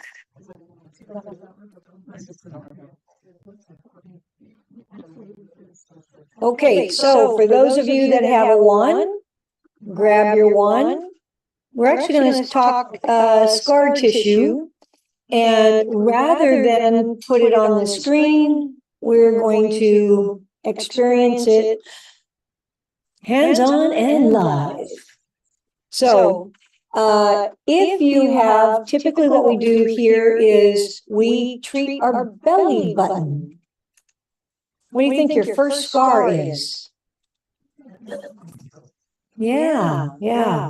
And there's numerous numbers out there. I've seen 70 million scars because it all, it all starts there. But it's been interesting over the years when we treat the belly button, people will come back later and have reports. And it's been everything from improvements in bowel, improvements in digestion. I had one gal said her migraines. She did this 4 days, 5 days earlier, and it made an impact in her migraines. Everything starts right here. So what you'll do is you should already be on 77. And that'll be most ideal in this situation. And if you happen to have 350, you could come back and dose 350. So what we're going to do today, I'm going to talk through the painting And then I'm going to talk about, do you remember when we were, I had up on the slide the display? So now we're actually going to talk about that again, where you can see it, or you can see it on the lights. Okay? So we're going to expose ourselves here. Everybody okay with that? Oh, good, I don't have to. All right, so there's a belly button.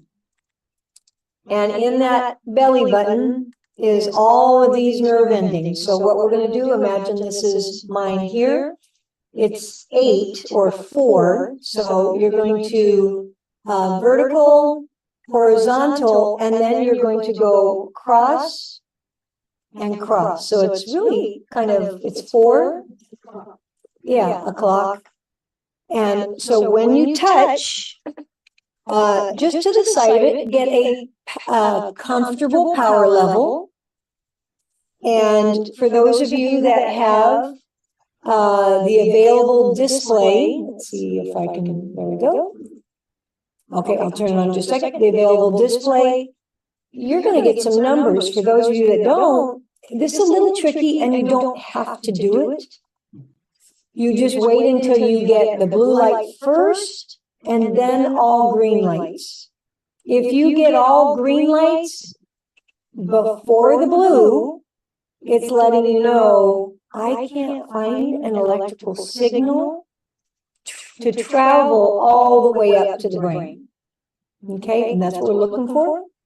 So the blue light comes on first and then all green. Our goal is from the tissue itself, the belly button, to the brain, and then back down again. Just like if your electrician came over and was trying to assess this electrical outlet to the box at the back of the house, right? Or the back of the building, and then back. It'll tell him exactly how many areas of electrical resistances or blocks he knows he's got something going on. That's what we're going to do. We're electrical beings. So when you say blue light will come up first, it's not for pineapple. It's the other one. That is correct. For the pinnacle, you're going to look for the D first and then the Z. Okay? Hold. So if you want to go ahead and find your power level next to the tissue, not right on it.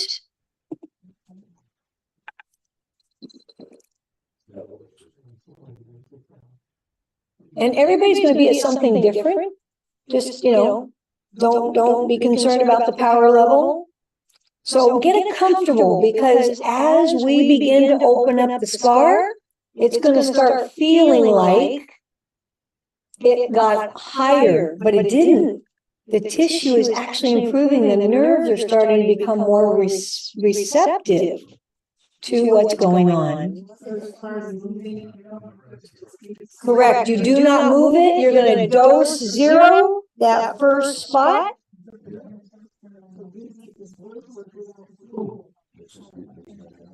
Now, you should be right on the belly button. Are you? Step aside. All you're doing is establishing at the side, you're establishing your power level. And then move. So is between the correct. The belly button will be right between the two, in and out. You're always kind of hugging the belly button. Yep, exactly. Thank you. What do you do when someone has a hernia belly button? Well, you definitely want to, you're still going to straddle it, yeah, because it's scar tissue. You will do it a little, maybe you'll do it 3 times. Now, there's a couple different schools of thought you will hear out there. So I'm going to introduce you to a lot of other practitioners. And I've heard everything from you only need to do it once to, 3 or 4 times. And I think a lot of times, as many of you know, in clinics, not everybody's exactly the same. I like to at least say do it twice at a minimum. Me personally, my clients and we've had several that, and not necessarily the belly button, but the scarring, the pain, and their symptomatic problem begins to dissipate. But when we're talking scar tissue, I can't see it, so it won't hurt, may not help. So I personally will say 2. Is this something you want to do after you eat, or you want to do this primarily before you eat? What? Your belly button? Doesn't matter. Doesn't matter. Yeah. What do you mean by two what? 2 passes? Oh, dose 0, the whole thing. So we went to 4 positions. In a day or 2, do it again. So when you come in on Sunday for Sunday's lecture, first thing I want you to do, as long as you have all your scans are complete, because you guys are going to get a scan with the classes, I want you to put that on you.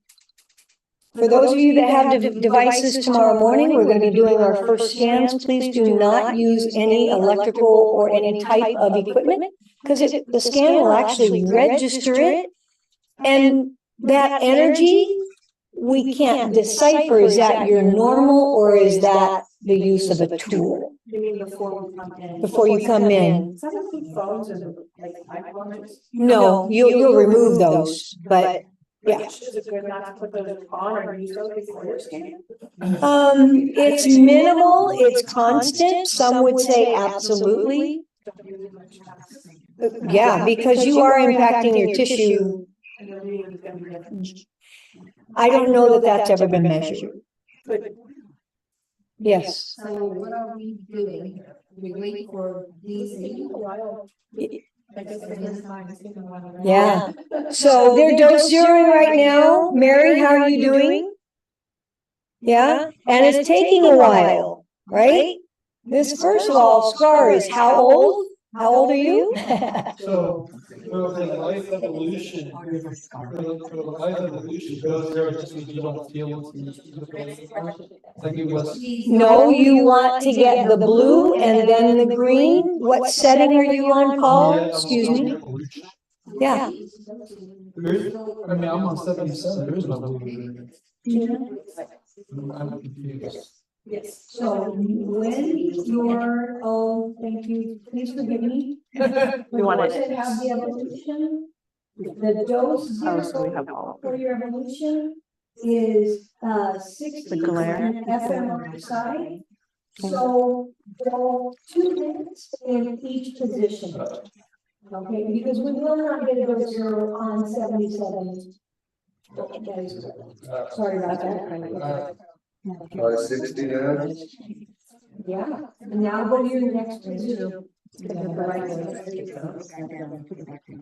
got it? Okay. You're a lefty. Yeah. Is it a problem in exploding It's not a problem, but you want to keep on the clothing. Yeah, obviously move the clothing out of the way. No, not wrong. Mary Watson, after dosing 0, you then go to 77.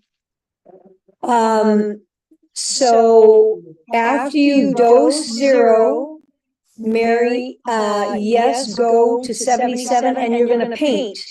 And I would paint a good 3 to 5 minutes. And remember, anything sticky, any impedance is letting us know that there's some either scar tissue or inflammation.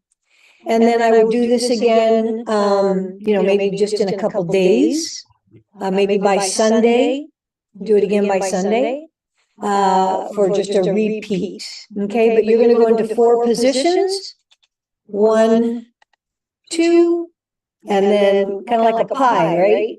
Corner and corner. All right.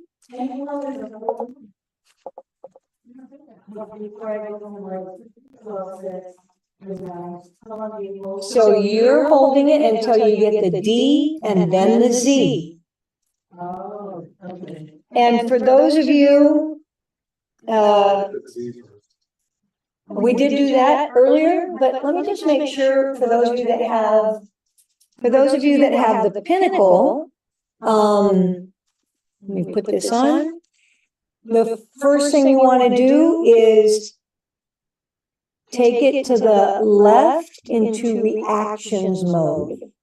I'm sorry, you're gonna press the purple to put into reactions. First, no, that's how you get your dose 0. It'll dose. Okay, let me just make, so you likely, if you're getting a Z, you must have went and hit the blue. And then you come over here to the purple button and hit that, and you'll see the word reactions. Reactions is your biofeedback. That is biofeedback. So you want to incorporate, remember we talked about a split chip? This is where the split chip. It's still 0. It still does. Because all I did was go to blue to left. This is that. So see how you don't have any of the bottom numbers? Right. Please let me know it's not supposed to dose. Okay. But I mean, Mine does the same. yeah.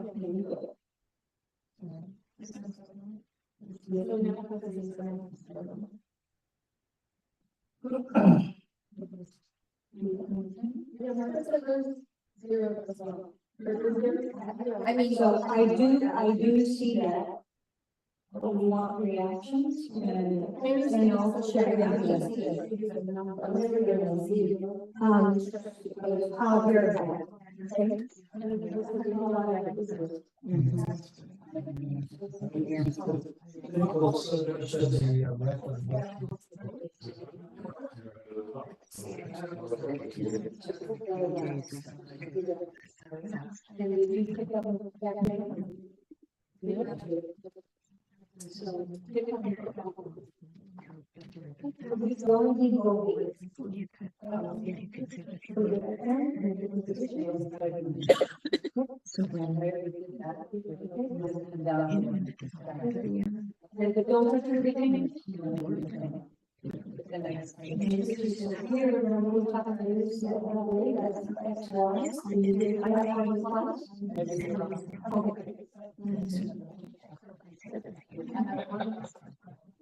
I believe this is on page 21 and 22 of your books. If you want to maybe have that. Yeah. You might want to share that with the group. I'm going to verify it, and I think it's on, might be on the schedule. I believe we are on. Is that in book 3? No, it's on 21, 22. Yes. In your current edition, book 3. And I'm looking for the book. Dosing and zeroing, page 21. Thank you. Page 21 and 22 of your Microcurrent 3rd edition. And I think that was that one part of the reading homework that you got sent? No, it's up until page 21 to 20. Okay, all right. Yeah, that's it.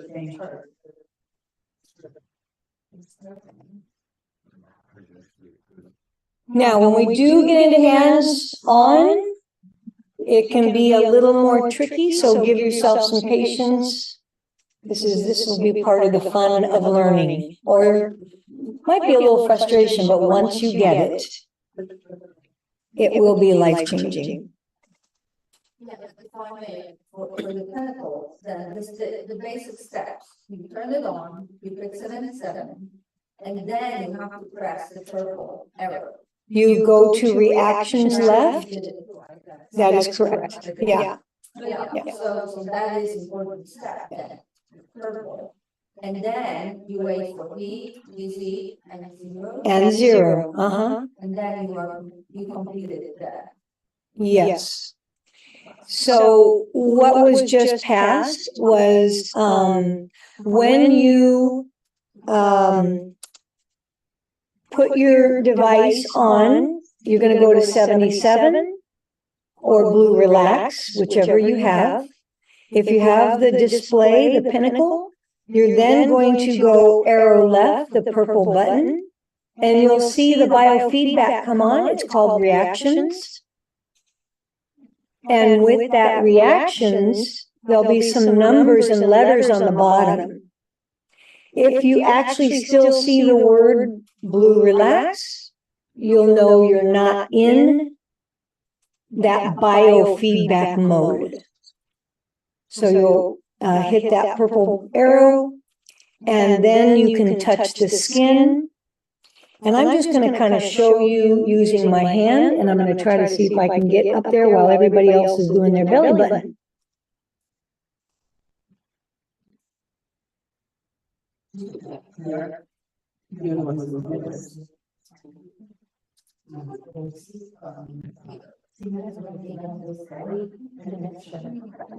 So, are we able to? I don't.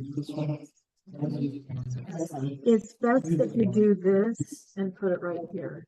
Put your hand behind it. Put your hand behind it. Put your hand like this.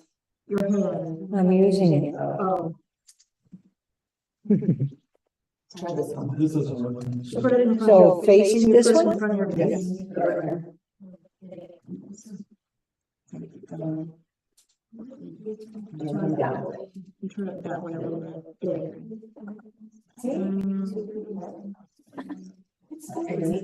It's still, it's clean. Now, where are you going with that, Paul? We just switched wands out. Can you? Oh, the loose connection? Okay.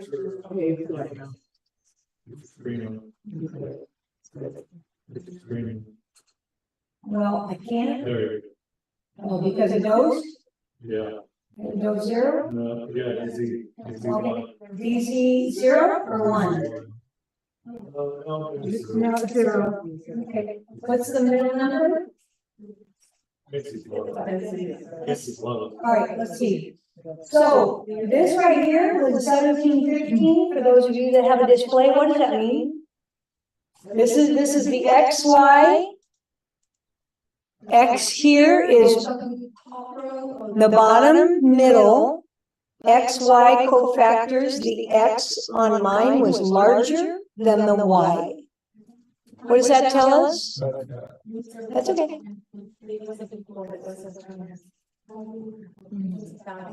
Correct. Not balanced.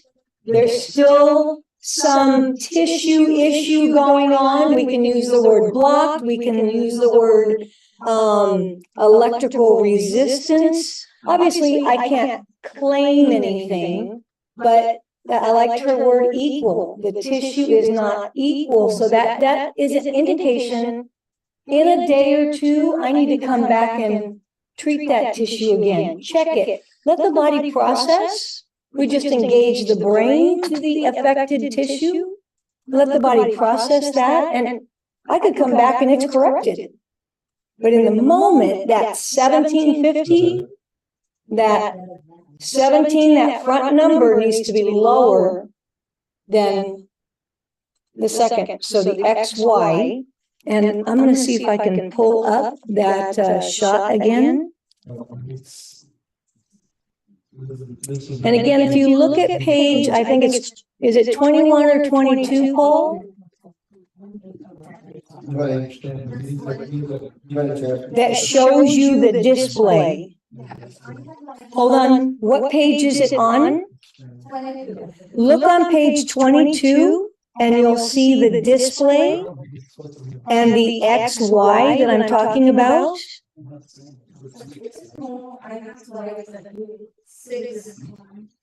Numbers like that. Yes. So is that like ongoing reaction number and then And then your double N, which is your speed of reaction. It should be on the display. Lower.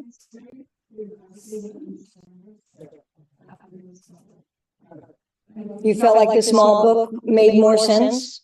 Well, I'm was asking, is this all in the book? And I think the small book, it does explain it well, and it helps if you're actually doing it on somebody or yourself. Exactly. This Yep. is this number, this Yep. is this number.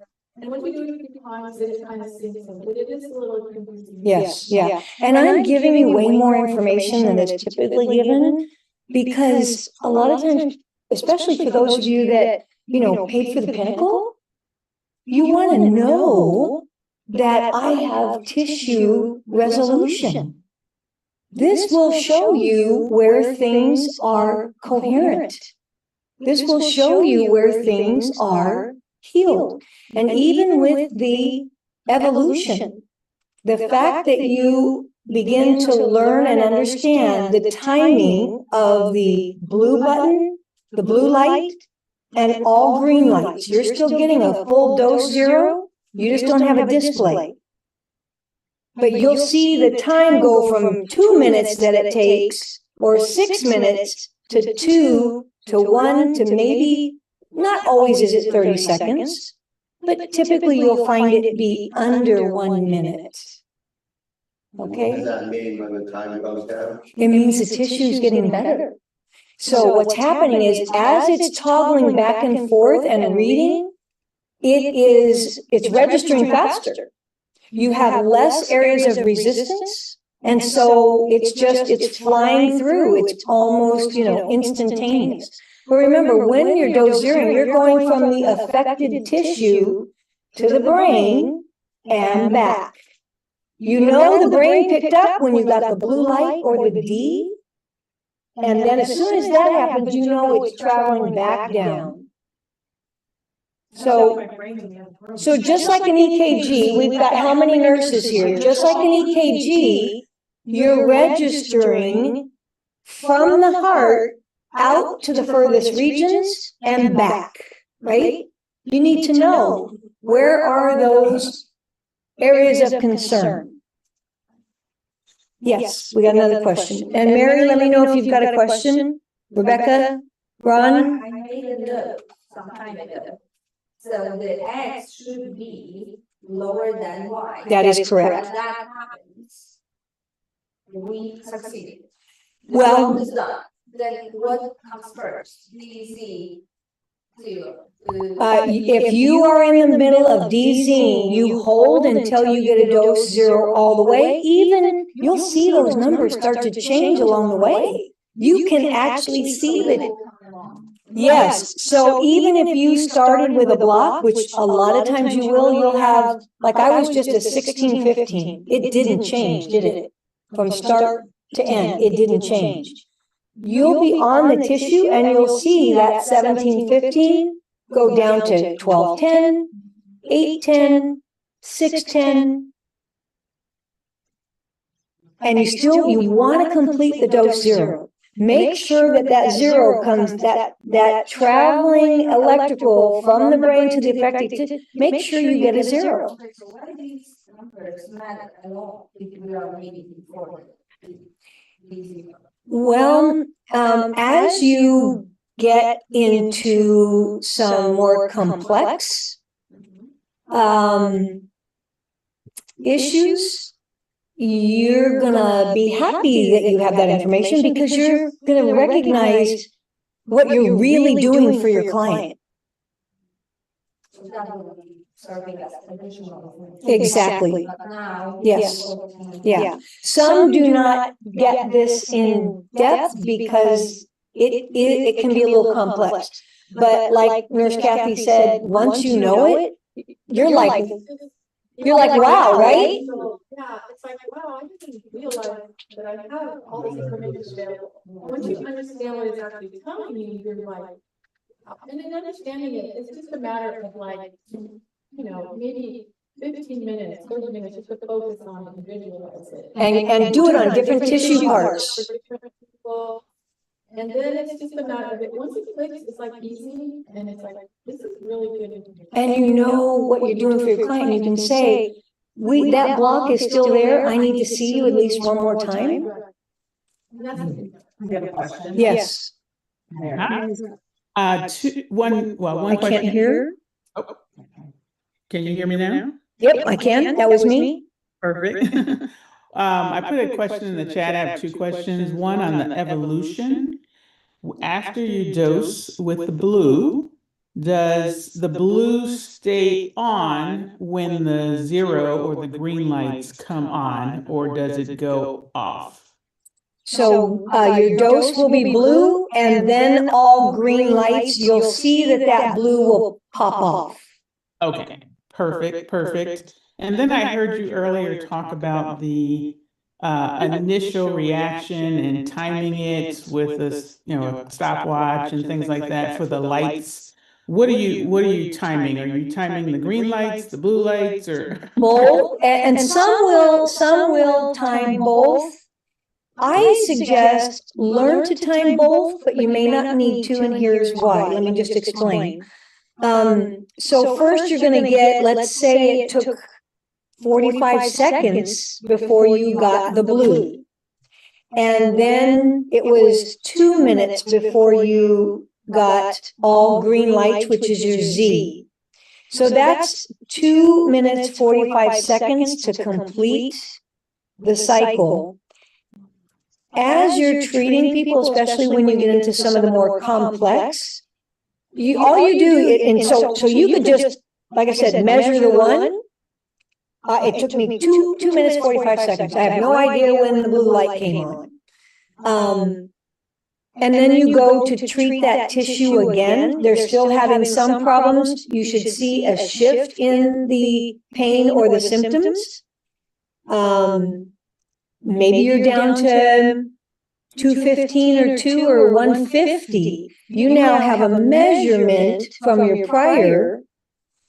Also pay attention, I didn't mention this, but the power level. As you go along, if somebody needs a full power level, that's letting us know this tissue is greatly affected. Yeah, and we're going to try to open up those, wake up those nerves is what I call it. Does that make sense? What do you use if you're not getting that an activity? Like a gel?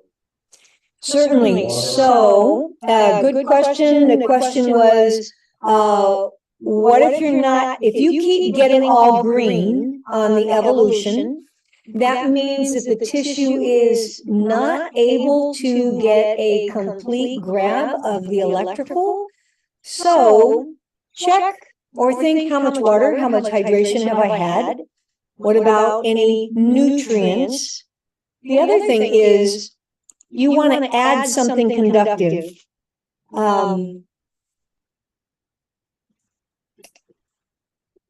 You can order online a Spectra gel from Parker Labs. This is the one that we use. And it's just, it's called the electrode gel. You could use a little spittle and put it, obviously not for your client, but you're just looking for a conductor. Another thing is you can take a little bit of salt and literally just 2 or 3 drops of water, a little bit of salt, mix it around, let it be a little dissolved, tap it on the tissue, make sure it's not wet, and then apply on the tissue and see if it doesn't, if it's about electrolytes, or let's just say, and this happens on occasion, all of these things are not working. What's going on with my client? Is my equipment broken? You know, take it to fMRSI, because that's going to drive deeper. Or another thing that Dr. Hache talks about, pull from the ocean into the river where you are swimming. So if I'm working on the shoulder, I might come and pull some of those electrolytes or that hydration towards my shoulder, and then you can check it again. Sometimes it's that simple. I usually just use a little spittle on myself and gel on my clients. Any other questions? Well, no, we want you to. You're going to DZ the whole thing. Nope, you move on. Good. Yeah, once you get your dose 0 in the beginning of what we're doing today only. Otherwise, it's always going to be 3. DZS stimulate. Right now, you're going to dose 0. And then in a minute, we're going to come over, because this is a scar, we're going to paint on scar. Okay, for those of you that are on a different setting, we're going to paint on 77 for about 3 to 5 minutes. And someone that's had a gallbladder surgery already has a scar on the belly button. Well, it oftentimes will take longer. Yeah. Did you hear that about the hernias? Sometimes laparoscopically they'll go through the belly button for gallbladder and other things. Appendix. So don't, recognize it might take longer. And on occasion, you may just say, I've worked this long, and come back to it if you need to. Okay. My longest was about 20 minutes. And some of you guys may have heard this story. He was my soccer toe guy. He told me he was wearing flip-flops and he kicked a soccer toe at a family picnic back to the kids. And the middle or ring toe, can't remember which one it was, I think it's the middle one, hit that little black piece where you pump in the air. And over the next year, his toes went numb, his foot went numb. 12 years go by, he finds me, somebody tells him about me. And from the knee below, he had no feeling, to the point of he would step on the grandkids' toys. And I know Hot Wheels was one of them. And he would not feel it, and he'd bleed across the carpet. He came to see me. You guys will learn this protocol.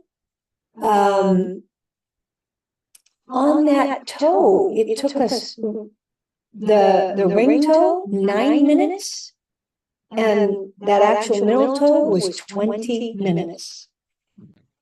He didn't think this was for him. He didn't believe it would work. And somewhere around 2-month mark, he calls me back. And at his wife's urging, around the first month, she noted, your feet are warmer and the tissue looks more normal, less dark purple blues. He stepped on another toy and he felt it. And that's when he said, well, maybe that thing you did worked. Now, he went 2 months and the tissue and whatever he was putting in this pie hole, we broke open, so there was some blood flow getting back there, right?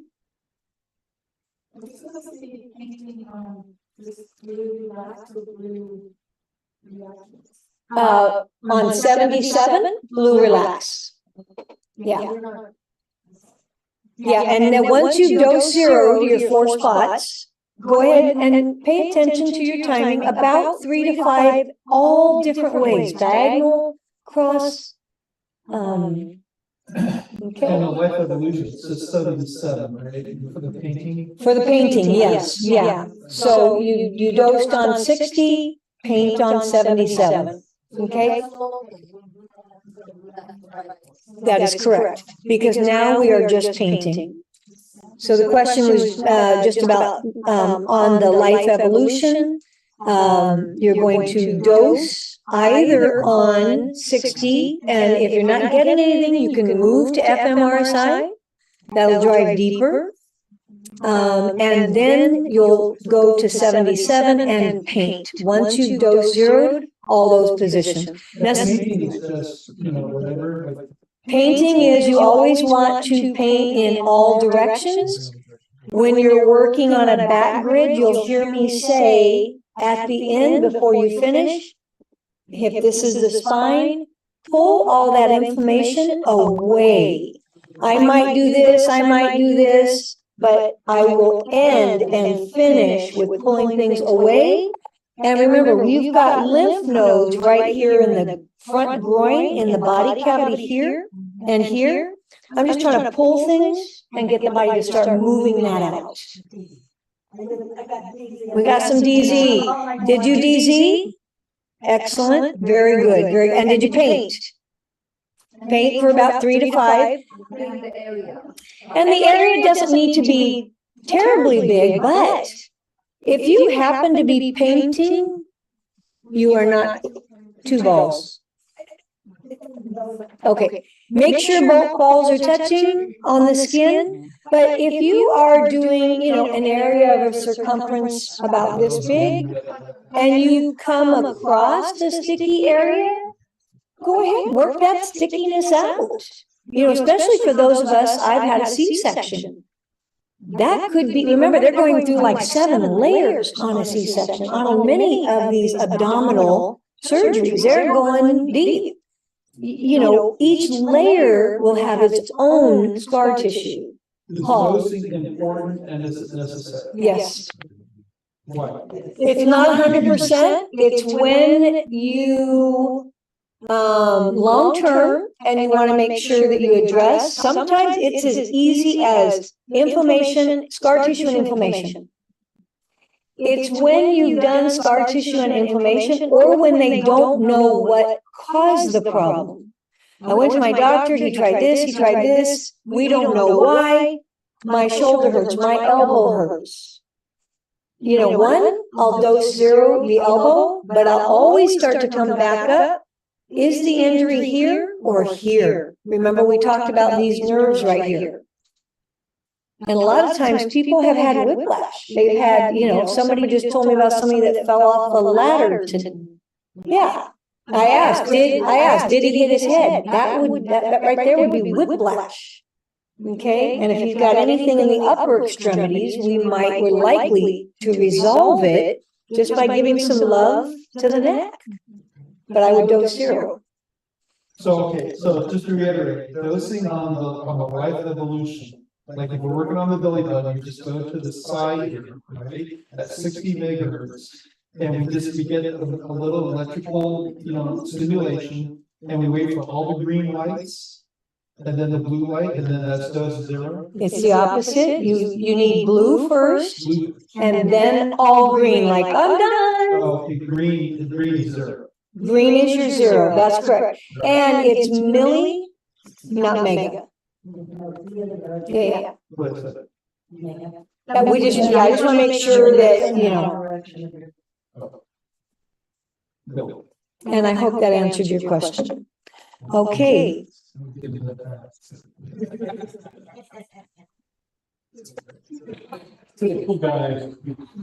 So we're going to now move into inflammation. Okay, Margaret, can I use you as an example? Can I have everybody look at you? All right. Let's reveal your hand. Watch, move your hand. No, this one. Yeah, go ahead and now do what you're doing. What do you see? Painting. What's going on? Dragging. You got some stickiness there, don't you? Yeah. So did you see how it's pulling her tissue? It's not over here. And remember the sign of redness or a white spot. If she see how red she is over here but not here? Yeah, well, it can get red. It can get red, and if it gets a white spot, that's just another indication this tissue is affected. It needs a little more love, right?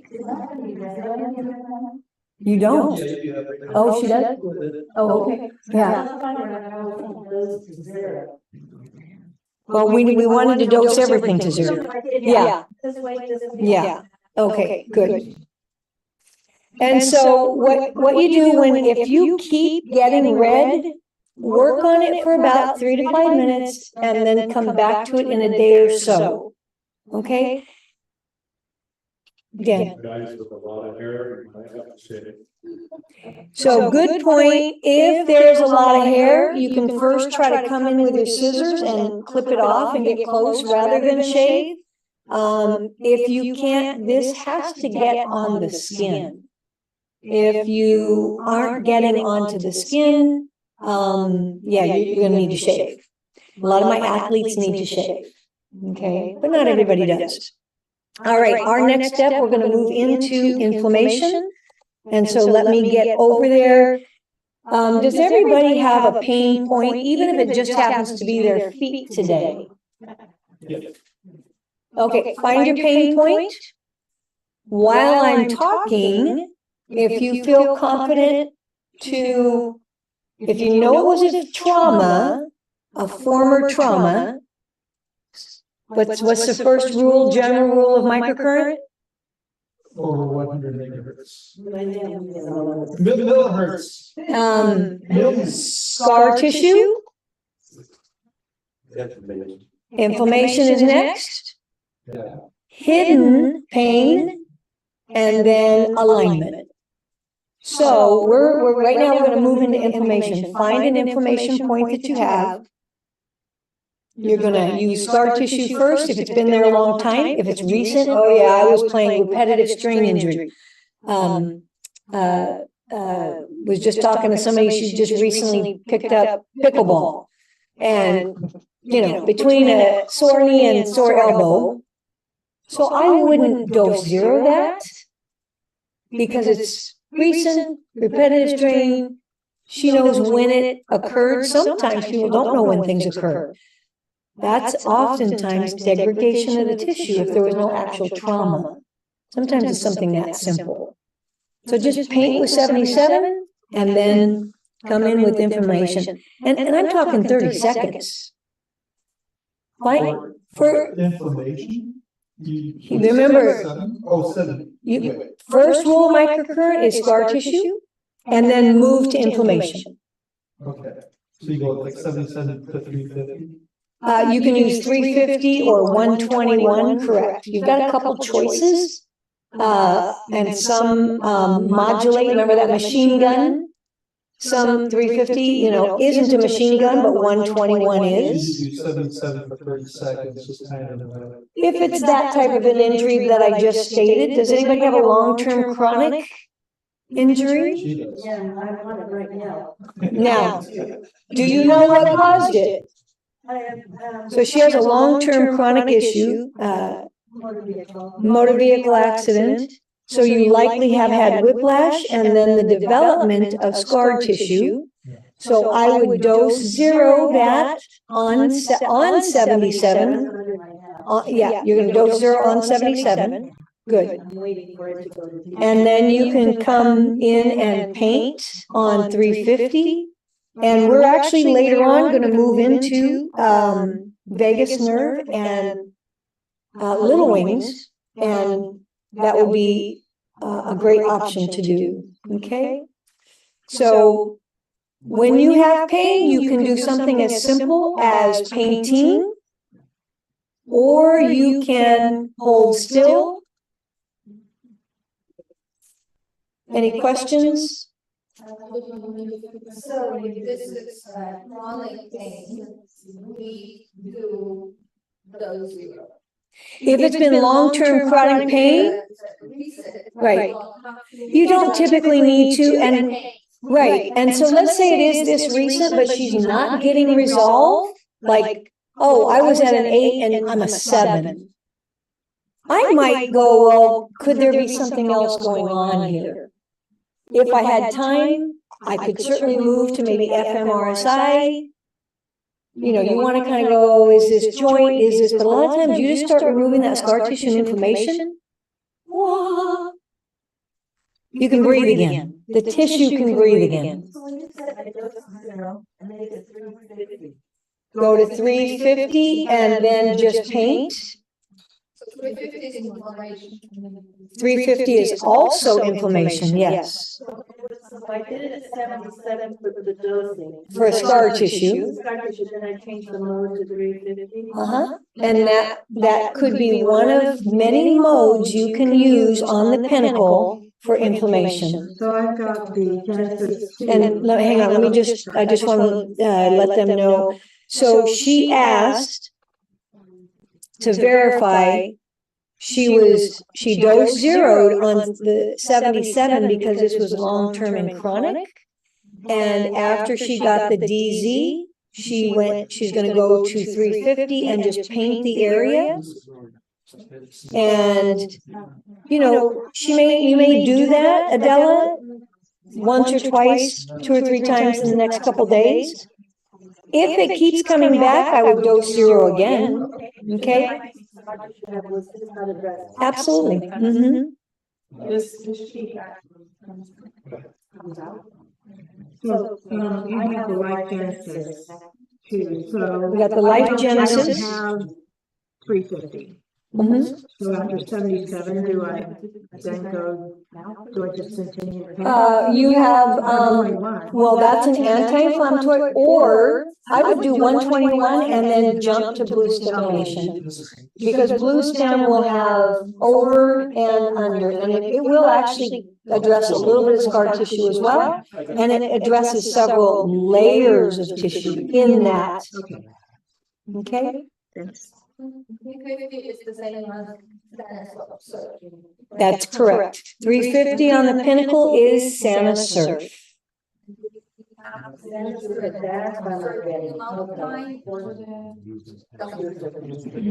If it's a recent or long term, paint for 2 to 3 minutes. And you can also be moving your head while you're, if wherever it is, you can be moving and see if we call it inaction, but while you're painting, move the tissue, and oftentimes that will actually, for many people, get additional result. There we go. I was looking for the other one, it doesn't exist, but it's not under. Okay. And now I paint for a couple of days. Yeah. Paint. Now, again, if we're talking shoulder or knee, you might paint for 3 to 5 minutes, but we don't typically paint a lot longer than that. Okay? It's beginning to make sense now that I've actually played with it. Yeah. So at least on the technical, the DZ0 means that you target over if I'm hearing correctly, means you target over the scar's been released, and now we go to paint. So the scar has been, remember, when you dose zero, you're involving the brain. At some point, the brain said, Adela, we got things to do, talk to the hand. And it stopped its trek of attempting to resolve this neck issue because you had other things going on, and the brain is kind of like, talk to the hand. Also, it's not, so it has to do with the scar and terms of resolving that. No. You do want to neutralize the actual build up of voltage. Absolutely. Because there'll be a build up as well. So it has a two purpose then, the DZ0 has two purposes then? It does, yes. Yeah. Yes. Yeah. The affected tissue. Because you will dose zero even when there's not just scar. And we'll get into that. Correct. Yeah. You have water? You have a drink?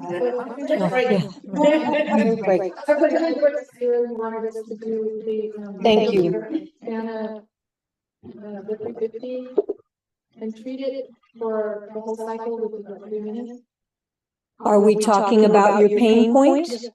So if you have a recent and not a chronic pain point, you don't have to dose zero.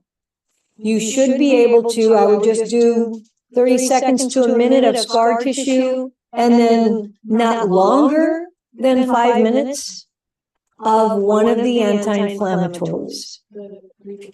So it's kind of like we're going to do scar tissue, anti-inflammatory, and then on occasion. So this is like your ibuprofen.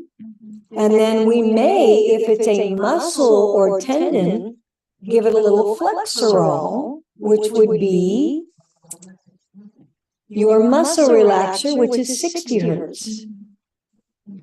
And you could also try fMRSI, because that'll be more of a tendon, but it'll relax things. Does that feel better? Yay! How long did you do that? How long did that take you? And that was 3 minutes, and then it is Good. So about 6 minutes, and your pain level was discomfort. Could you give it a number? Maybe a 5, and now she can't feel it at all.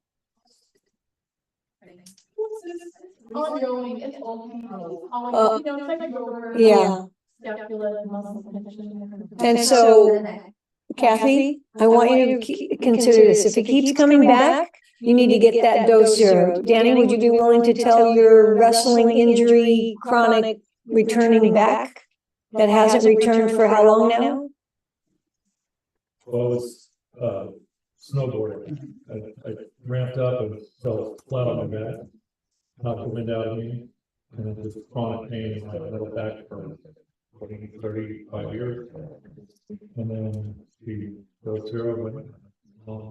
So he would get relief from chiropractic, or from his brother would pick him up and crack him. And he'd get relief, but it was always returning. So we dose zeroed it, and that's been several months. Years, yeah. Oh, okay. And how long is it? So it's been years, and has it returned? It hasn't returned. Okay. I just dosed zero, finally. Now I took it off, put it back on. I'm at 0.5%. Yes. Yes, I think we talked a little bit, but I have that. I fell on my hip about 4 years ago. Trauma, right hip, and there's also impingement, so it's not smooth, I guess. So I just dose zeroed kind of the area.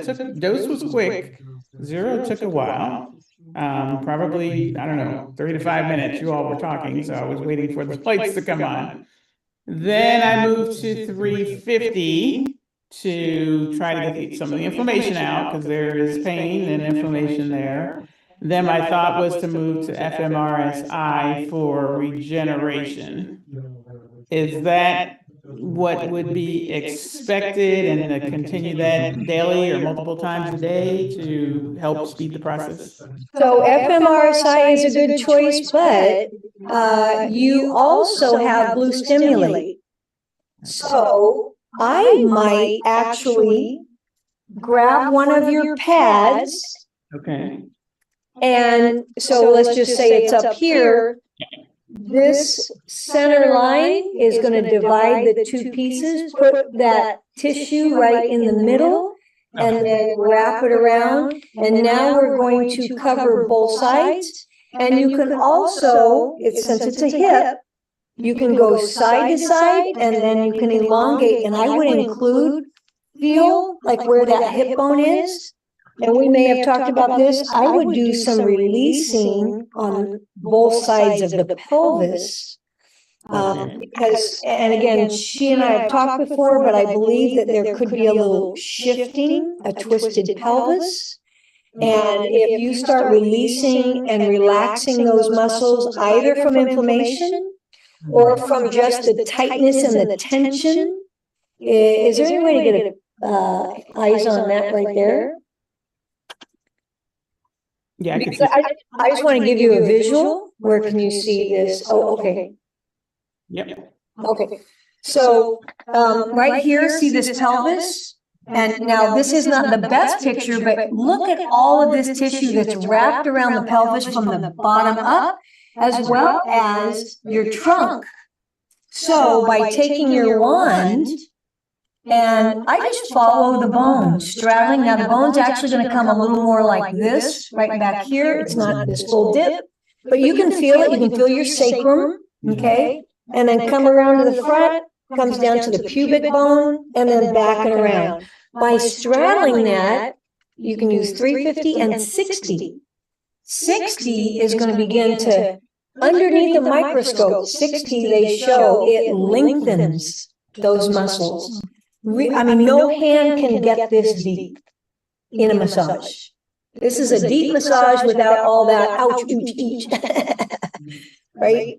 So, does it matter what you use first, 60 or 350? well, remember, in the presence of inflammation, the tissue can't move into that. So you could certainly relax it, but if it still has inflammation, and inflammation is the precursor to pain, so in the 4 rules of microcurrent, scar, inflammation, hidden if need be, and alignment. This would be a portion of alignment. Okay? And we know she fell on the hip. It's been a long time. She's out of alignment, so I believe that the pelvis may have shifted one way or the other.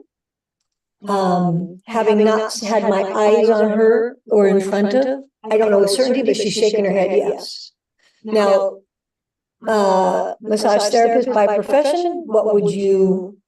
Oh, I go slow. Yeah. I go 60 first.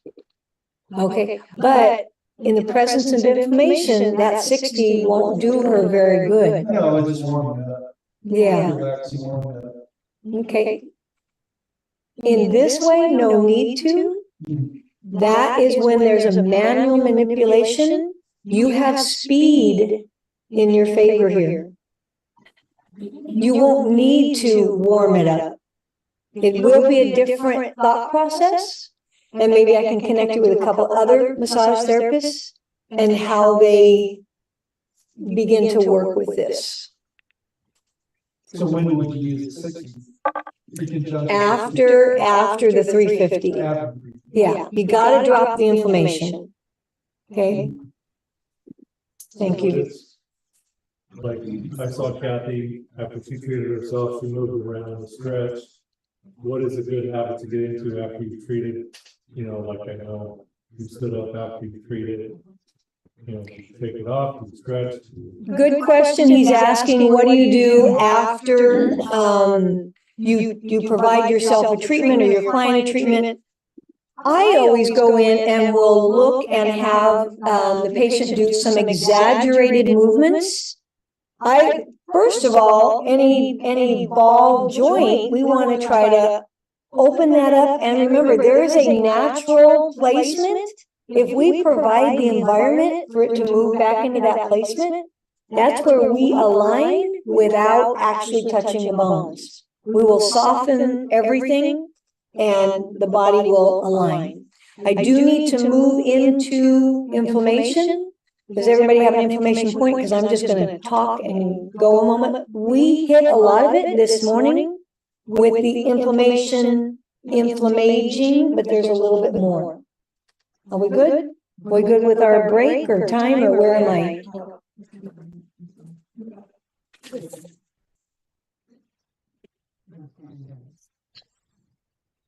So I need to share again? Okay. And I know right now we're kind of spending, it will feel like a lot of time. Just remember, you know, some people will do this, you know, all day long. You can do this a couple times a day. Ideally, you want about 4 hours in between. Let the body process what you just did. Your treatments, in the beginning, they may be an hour simply because you're learning, but ultimately, it really is shorter treatments if you're not having to do an alignment. Okay? Thank you. All right, I'm going to share the screen and we're going to talk a little bit more about inflammation.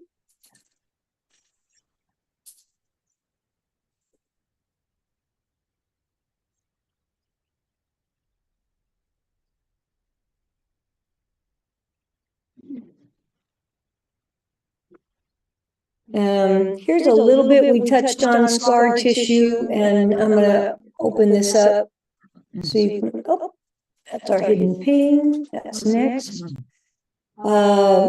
We'll make sure that you guys get a copy of this one. What page does scar tissue on in the book? Can anybody tell me? Yeah, it's,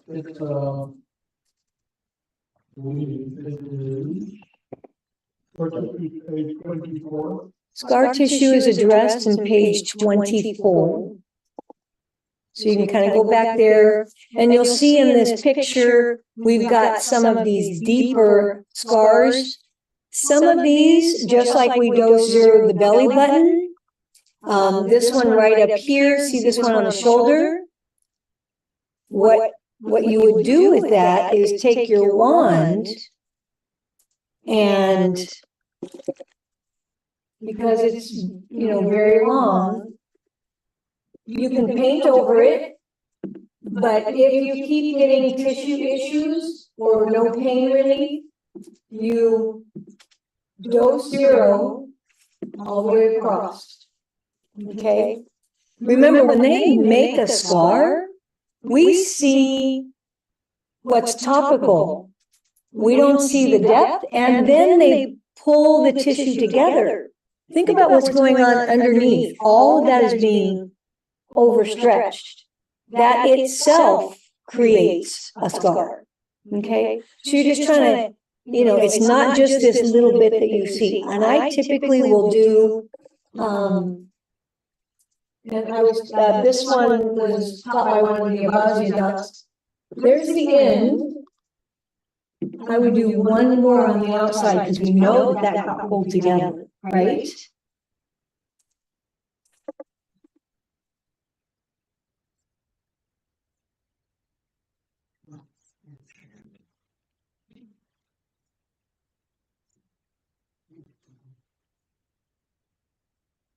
Okay, so this is a grid that you will get.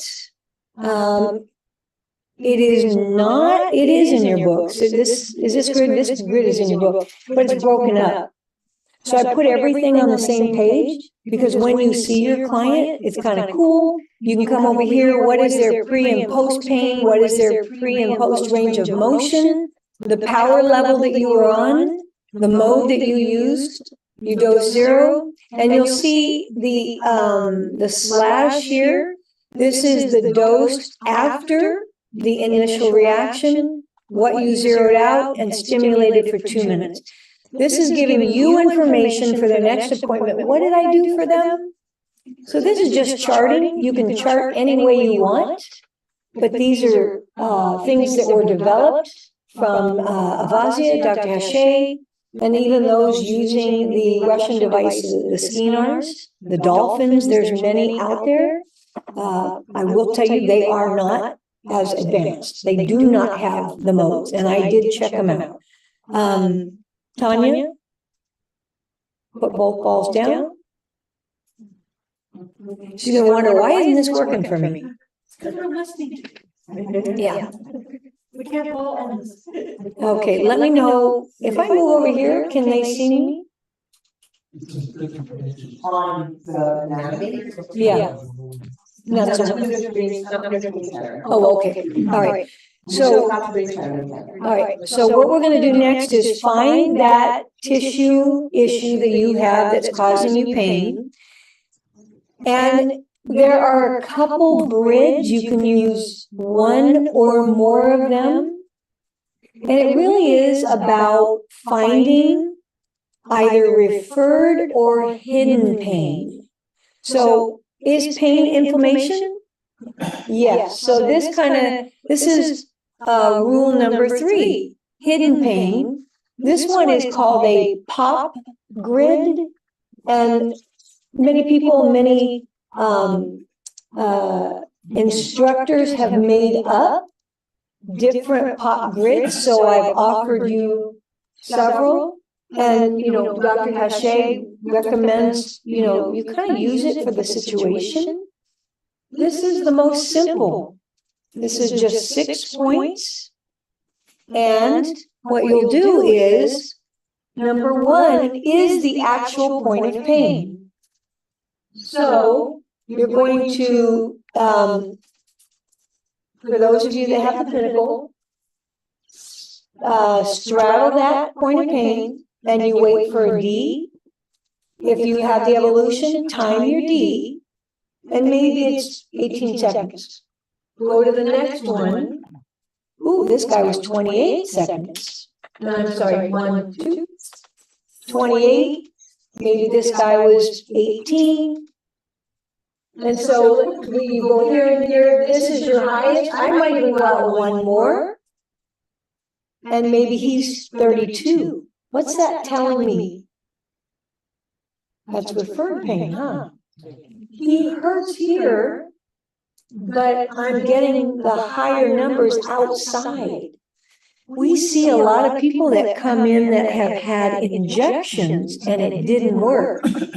And they'll tell us where the injection was, and we'll go up 2 or 3 vertebrae and 2 or 3 down. And oftentimes we'll find a higher inflammatory response, and we treat it, and they begin to feel better. Okay. Prednisone, cortisol. For pain, yeah, certainly can't. If somebody's in pain, it's chronic and nothing is working, and they go get a inflammatory injection. I'm just talking about, like, let's say, because I've actually talked to women that have epidurals. Yes. And they said, I've never been the same. Oh, absolutely. Dose zero it. Absolutely. Yep. Because of that. We don't know where yeah, like I had one. You know, anytime you've had C-section or had a baby, go ahead. If you know where or approximate, you can dose around that area and then paint and see if you can't elicit a change.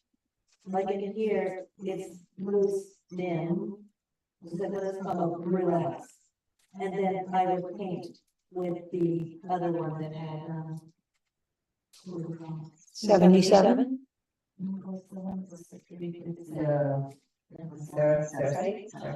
Sonosurf.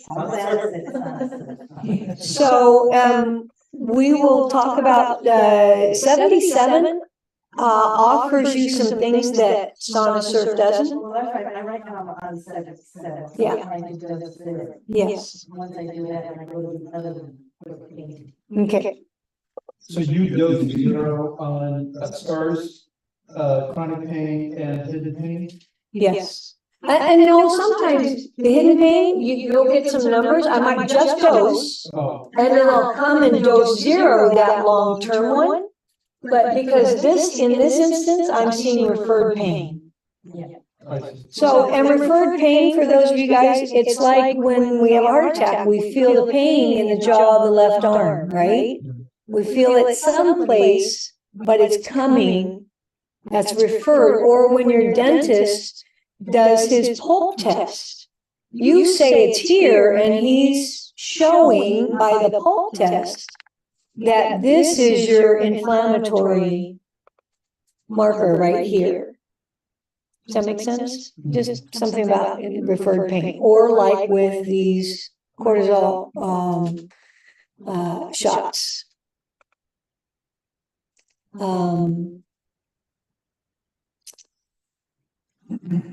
So once you figure out, is this a referred pain, you would go back and you dose 0 that highest point,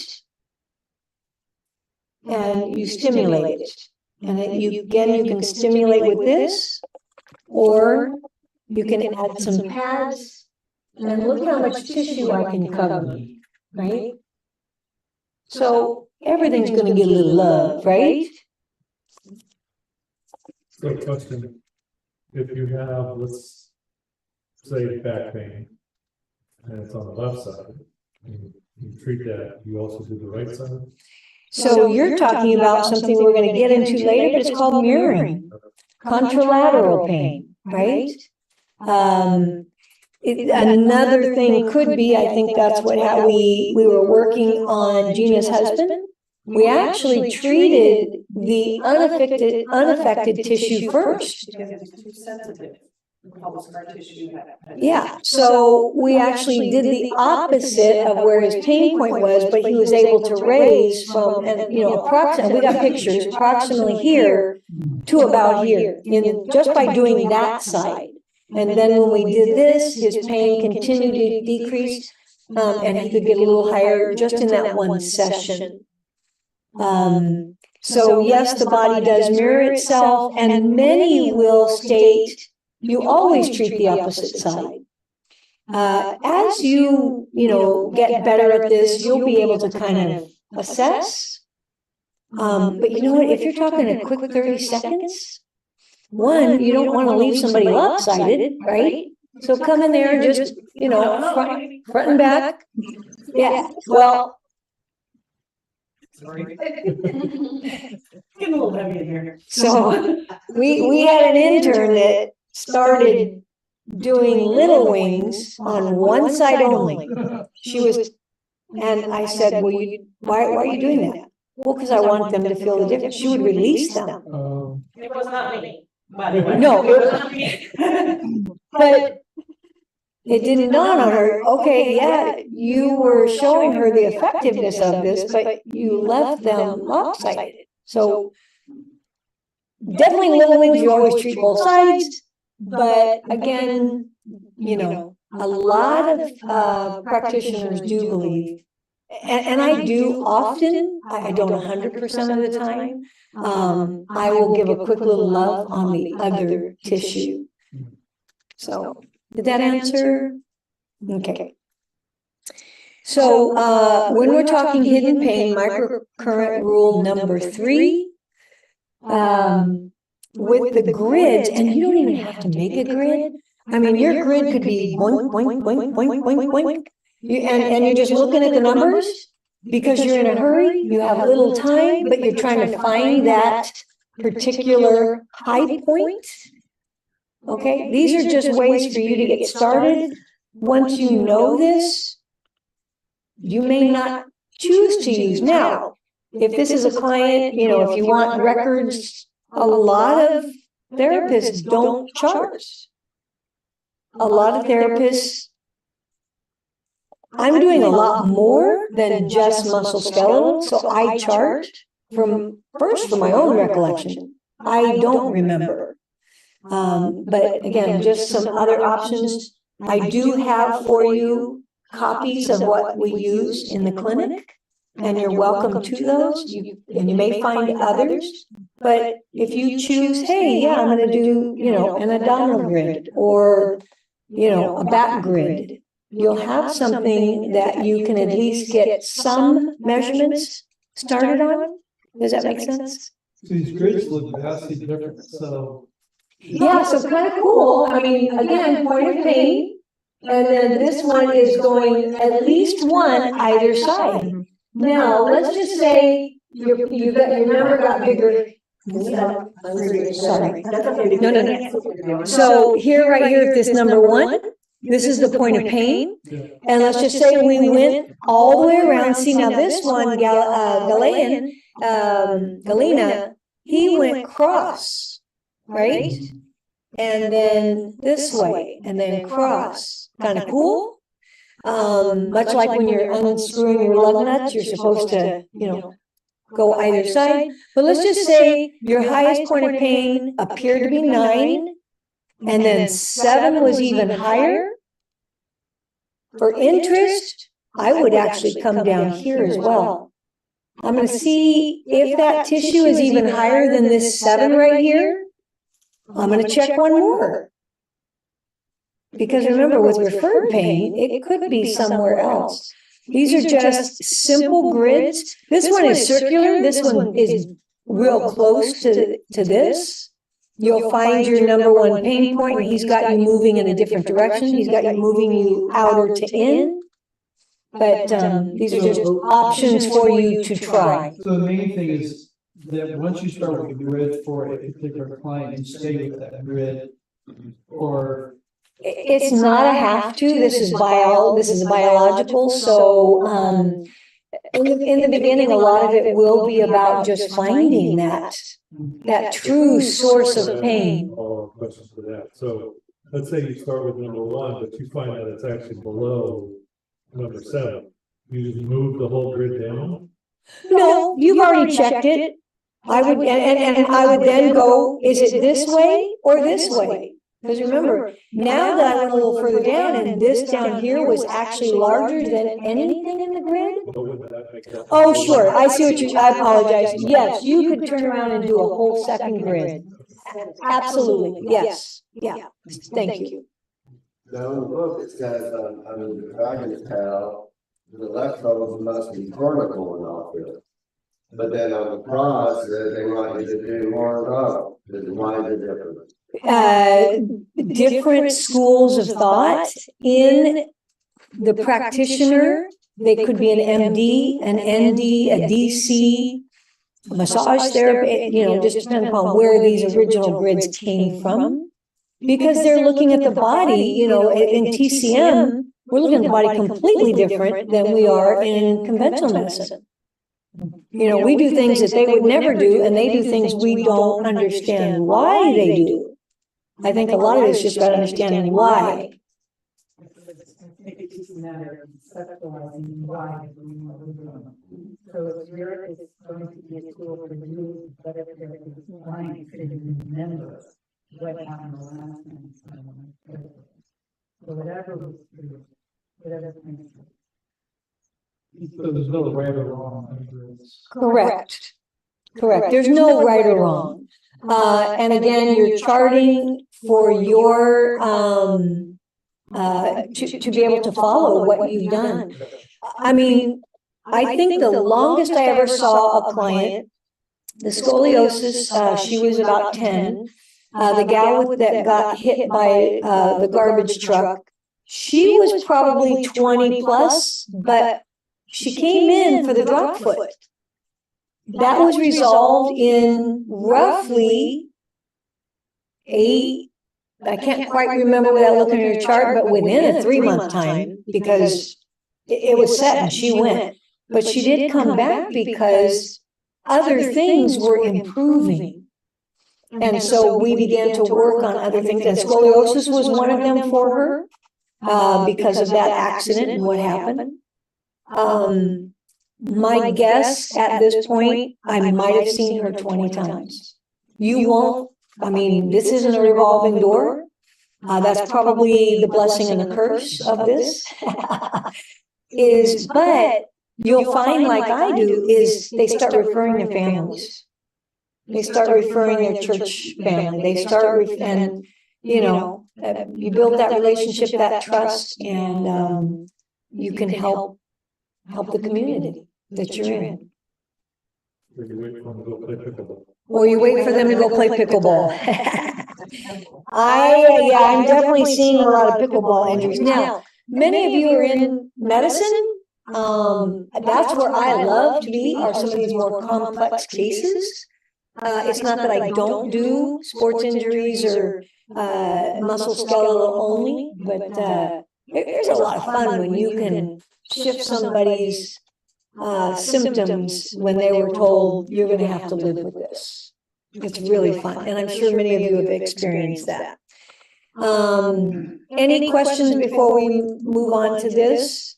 Now, here would be a larger, and so you can see here has you would start here, and then just depending upon which grid you put in this chart, all of this will be given to you, and you just make copies for yourself and, pick what you want. Your information over here, you want to dose, zero, and stimulate. Remember, stimulate is 2 minutes. And these are just symbols of what they mean. So when you see that I'm circling one, and let me just see if I can write on it.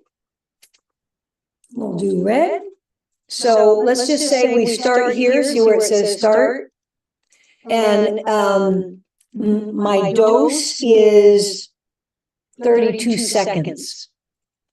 And I'm saying 32, whether it's on your pinnacle, but let's just say this is seconds because I'm using my home device, the Evolution. Now we can start here and I can go left and then right. So depending upon the grid that you use. So now we're going to come over here and this is 28. I'd come over here to 3. This is 34. And I'm just making up numbers. Oh, we're doing number 4. On the Evolution, this is the blue light staying for 34 seconds. This is staying in position until the blue light comes on. Okay. And, but here, let's just say I have a 40 and number 5 has a 33. I'm going to make it a little complicated. Where would you go from here? 34. Oh, no, the 40. Okay. Yeah. So you start here, and you dose 0, your start and your end point, and it's all right here. But I'd come to this 40, dose 0, and stimulate. Now for me, I might go, look at what's happening here. This was 32, but this is 33. And let's just say he's like, yeah, that feels better. You were 6, now you're what? He tells you he's a 5. That's better. But I'm like, I'd like to at least see maybe a 4 there, from a 6 to a 4. But see how this is higher than this? I'm going to then come down here, and I might get a 36. And I want you to think about this. As the tissue is inflamed here, it's pulling, isn't it? So I'm going to come down here and give a little love here too. Okay? So he got 2 dose zeros. Meaning that you mentioned that paint that, does that mean by love? Or just dose? I'm just giving it some attention, dose 0. And then again, stimulate can be 2 minutes with your faceplate or this, or take your pads and then place it over. On here, though, you're going to go longer than 2 minutes because now it's unattended, right? You can have them go sit in the waiting room or maybe go watch TV if you're at home and do 15 or 20 minutes. All right? Those pads, are they used on several different people or so it depends upon the clinic that you're working at. The pads are expensive. And I'm going to show you some pads that often I'll attempt to reuse, and you can reuse, and ultimately may be more cost efficient depending upon what you're doing. And I'll stop share for a moment. So I'll let you guys experience this. And there's a couple different types of cases. You can order on Amazon. We'll talk about those later. This is one that is on the Evolution, the Sauna shop. Okay. And I like this one because it offers a lanyard. Some people don't want to, it offers a clip or a lanyard. I think some of you guys have used this. But, and I'll let you guys look at this. I'll pass it around. So this one right here is a knee pad. And what you do is you spritz it with a little bit of water, and or you can get the tissue wet and hydrated and then put it on. And you would wrap these around, nice and snug all the way around. And you can do side to side. You can also do from top to bottom. So that is that. So could I spray with plant-derived minerals? I would only do that if that was yours at home. Yeah, yeah. And then this one is really nice. This is the back pad, and it has sliding. These are roughly each $80. So you can see they slide, and you can actually maneuver these to where they work in other areas. But on the back, I don't know if you guys can see this. So obviously my back is a little bit smaller, so I'm going to have them, you know, a little closer together. depending upon the mass of the person, you can move them and or use them. There's also, it looks like it's not here, but there's one for an ankle. And you can pass that. And then I do have this. This one is for the neck. And so you would put it on like this and wear it, but it is a little stiff right here. Can you see that? See how it's not actually touching the skin? So I put on a scarf and just bring it close to the tissue so it's actually touching the tissue. Yeah, all of these can somehow be manipulated for other things. And then so there's actually one other, this is another potential knee. These are called sleeves. These are knee sleeves. Or arms, and there's actually some smaller ones for wrists that we've used on very small children or babies on their legs. I also had a lady who was 2-year stroke in bed, and things were so small and thin that we used those like on the lower limbs for her to get some restoration. And when I first showed up, she was in a spastic state. Everything, and as we began to treat, you know, each time the leg began to relax some. We were obviously treating both brain as well as the hand and the foot of the same side. Quick question. With the back ones, obviously, that would have your this part is possible. Is there a way to just sanitize these? Well, first of all, electrical's running through them, so technically sanitizing them isn't necessary, but you can certainly hand wipe and yeah. Same with these. You can. These are silver thread lining all throughout, which makes them conductive. You don't want to wash these, but you can hand wash. You don't want to wash them in the washing machine, but you can hand wash. And there's gloves and socks. Some of you may not have received those in your packs. What is the sticky pads? You have like the little tiny ones. You have like sticky to people's skin. You take them off. So some of them, depending upon the ones that you purchase, you can wipe down, and it actually kind of sort of smooths over. Because they have this electrical, you know, the general consensus is, yes, you can reuse them on your client. I have found some of the bigger pads, I've got 2 sources, so if you ever want, let me know. Like this one that I just showed you. And in a minute, I'll show you the hip. And they're much larger. Linda or Kathy, do you guys have any of the hip pads to show? So what it is, it's actually the facial pad that we cut. Grab, see if I probably have an old one in here.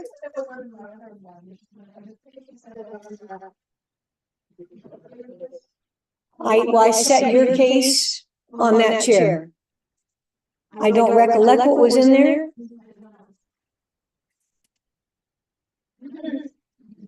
And then where are we as far as before what? Okay.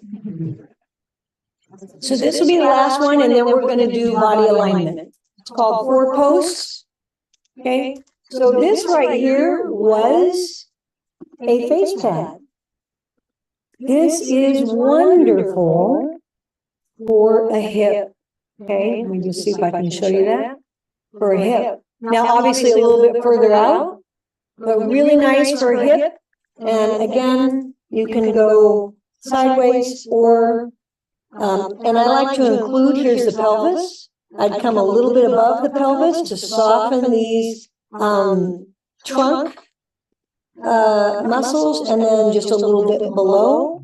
So you can do both. And you're just if you only have those little pads, you'd have to place this quite a few times. That's kind of a lengthy session. Does that make sense?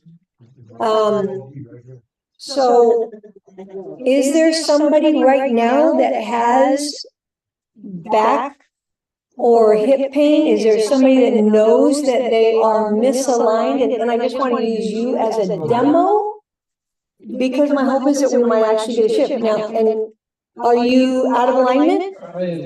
Okay, but let me ask you, is that because you have a fusion or anything that I can't impact? Obviously, if there's a fusion, we can only get them so straight. Okay, so Paul, why don't you come here to the chair, and we'll leave that out, and we'll thank you. And if you could put a face, yeah. So if you guys want to gather around, and I'll give that back to you. Do I have? You guys can probably see the right shoulder.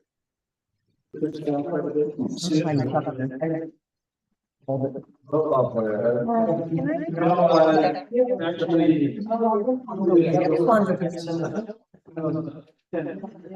Is that mine? Yeah. Oh. This board. Wait, you realize?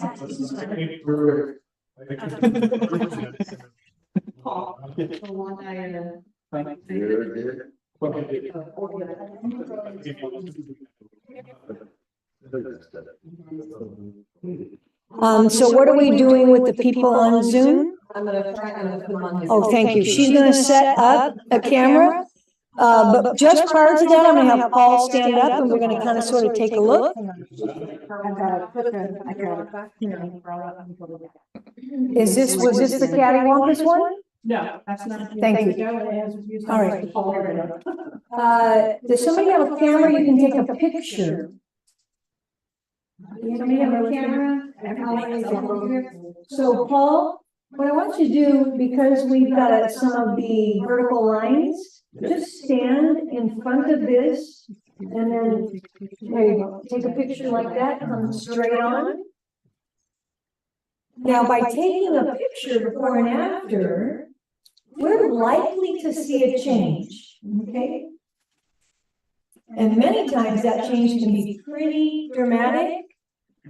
And when it's not, I might begin to look at, is there scar tissue coming along the rib cage?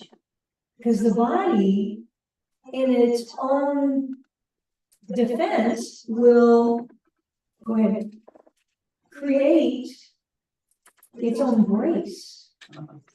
Compensates, yeah. It's always trying to heal itself. Scar tissue is just an indication your body's been trying to heal. So Paul, I'm gonna have you stay right there. So which shoulder is high, which shoulder is low? The right. The right is low. Does anybody remember, did you read where will you find, where do you start? Start on the high shoulder. On the high shoulder, okay? You're gonna start on the high side. So this is going to be cross body. So we'll work first that that ball joint, right? And I want you to imagine I have a dinner plate. It's 9 to 11 inches. I place that dinner plate here and I fold it. So I'm going to come up either side down the back and take a look at the muscles here. And we're going to come down the pecs and a little bit of the collar zone also, because these pecs are wrapped right around here, right? And then I'm going to come here. If I don't get a shift or a change, and you'll do a little bit down here, because all of this, if we look here, it all gathers up underneath the arm, okay? And then I'll come here. And I'm looking at a minute and not longer than 3 minutes. I'm going to work out the sticky. You can certainly have them lay down.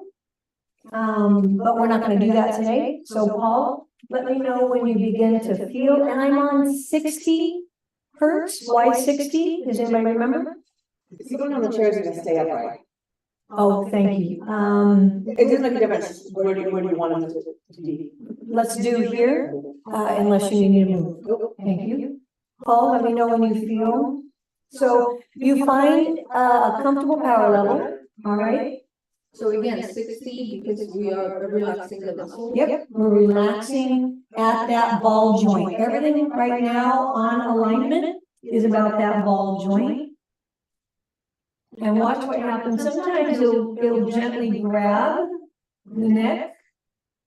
How does that feel?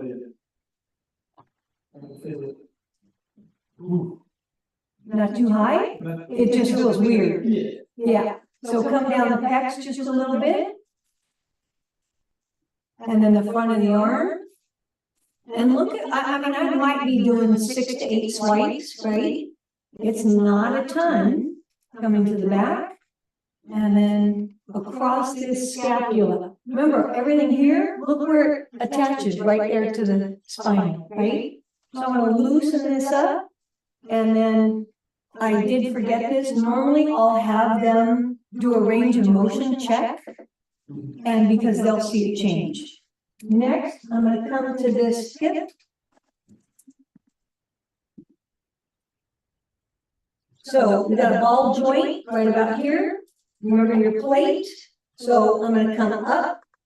You're going to include the glutes, down the leg, and then also down the front of the groin right here. Remember that you've got that the pelvis. You've got the sit bone down here. A lot of times, how long has this been going on? Do you get chiropractic and they can do anything or they can't? No, this has been going on for years. Does it return or do you? No, that's constant. Okay, so, can I have that stool? Just a quick moment, let me know when you feel this. Do you feel it? Yeah. Okay, that's all I need. All right. Thank you. So he's at the ball joint, and he can do this himself, actually. You can actually give yourself your own. Yes. And I'm gonna come down the front of the leg, you've got some, this, quad muscles actually has more than 4, right? Yeah. It's just the quads are major. And I'm touching the tissue, and I'm gonna come across that minor and major glute. Oh, really sticky there. I can't even move. So let me see if I can't work some of that out. Now, I can't move in the middle, so I'm going to come to the outside and start pulling it away. See if I can't elicit a change. And if I can't, sometimes you sit and hold a moment. Hold.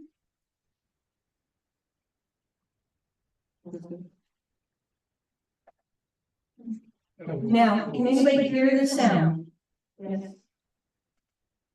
What happens when I don't hear sound? Right. Something's in the way. So he's really tight right there. And that might be, that tightness could be pulling this side down. This is the side being pulled down. So Paul, I'm going to have you turn around just so they can see. On this side. So may I touch you? Yeah. So right here, we all have a tendon that, anybody been able to do the splits? Right, yeah, this guy wouldn't let me. So I'm gonna have Paul with his right hand or his left hand, he's gonna cover his voice. And then you're gonna find that tendon. And at some point, you're gonna straddle that for about 30 seconds. Is that too high? Right? And it will be a little more sensitive, so you can power down. That's definitely more sensitive. What about the hair? If they're super hairy, then well, he feels it. If they don't feel it, you might need to clip some. Oh, okay. The hair won't make it intensify. No. You won't feel it. Correct. You need skin contact. All right, I got 25 seconds. And then what I'm gonna have you do is, you saw how I was painting? I want you to paint from the groin right here to about the pocket, and I'm gonna pick up from here. Can I use it with my right hand? Yeah, you can shift. But while you're there, if you wanna do the other side, and then you can go in. Is that the dark hand? What's that? Is that the trash can? Lymphatic? Yep, you're dumping out. Right about here, and then of course you've got a lymph node here, pulling things up from lower, and then right here in the trunk sits a grouping of lymph. And so this, remember, everything's looking to either pee out or poop out. So And you're going to go ahead and go to the other side. when he's done, then you would want to go through those lymph nodes and dump everything out. Right now, this is about adjusting his alignment at home. He certainly could. So you'll make some decisions when you're with your client. Are they coming in to just get pain relief? You know, some will do the pain relief and they either don't want to or don't know how to take it to that next detoxification level, which would ultimately be better for the client. But also your client came for this. So what are you gonna offer them?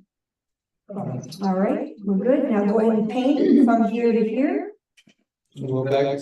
And it might be easier to come up at the top of the pants and pull up. So what you want is that crease. Feel the crease? Yeah. You want to straddle that crease because now I'm getting a little bit of the leg and a little bit of this tissue here that is tightened or shortened, especially if you're sitting at a computer a lot, you know, or in a car, things that will shorten these muscles. We're just straddling over those 2 points. And then when you're ready, you move the next side.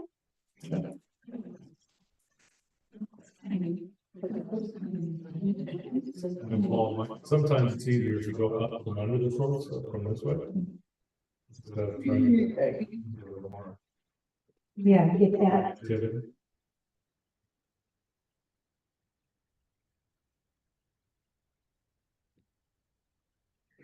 And you're gonna do 5 to 10 swipes.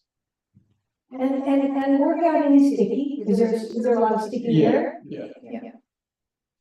And there will always be additional here, just simply because there's technically more moisture. Yeah. So, you know, you don't need to be on there understanding that that could be the reason for the sticky is that additional hydration and moisture. All right, and you got the other side as well? Yeah. All right, so I'm just gonna, you know, quickly do a wipe, a clean. Now, is this sterile? Yes, but it's good best practices, right? You can wipe them down once it's plugged in. Yeah.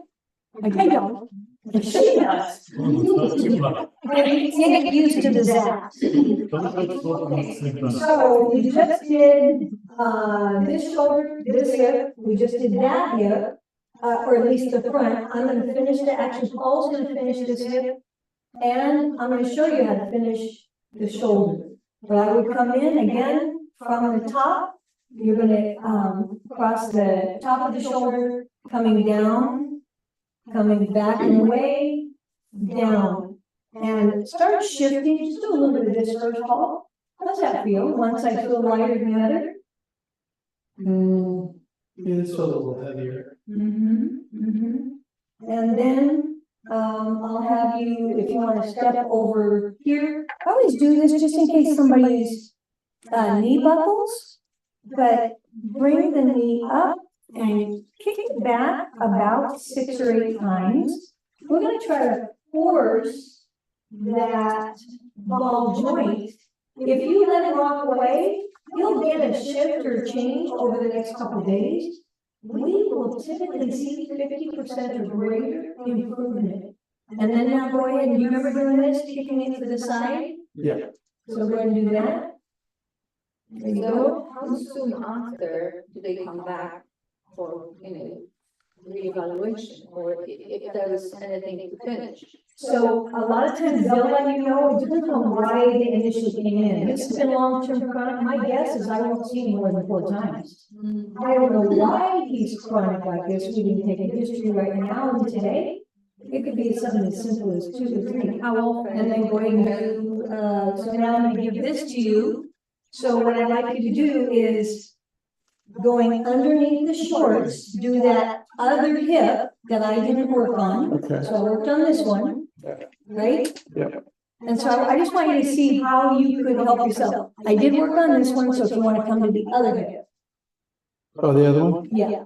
So find out that ball joint, and then again, 9 to 11 inches, put your weight on and visualize it. And certainly you can go past and extend, but if you're in clinics, and that's the way I'll be speaking most of the time, you're on a time frame. And so we're trying to be as effective as possible with the time frame that you have with the client.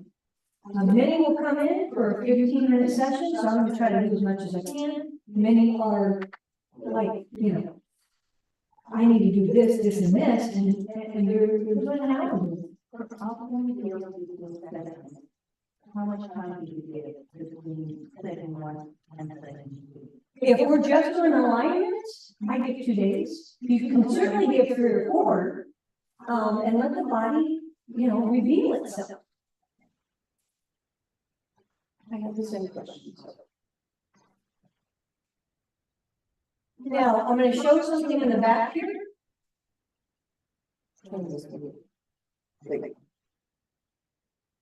So just like in our little picture, a landmark is, you've got 2 little dimples right here. That way you know it's the sacrum, okay? So that's part of the pelvic bone. I might come across here. If you just want to give a little love, right across it. This isn't part of what's in there, but I found that's oftentimes a really tight area for some reason. Yeah. Especially that this is the end of our spine. Yes, end of our spine. Yeah, There's a lot going on there. Does he cross the spine or does he try to stay on the side? In this instance, I'm not really worried about it. You will hear a general rule. We don't typically go across the spine. A lot of times you can take one side and pull, take the other side and pull. We're just relaxing, 6 or 8 or 10 times. And then did you do that other shoulder? Did I do the other shoulder? And so if you want, it might be easier for you to come down this way, and here's a mirror ball. And if you guys want to start grabbing your wands, can you see yourself? Not really. Let's see if it's shoes.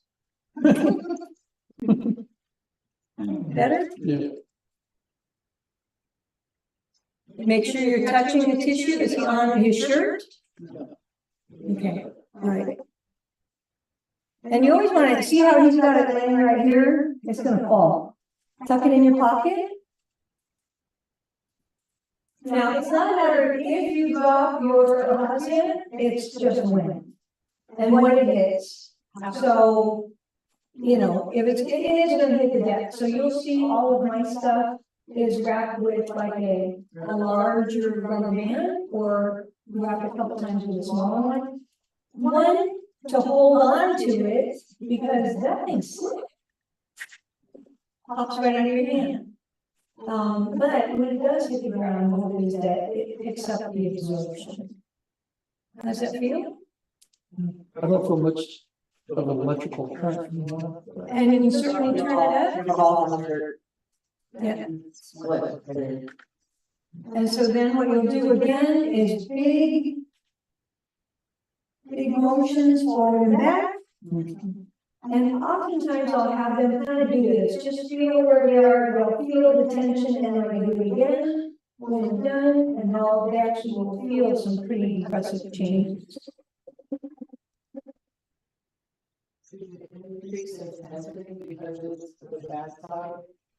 You don't need to. Remember, even if you don't feel it, it's working on the body. So does that one side feel a little less heavy? Yeah.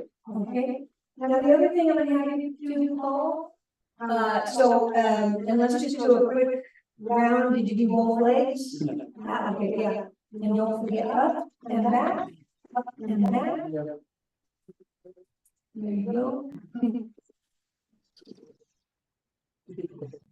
There you go if you need to. But which way? I forget which leg I did. And now watch his extension. Keep the knee bent, Paul. So if you have them extend, you're engaging further down. We need this, where the hip is, so keep it bent. Right, open that, keep it bent. All right. Now, one last thing, sit on here. And I want you to cross body.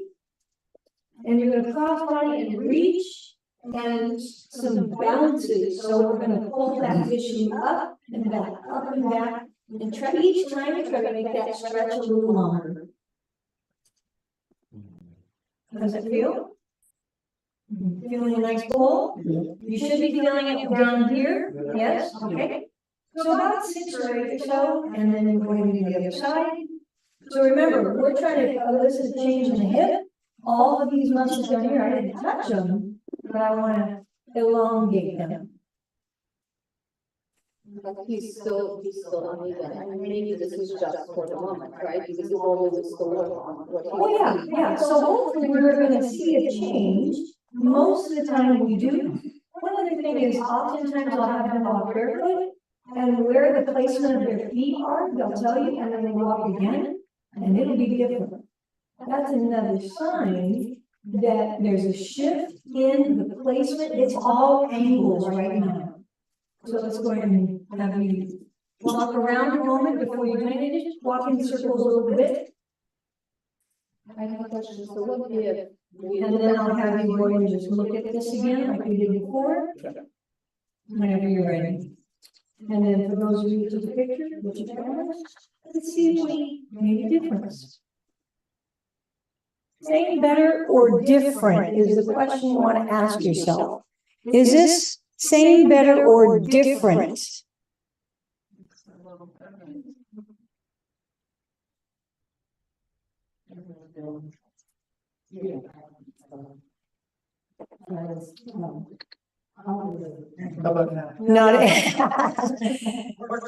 Not as obvious, yeah. It's still really out, so like I don't. So we very little, we would do it again. Oh, yeah, so let the body approximately, if he's got one at home, I'd have him do it again in a day or even 2 days. Yeah, no, not right now in the office. Now, in a minute, part of a body alignment, which we're getting ready to go into after our break, is little wings. Little wings, we will be focusing on C1, C2, and the sphenoid bone. Okay? Paul, how does that feel? Same, better, or different for you? Okay. Adela, how does that look on your before and after? I'm doing that right now. I'm getting it together. Great. Actually do a collage. Perfect. You guys go ahead and go, we'll go to break. Get some water. Just do it. Oh, and so folks, that is the full body alignment. It's in your book. We also call it 4 posts. We were 4 posts. It's in the book under alignment, but you'll hear the terminology 4 posts. Okay? Yes. So if we don't have a chart like this, we can really be more precise, and it's not so obvious that one shoulder is lower than the other, and then person may complain about the pain from the shoulder pain. Is this a candidate? Absolutely. Absolutely. But where do we start then? Well, what are the 4 rules of microcurrent? With that, we start on that. Well, scar tissue, if he walked in like this, I wouldn't even address scar tissue. The first thing I do is probably do this and then go to pain. And if I still don't elicit, but unless he told me, oh yeah, I had surgery on my shoulder, then I'd address the scar tissue. But that alignment was so obvious that that will be part of his discomfort. It could be the discomfort, it could be in the knee, in the ankle. Remember, it goes down. And we're in a minute, we're going to look at some angles just like at pool. So not necessarily we have to do the alignment. Some people may get better after treating the scars. Yes. So if you got success, let's just say with the 2 first microcurrent, you're good. Well, your placement's a little bit different, so it is hard to see. Yeah, but you can, I still, you can still see. Yeah, I feel like it's better. Let's look. Uh-huh. So there's a difference. Yeah, I think so. So we can take like a 5-6 minute walk around in the restroom and get back in here. So we don't get the crowd of time. That'd be great. So with the gluten-free macaroni. Recording stopped. A little, Sorry, sugar free. a little half. Okay.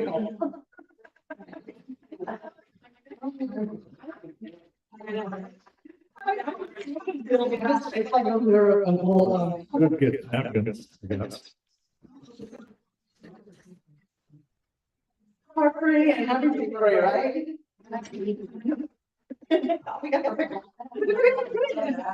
Thanks for moving that.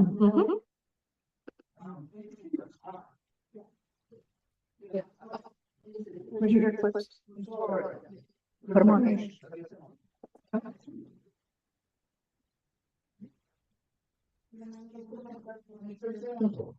Are we through with this?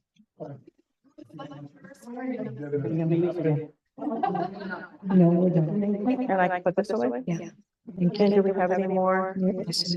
I do, and if we need to, I'll bring some later. I have three in my pocket, so you get 3 more swipes. Here, clips, put them on. I don't know where you put them. I thought I just put them in here.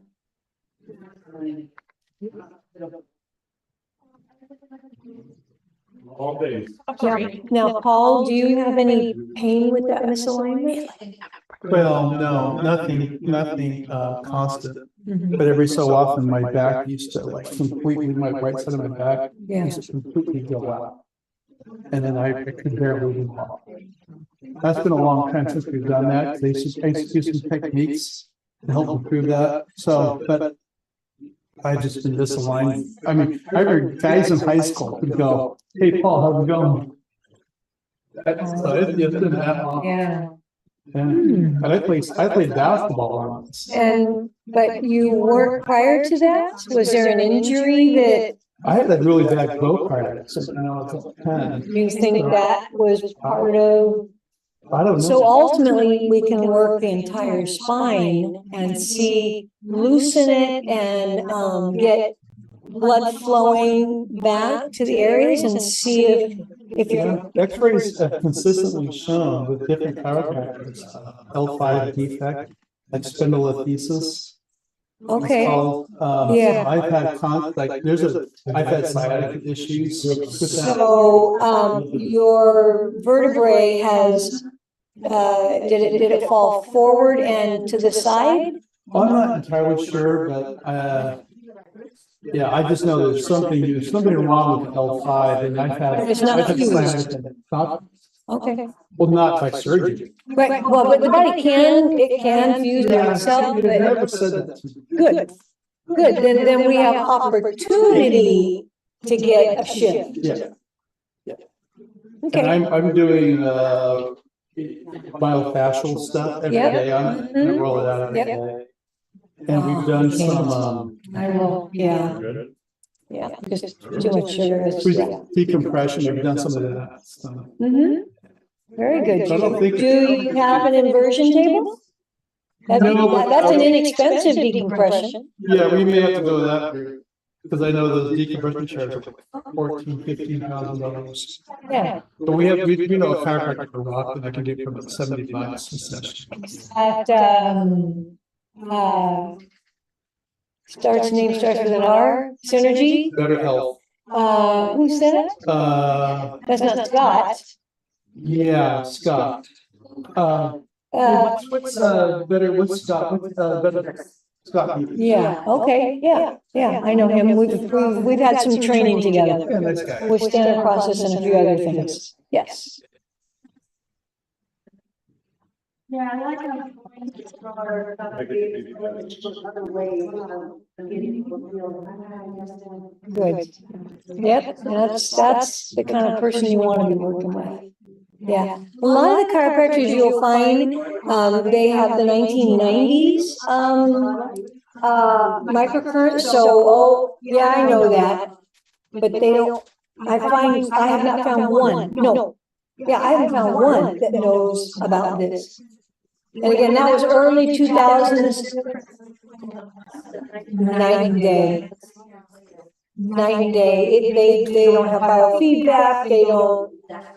It's So just basically look at the stimulation. yes, it's an E-stem, but it's on the microcurrent, so it's less than a 10 unit. And it's got a couple settings. Yes. I still have not here decided what kind of a device is in our best interest. I'm still not decided in the Well, it depends on what you guys are going to do. If you're just using it for your family, share. That's what we did in the beginning, and then I started, building up a practice.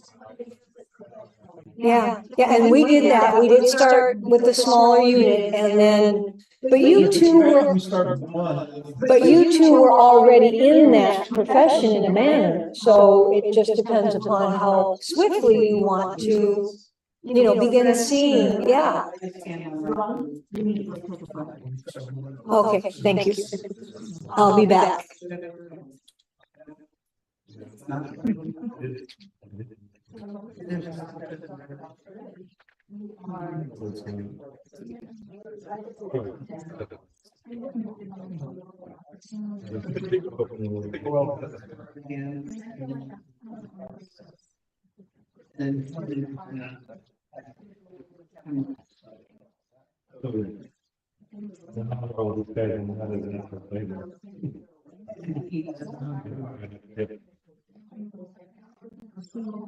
You have something to do with this, right?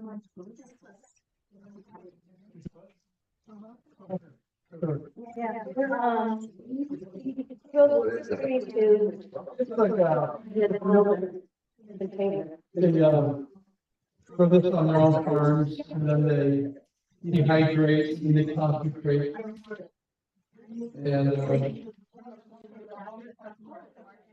And then I have to point them and hydrating them. and they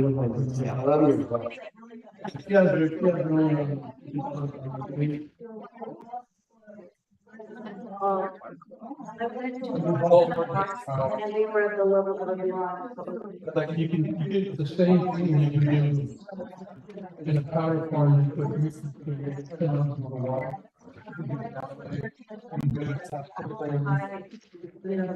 Another product called Illuminate. It's like refreshing coffee, really healthy. Also take some of the Yvonne's meal she uses. I like that.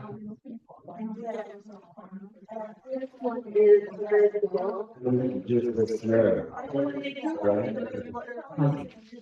The snare. Everyone.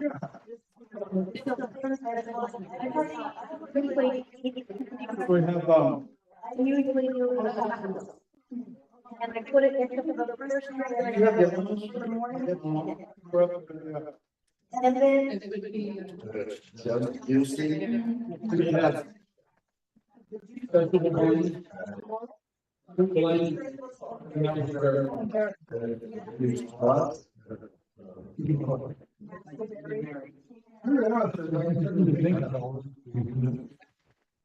then you came up with you talk about the gut and the brain over there. We look at that, the free body, which is really promising.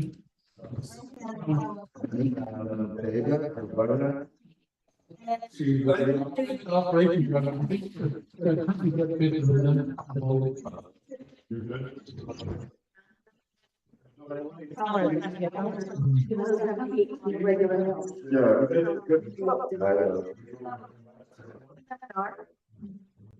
And the lady that is the animal monitoring.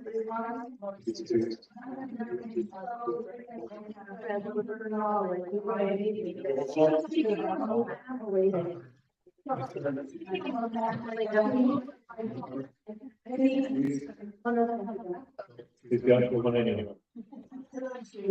He's taking me out to scissor afterwards. I'm trying not to move I got time. I don't know, man. I love making people hungry. One of my favorite things to do. Do what? Go to the hungry. Never. I have no idea where they are. I know nothing. Man. Pat down. Be hungry. Did you eat them?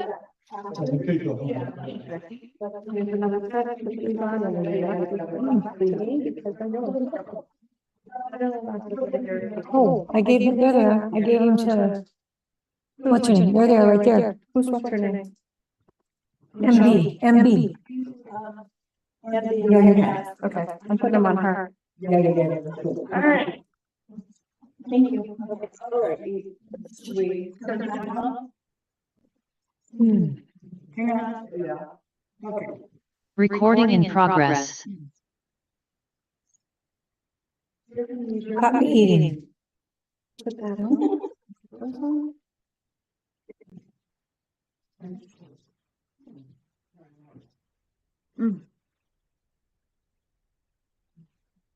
So do you want me on 32 or calming? Am I a little too up? How do you guys feel about what's going on? Has this been good? Are you keeping up? I know it's a lot. It will come together. Do not feel discouraged.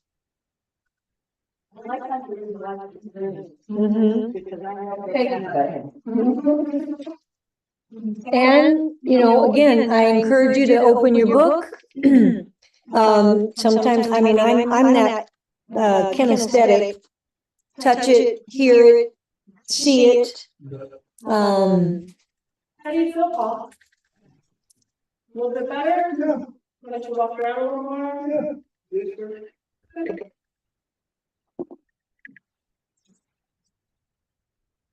All right. So we're going to go into vagus nerve and little wings, and we're going to kind of shift quickly through these.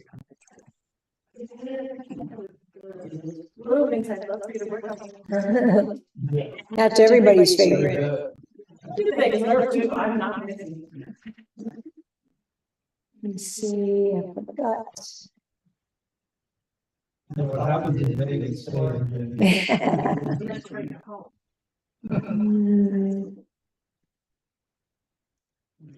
found it's a little rings that I don't know if the others do. Earrings and jewelry. Oh, making you work on people. Yeah. Make sure that they're free of. Yeah. I've done my next myself. I went, ooh. Does that count as your little girl? That's dry skin. Oh. I had what skin a little bit, I didn't realize it was so damp, but I got myself that a little bit. I put my socks on after I had a nice soaking bath. Yeah. Ooh, they were good. And the gloves, oh, they were fantastic. Sorry to keep you waiting. I'm just trying to locate my project. We are finished with the lectures at 5, and you're welcome to, you know, stick around as needed. And I do have some people on salt.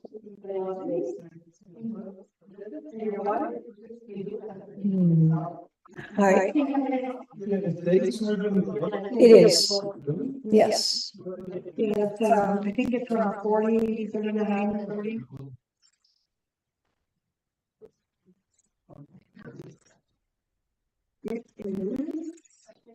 So real quick, I just want to touch base on what we just did with Paul. And here is Paul right here.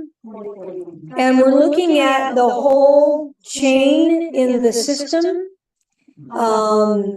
And much like an imbalance, or I say this is much like a pulley system. These systems do not function independently. Each muscle group, every muscle, and for those of you that know this, correct me if I'm wrong, this is what I've been taught, every muscle is attached to something like 5 to 7 other muscles. So when you begin to elongate,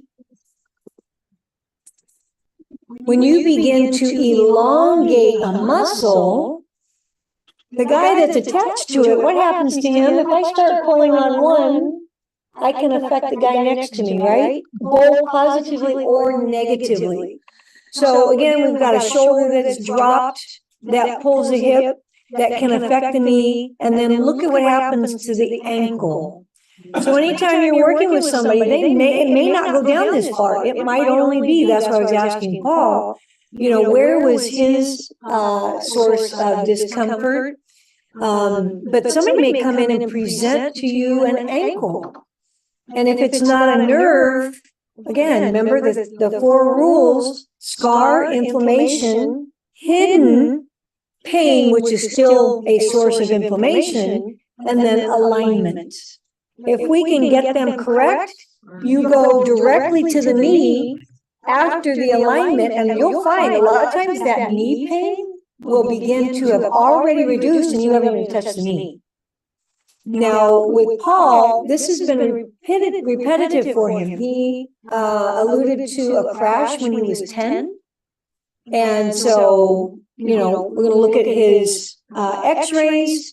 He does have a condition of the spine, but it's not fused. So that gives you the recognition to go, oh, then there's hope for change. All we need to do is potentially shift a little at a time. Now, he's been like this a long time, so what do I need to look for? Long term, he's been in the same position. So as a self-preservation mechanism, somewhere the body has created scar tissue. It must have, because Paul, you would have gone potentially further, or there'd be more consistent pain, as I understand it. Okay? It's like angles, like pool, the muscle. So when we begin to release a muscle, it will affect another. And so sometimes when we're done, for those of you I worked on before, and especially with little wings, which is coming up, we'll get this range of motion, but then I'll say, all right, what hurts? What's stopping you? Where's the pain? We go to RSI, because that's tendon. And then I'll just hold it and I'll have you do an inaction and try to push a little further each time. And the evolution and the pinnacle, as well as the pro sport. Yeah. Okay, it is not on the Genesis. Okay, again, you can see the pulley system here. This is well documented. They've got, all kinds of information. We're looking at 17 groups of muscles, and I thought there were 700, but is this roughly right? 650 roughly muscles. So we just did a little body alignment, and the likelihood is that he's got some muscle memory. Now, the interesting thing with microcurrent is that muscle memory, it's not wiped out, but it is not going to be like your typical hand manipulation muscle memory, because you literally increase the voltage of the tissue. All right. And some chiropractors who use this, I've heard them use the term, basically that muscle gets a reboot. And so they don't have to see them as often. So we did a little bit of the 4-post alignment using 60 hertz and stated about the plate. One thing I want you to recognize when we do this, on occasion, when you go back to correct that posture, on occasion somebody may actually have a little dizziness. There's this rush of blood flow, and it's like, whoa, what just happened? They're not ill or sick, but we have what is it? nausea? No, what is Houston's? Houston, we have, oh, what's the other one? This is not that one, because that one's not a problem. Liftoff, Houston, we have liftoff. All right, so here's a nice picture of the fork trunk. Does that make it a little easier to understand? Now, in my opinion, like I said, you want to be coming into the gluteus maximus, all right? Sorry, you want to be coming into, now this says, so because this one is the, I guess that looks like the high mark there. 1, 2, it's always a crossbody preferably, much like when you're loosening the nuts on your tire, release the pressure. Okay, so you crossbody, that's why you do that. You'll get better results. After a full body, the next thing you're going to do is little wings. And this is a favorite of many people. We have many will utilize the head as the bowling ball, on a cue stick, on a Q-tip. I've heard all kinds of things. But you got 8 pounds on this tissue and these organs, and it's pretty impressive what it can do. Does anybody here not have full range of motion with their head? Okay, anybody else? All right. So if you're okay, Adele, since this is your first time, we'll use you. Let me just go through this and then we'll have you sit down, okay? In a moment, we'll check her range of emotion and then, not emotion, range of motion. And then we'll do this gentle contracting. And it feels weird for many people, okay? And once you get to know what it can do, it can feel really amazing. And what we're doing is we're going to come in using your wand, and I'm just going to show you with my wand. You have an SCM muscle here. Let me know if you cannot see. SCM muscle right here. Can everybody see that? Okay, so we're actually going to straddle that for little wings. You're going to take your wand, and there's 3 placements. We call this cascading. The first one is about 3/4 of an inch to an inch down, and then you can come straight on. I learned from somebody that if you bring down that front ball slightly, see how much I'm actually, rather than just engaging this much of the muscle, I'm getting more of that. And it seems to work quite well when we get that contraction. It'll be on modulation, 3 on and 1 off. So massage, massage, massage, release. Is that 60 hertz? Will that work? Will hers work? Okay. All right. I'll do that in just a moment. Let me just get through here.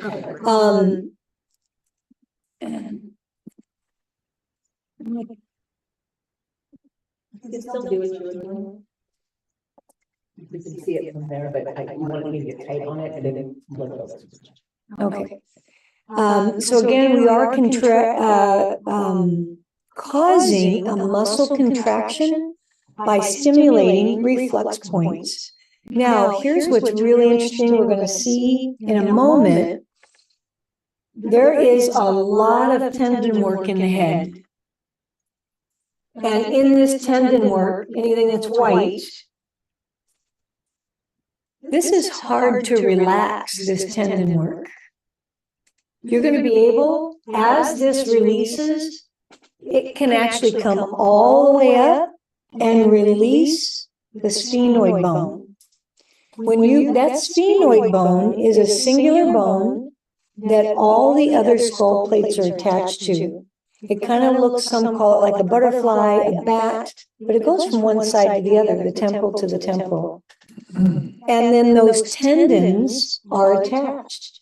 So over time, you begin to soften this, these tendons, and I've seen headaches go away.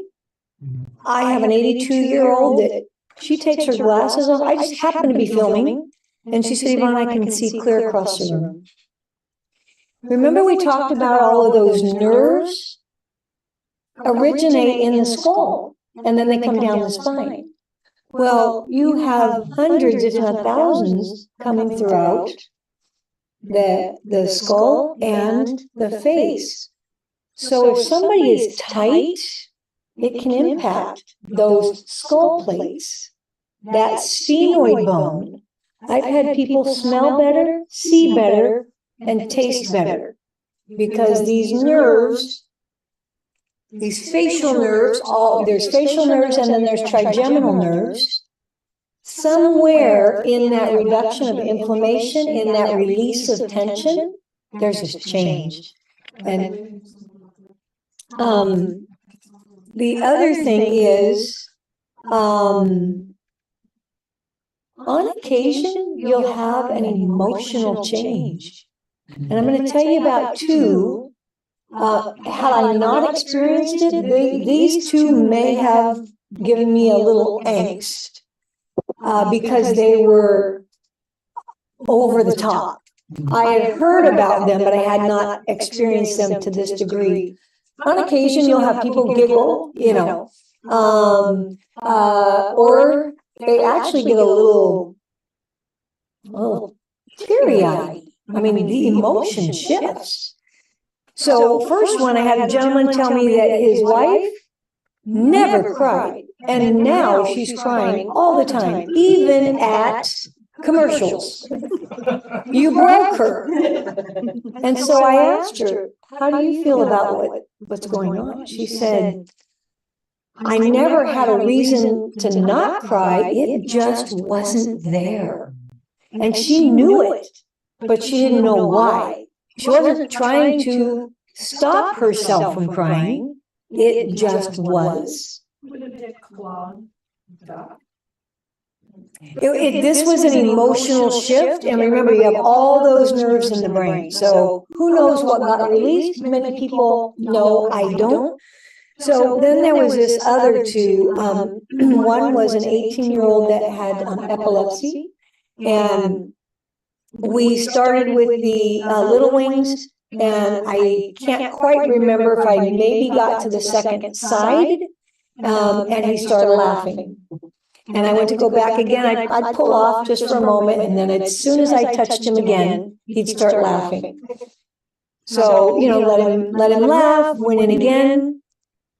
I might have gotten 2 or 3 contractions, and he was laughing. He literally was now hysterically laughing. And I'm not joking when I tell you it was a good 15 to 20 minutes. 18-year-old that was supposed to get his driver's license, graduate from high school, be a senior, had plans. He wanted to get his degree in theology. And now he can't go anywhere without a parent.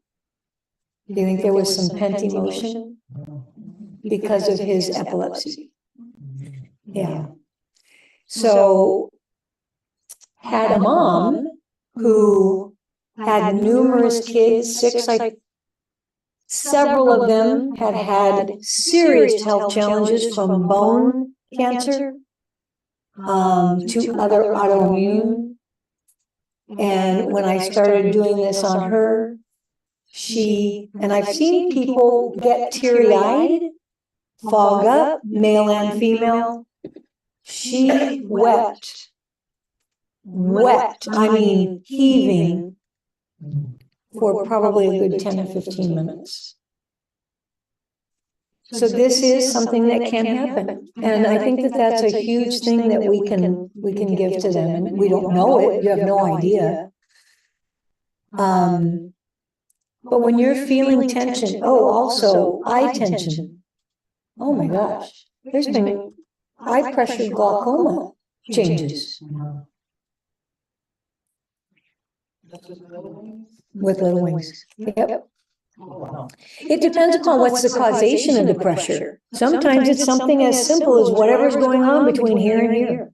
You know, remember we talked a little bit about that piscophitis? This is why we do the hard stop on them. And, you know, you may have to do it more than once, not in the same setting, but you're trying to get that shift of brainwave change. But a lot of times all of that created all this other, and now you've got layers of potential symptoms on top of one another. So when we do little wings, you can see the placement. The sterna, we call it the SCM, is going to be that top. And it's about 3/4 of an inch to an inch down. And I drop that ball. Then you'll go to the other side, do the same. And then you're going to come down slightly. So I'm going to come down the SCM, but I'm going to come a little bit forward. Now, when we take a look, I'm going to show you a picture. Where's my muscle book? Are you able to?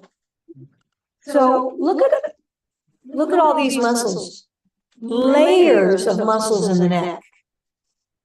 When you're at home doing this, we're going to give you some best practices in clinics, but at home you can touch every one of these muscles and begin to loosen them. In clinics, you've got this much time. You can, when you get good, you can do a little wings in, some say 3 minutes. I've never been able to do 3 minutes. Mine's more like 5. And sometimes a little longer because I probably talk a little too long. But let's just take a look at this and then we'll pull it up. Don't let me forget to pull it up on the Zoom so that you can see this. Show them this page right there.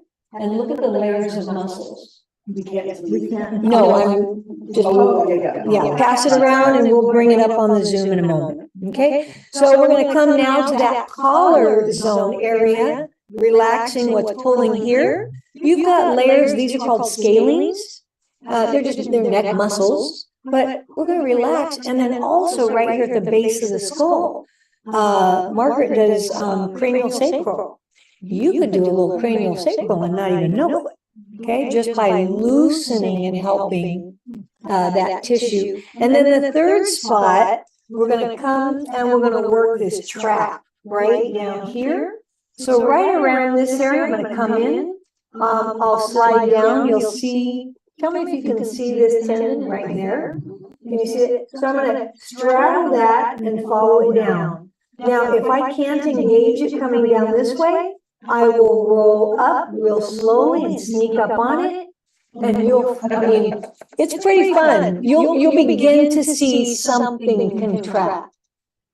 With little wings, if you get no contraction, stay on it for 2 minutes, and then just move to the next. You are loosening things up. It's just not, things are so tight around it. Has that happened with anybody here when I was working on you? Were you so tight that we didn't get a contraction? Okay. First time? Yeah. And so, but we began to release. And did you have greater range of motion that first? Yeah.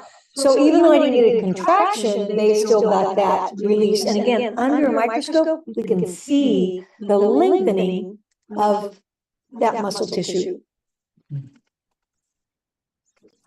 So some benefits of the sphenoid alignment, it's also known as the bowling ball procedure in some arenas. A release of the sphenoid tension, correction of the vertebrae position, improved circulation to the brain, better cognitive function, reduction in fatigue, improved leg alignment, decreased eye tension, the elimination of tension headaches, the elimination of text neck, the release of endorphins. You're also actually impacting the vagus nerve. You're getting a little vagus nerve stimulation. For a protocol that takes as little as 4 minutes, there's no reason not to try it. So here, this is an athlete. Okay, I'm going to sneak up on it since we're going to have a little bit of tough time. We're having a tough time. And you might feel it grab. Oh, there we go. There we go. Is it pulling that shoulder up as well? Yeah. And release. Massage, massage. Release. Massage, massage. Release. And one. So this is ideal when we can get both. I had been working on him, nothing was happening, so within that meantime, I softened some other things. All right, let's go to this side. And just look straight ahead. Now, see, he wanted to turn his head. When he turned his head, he's extending, he's stretching that muscle. You want them to be as neutral as possible. And I know we kind of lost it, but release from the head, but just doesn't come up just yet, and that's okay. This is basketball players that I've seen to travel to localize. Okay. I said, "Do you want to see the guy behind you?" He was like, "What?" He said later on, he said, "There we go." I mean, he had range of motion that he had not experienced in a long time. Massage, massage, release. You can see it's barely coming up. Massage, massage, release. We pull out 3, 2 more. We do about 5 in a session. You can go a little more, but again, we're talking about how quick and effective can it be. Yes. Well, because I couldn't get it coming down, I rolled up on it and I got a contraction. Okay. He was sitting down, yes. Okay, so some malalignment symptoms, migraines, extrusion of the discs, pelvis rotation, joints, one hip or the other disproportionate to the weight distribution, one shoulder higher than the other, locking of the cranial sacral pump. That can cause entire nervous system stagnation. The cerebral spinal fluid just can't get the flow that it should have normally. One scapula higher than the other, this can lead to interscapular pain. Often during driving, people will feel it. And I think, Paul, is it okay if I share a story? I think you may have had it, wasn't it a scapula? And like, I don't know if it was in bed, but it took us a few. Did we do little wings? Okay. And that's been resolved about a year now, for the most part. Ear canal.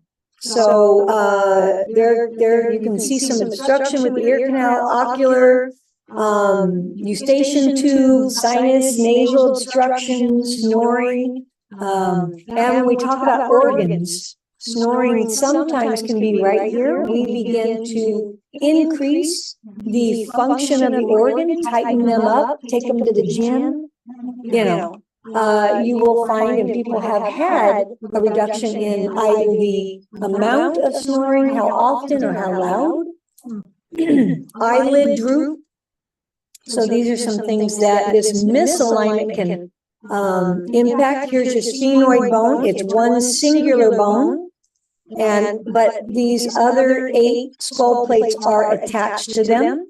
And then you can see all the nerves that are impacted during this procedure, during this protocol. It's not a procedure. So thanks to Dr. Ala in Afghanistan, these are his pictures, and he states this is one treatment. Okay, spinal, simple non-invasive cranial adjustment led to the ANS reset, and again, sometimes called the bowling technique. But he does some measurements, and you can see the changes. So we give him credit for all of these. Patients suffered neck and left shoulder pain. Initial X-rays showed left clavicle mild malposition. I gave her a 2-minute cervical treatment and set it at a comfortable power level. Look at the shoulders here, off by 9.0 millimeters. Here, in 2 minutes is a 43% change. Look at that, 43% shoulder alignment. And he goes on to give us more. Here we're at 16, 58% reduction after the first therapeutic session. Here, 100% shoulder improvement. He was at 18 on the misalignment. And then he's at 100%. And these are linear digital devices. They're pretty darn accurate. This one, you can see the pelvis change. Okay, so we're at 6.00, and the improvement was by half, 3.6. 7-year-old female, abnormal gait, neurological examinations were normal of the brain.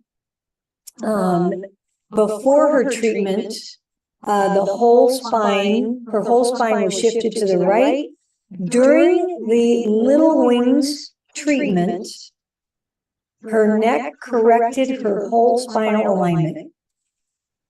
And his photographer was amazed. It said female. Oh, Doc's photographer. Radiology was amazed. As her daughter started to move with a normal gait, the mother started to cry. The child was referred to a chiropractor for further treatment. Here, right up underneath the scapula, is registering on a thermograph the amount of inflammation and then the changes afterwards. Okay, and he goes on to talk about it.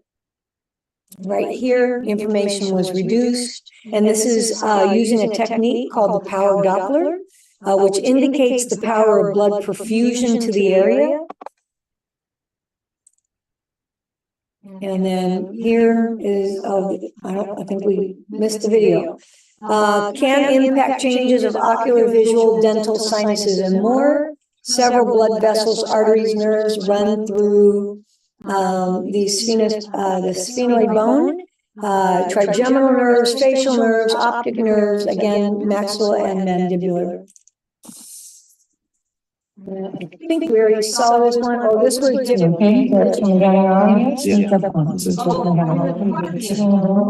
Arm action there. Oh, there we go. That's just coming on as well. Yeah. Yeah, no, it's not that far forward. It's just forward right here. So reposition, see if I can't move. Oh, I just saw the shoulder. There we go. There we go. Okay. And then we have tons of additional testimonials.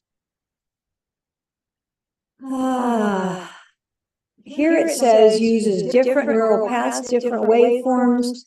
And again, it's 1,000 times less. You never want to do this technique with a TENS unit. You will can actually injure. Now, scoliosis, we're going to talk about that because this is part of the alignment for scoliosis. Scoliosis is huge. It's basically chronic misalignment, nutrient deficiencies. What's happening, if there wasn't an impact, a trauma that occurred, we have to assume that the tissue is not working properly. And what happens is when you're going down the spine, ligament to ligament, those guys get a little loosey-goosey.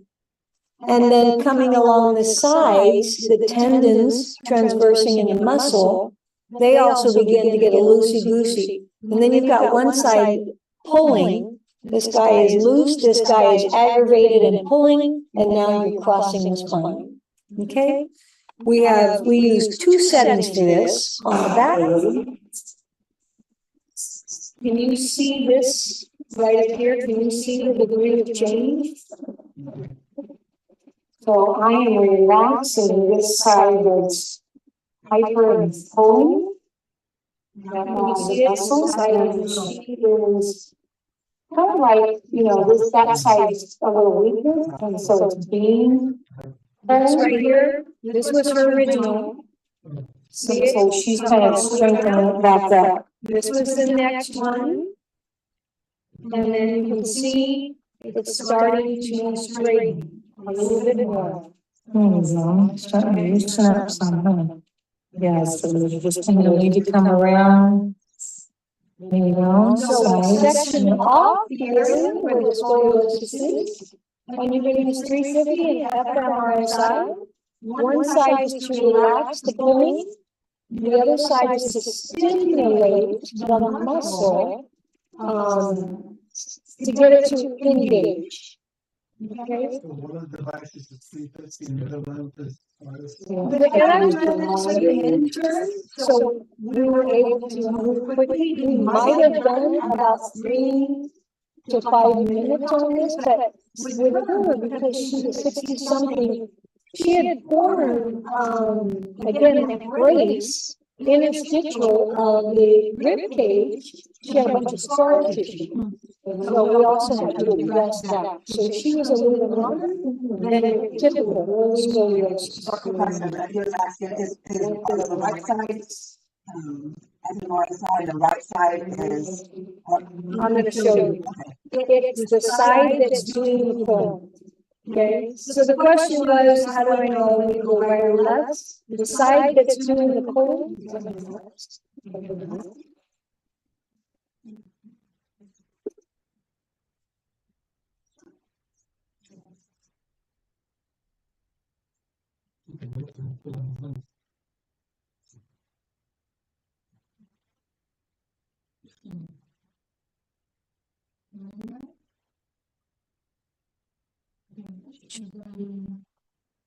Here we go. I'm not sure why I couldn't move forward. Sorry about that.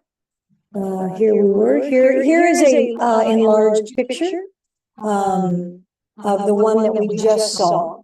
Okay, so you can see the degree of curvature change. Just look at the shadowing. It begins to improve over time. And it says we did 8 professional treatments along with some home use.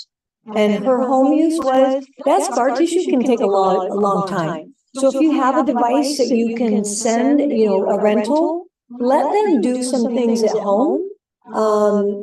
Because otherwise they're paying you. It might be more advantageous for them to either rent or to purchase their own in some conditions. Okay, just because simply if you're willing to do this at home, you can certainly come see me, but you'll make those decisions yourself. Any questions on the scoliosis?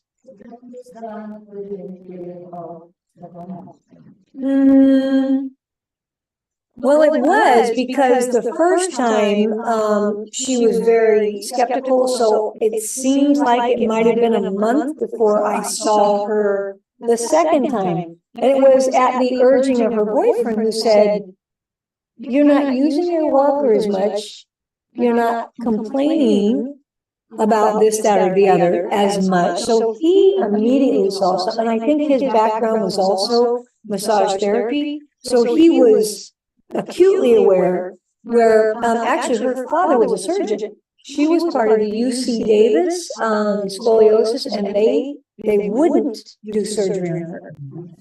And so somebody told her about me, and we got, now, is she 100% straight? No, but she's a whole lot better than she was. And she does not have the same pain. She's 60, right? So if they would have gotten her in at 18 or 16, did you be able to get it straight or? Oh.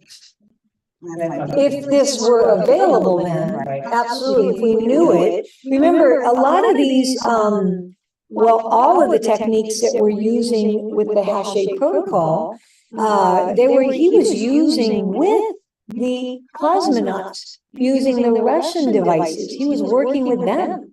And then America agreed to them, and Tim Smith improved in the early 2000s on the ones that were from the 1990s. And of course, Dr. Hache brought over all of that information from the cosmonauts. So we've got a lot of good stuff here. And I don't know if I said this to you guys before, but think about it. Whether it's NASA, SpaceX, they cannot do surgery in space.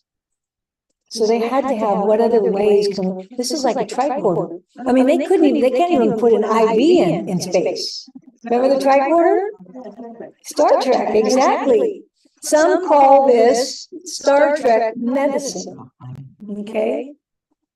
So when we're doing little wings or even this scoliosis procedure and we add to this, think about this. Look at all of these tissues that this is going, this graphic is showing us. You're going to give love to all of that. That's it's distally, but you're going to start improving the health. And you can do like we're going to talk about vagus nerve, but you can do that every single day. So what is it going to help with?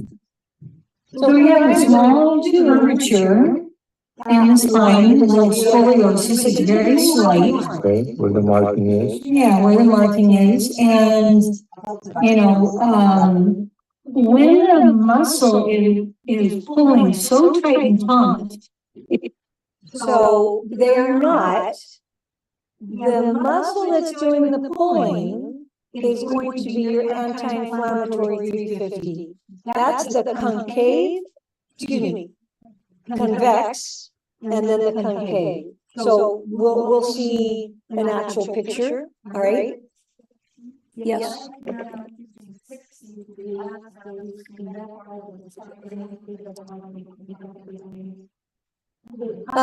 So I understand that they used to use 60, and if you do have a 60 and you don't have an fMRSI, it may not work as swiftly, but you can elicit change.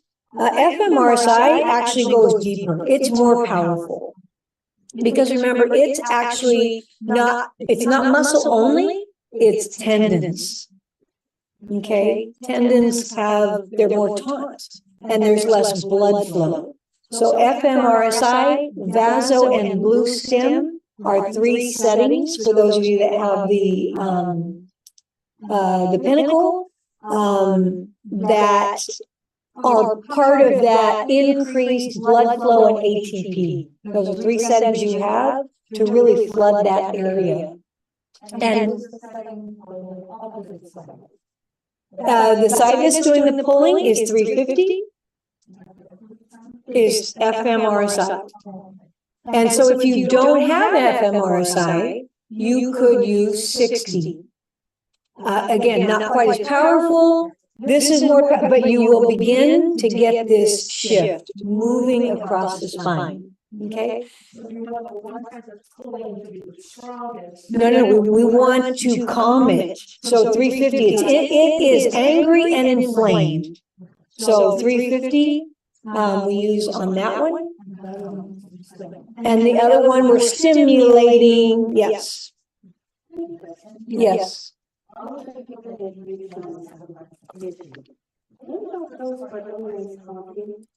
And we want to optimize already healthy body. Is this ever done? Probably not this, but you can certainly do other things. And we're going to do one. I think it's tomorrow. It's called 3-6. Yeah, that's tomorrow afternoon after lunch. Mm-hmm. And now we will be addressing an issue, but that's something absolutely, we all have some lost electrical, some lost voltage. You could touch anything in your body, even though it feels good, it feels fine, it's not injured. You're going to address some scar tissue and some inflammation, and you're likely to get increased blood flow, increased ATP to that tissue. Increase the blood flow? Well, vagus nerve is a calming. It's not about increasing blood flow with the vagus nerve. You're actually distally giving love. Remember, that vagus nerve runs all the way down, and then everything is attached to it, and then it comes around to the spine. From here up, yes. And again, this is part of body alignment, so that's why I'm showing this. A lot of people have, even if it's a small degree, I don't know if you can see, he didn't have a whole lot. Can you see where the drawing is? And And you can kind of sort of see, so it wasn't this thing that was crazy off. He had a motorcycle accident. And between being bedridden, and just simply because of pain, things shifted for him. Okay, so I treated scar tissue on a couple points, and then we began to soften this.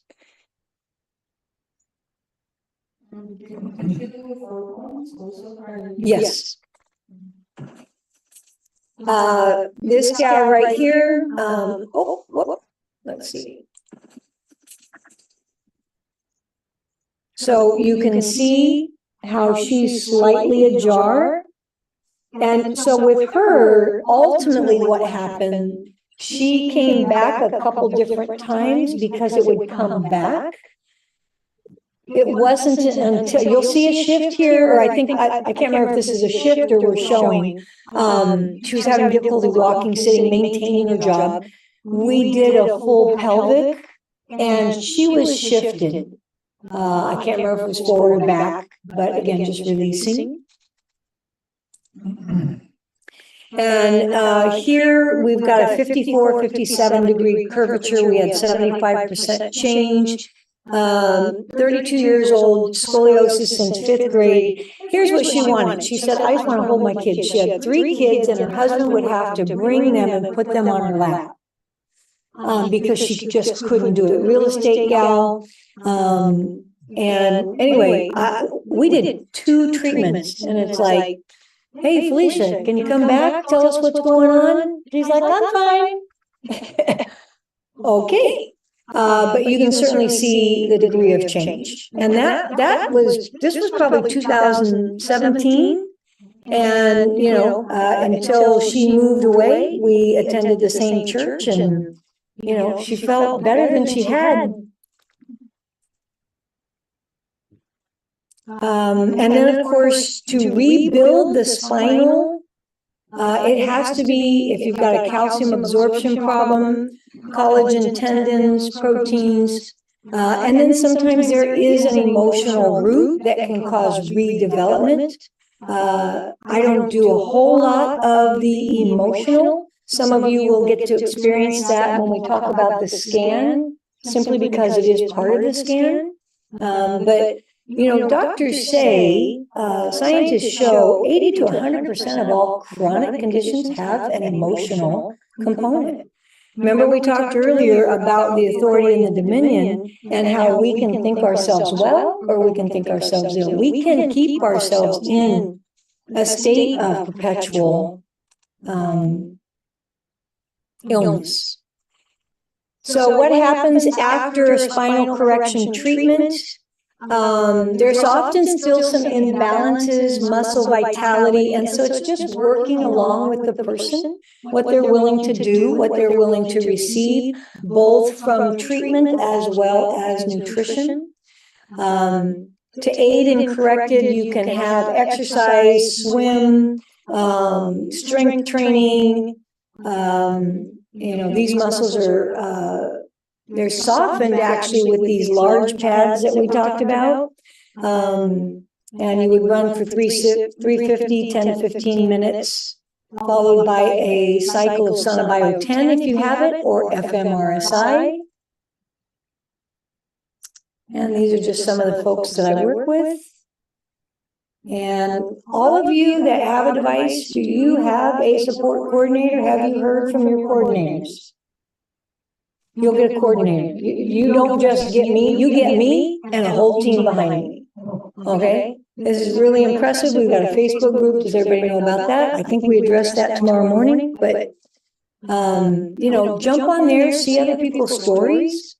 And let's do is it break time or can we do the vagus nerve and the little wings? We got 15 minutes and we're done. So let's, I'll do the demo on Adele and then you guys can work on yourselves. How about that? And you're welcome to stay. And you need to show Mary some of the tendon information. Okay. So Mary, let me show you some of the tendon information and the rest of you that are on. It's on here. Here, I'll leave it on the stand, Sit on a stand. and then I'm this is the camera. Okay. She's gonna come in on this one.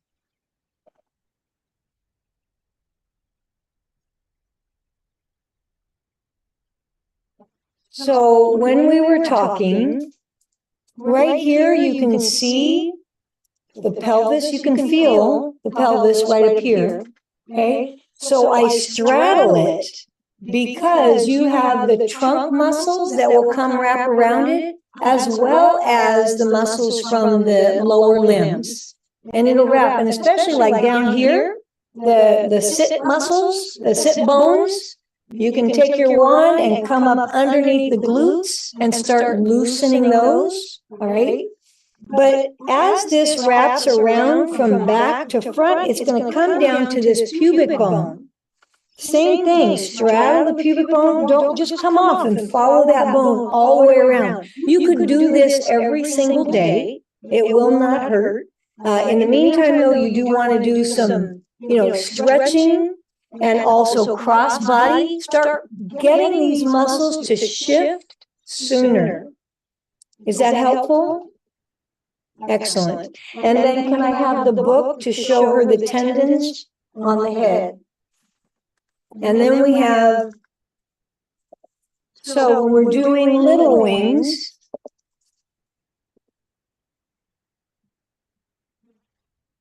see all these all these layering of muscles? You can come in and you can touch each one. In clinics, I show you three very, they're some of the best points to get the most change in the moment. But you can come alongside, you always want to toggle back and forth between sides so that you're evenly balancing. You don't do all these spots on one You side. do not. Yep, nope, you're gonna cross body, and we're getting ready to do that for Adela. So if you want to come on over to the station here. Are we good for the camera right here? And actually, let's have, we're gonna do this, because I want that, and if we can, put the mirror in front of her. What do you want over there? Yep, but no, she put her, go ahead and put her right up at the table. Yep, this is kind of like I say, belly up to the bar. Sit down there, belly up to the bar, and go ahead and lower it just slightly. No. I'm gonna do little wings, and then I'll show you vagus nerve. And you can certainly, remove your jewelry so that we don't zap you. Don't have any jewelry. There you go.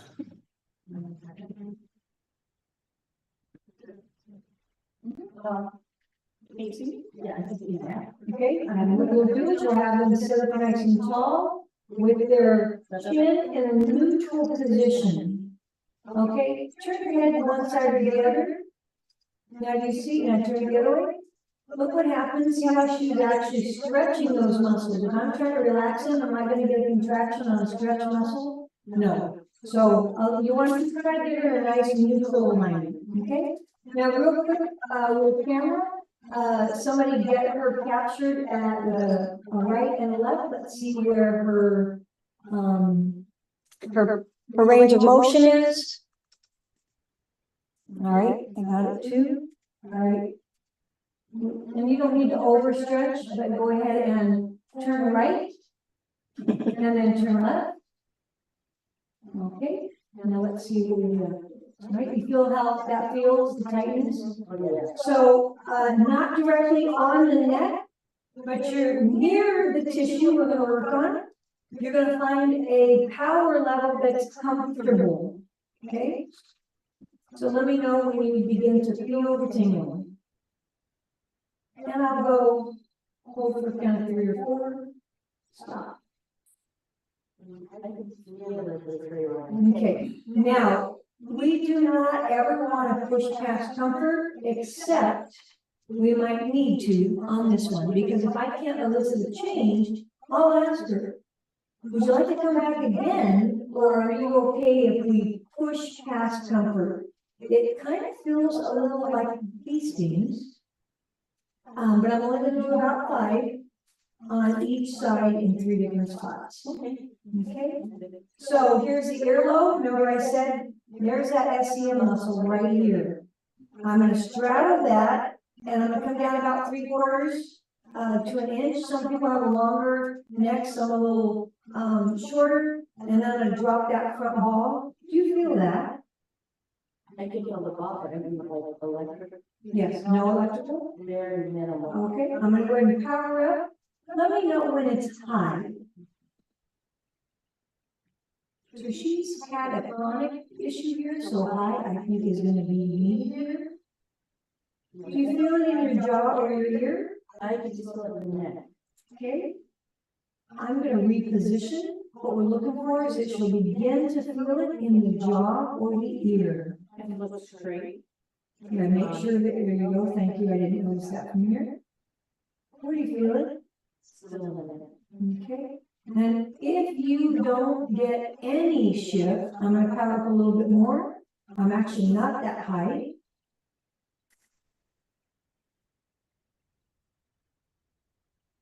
Is this where you carry your stress, or have you had an accident that? My neck has been damaged. Okay. And how is that power level? It's actually comfortable. It's not hurting. Okay. So, I'm at full power. And at this time, would you stop over the other side and see if you can hit? No, I want 2 minutes. If I don't get anything, sit here for 2 minutes. Now I can reposition and see if I can't. And what you want to feel is you'll begin to feel it crawl up the ear or the jaw. That's a good indication that I'm on the right spot. So Yvonne, you said that was at full power? She's at full power.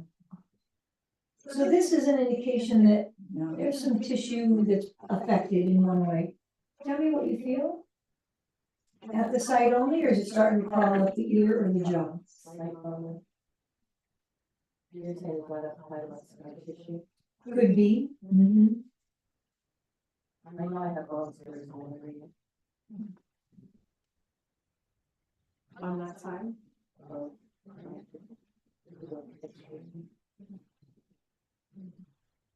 you pressing into it? Gently, slightly, yes. Yeah, this is not uncomfortable at all. Okay, so I'm gonna move because I know that that's been 2 minutes. And be sure that you sit up nice and tall and just look straight ahead. We want everything in a neutral position. And would you power all the way down, or would you stay at full power on the other side? For the most part, I'll stay at whatever power. Now, a lot of times you might have one that is more sensitive.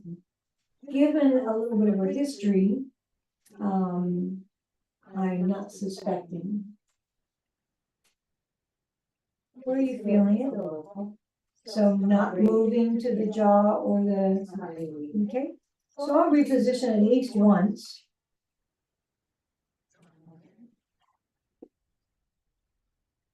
And I'm looking to see.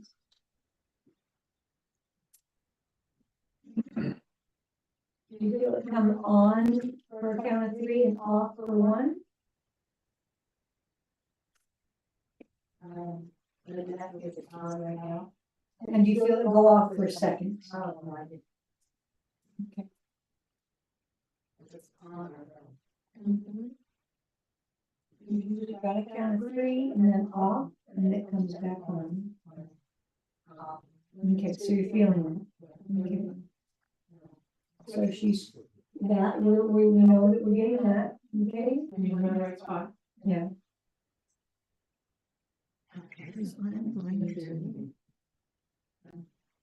So again, 2 minutes only, right? Yeah, 2 minutes for, we are still in fact loosening things. Now at home, can she sit there a little longer? Absolutely. In clinics, we're looking for efficiency for the client and to make the biggest impact. So now, same position, I'm gonna straddle down. I'm gonna go past that point and come slightly forward. I can feel that. Okay.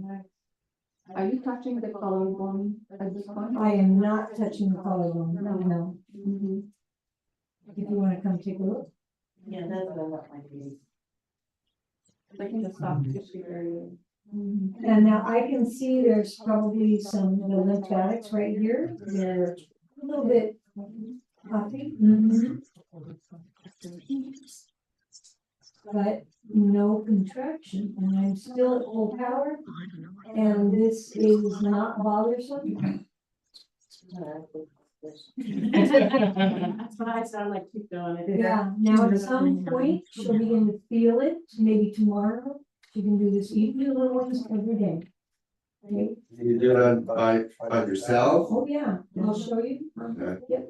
Yeah, I do it, I no longer need to do it in front of the mirror, but absolutely. That helps. Preferably in the morning or preferably in the evening, but. So it's interesting because some people remember hysterically laughing, hysterically crying. Some people will be energized. Some people it will wipe them out. Or it relaxes them, like, oh my gosh, I can take it out. This is so good, you know. Best massage ever. Me, I mean, it uplifts me. Game changer for my sister too.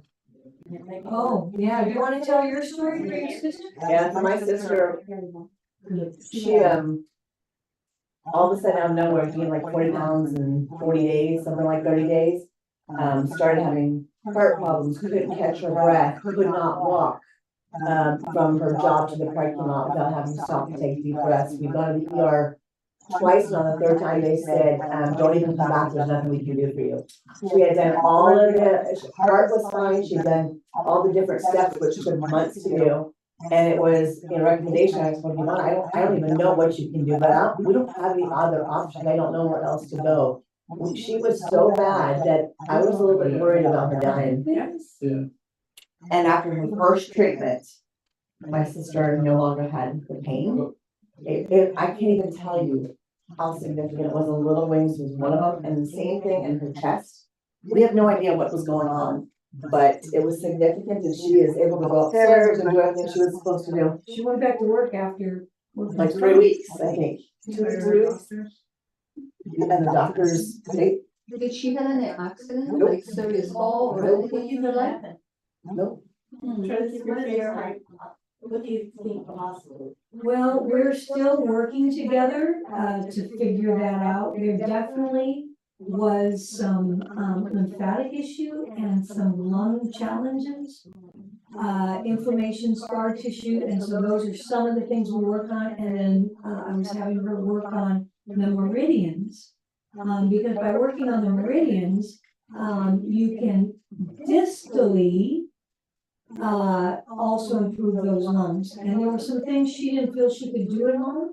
So I'm doing some things in office while she would do some things at home. But it was about reducing inflammation, scar tissue, and the meridians. Remember we talked about taking those organs to the gym? We're gonna begin to bring electrical flow back to the area, which is going to increase the function of the organs.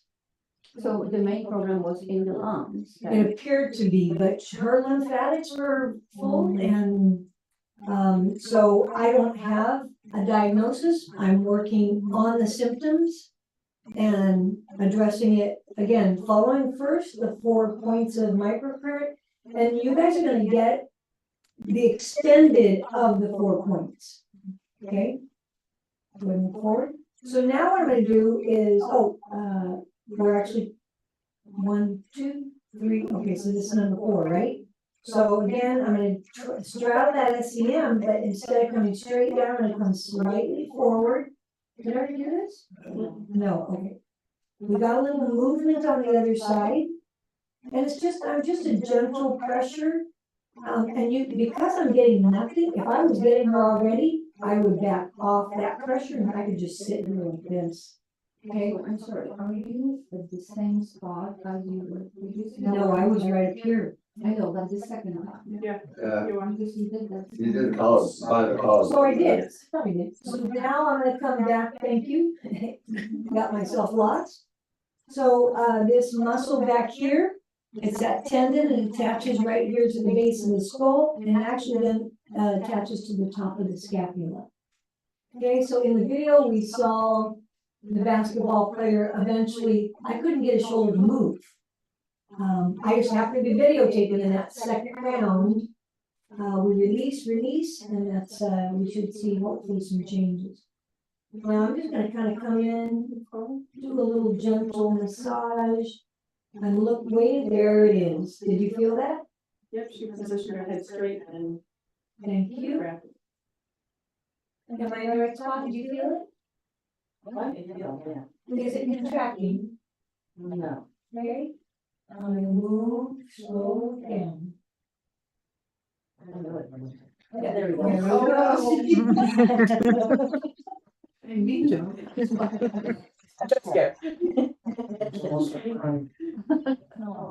Now you can see right here, flex the tissue, try to keep your chin neutral. There you go. Remember, when she raises it, it changes. We've got grabbing now. Yes. So we're slowly starting to loosen. You know, if she did this at home every day, things would improve a little faster than coming in once or twice a week.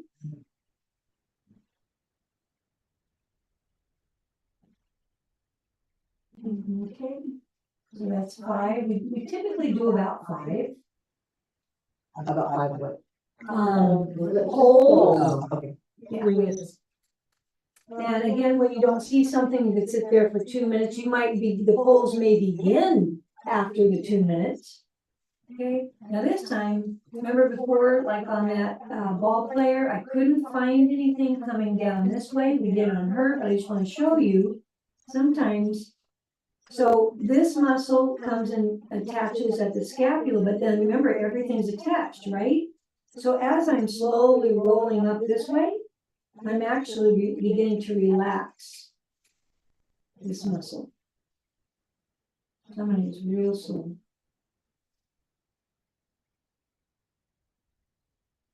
I can feel it right over here. I'm going to come forward just ever so slightly.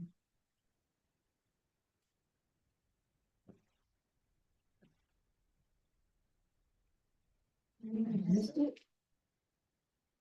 And I can feel you moving also. Oh, it was? I can feel you moving it gently. It wasn't like it was grabbing, it wasn't in the song.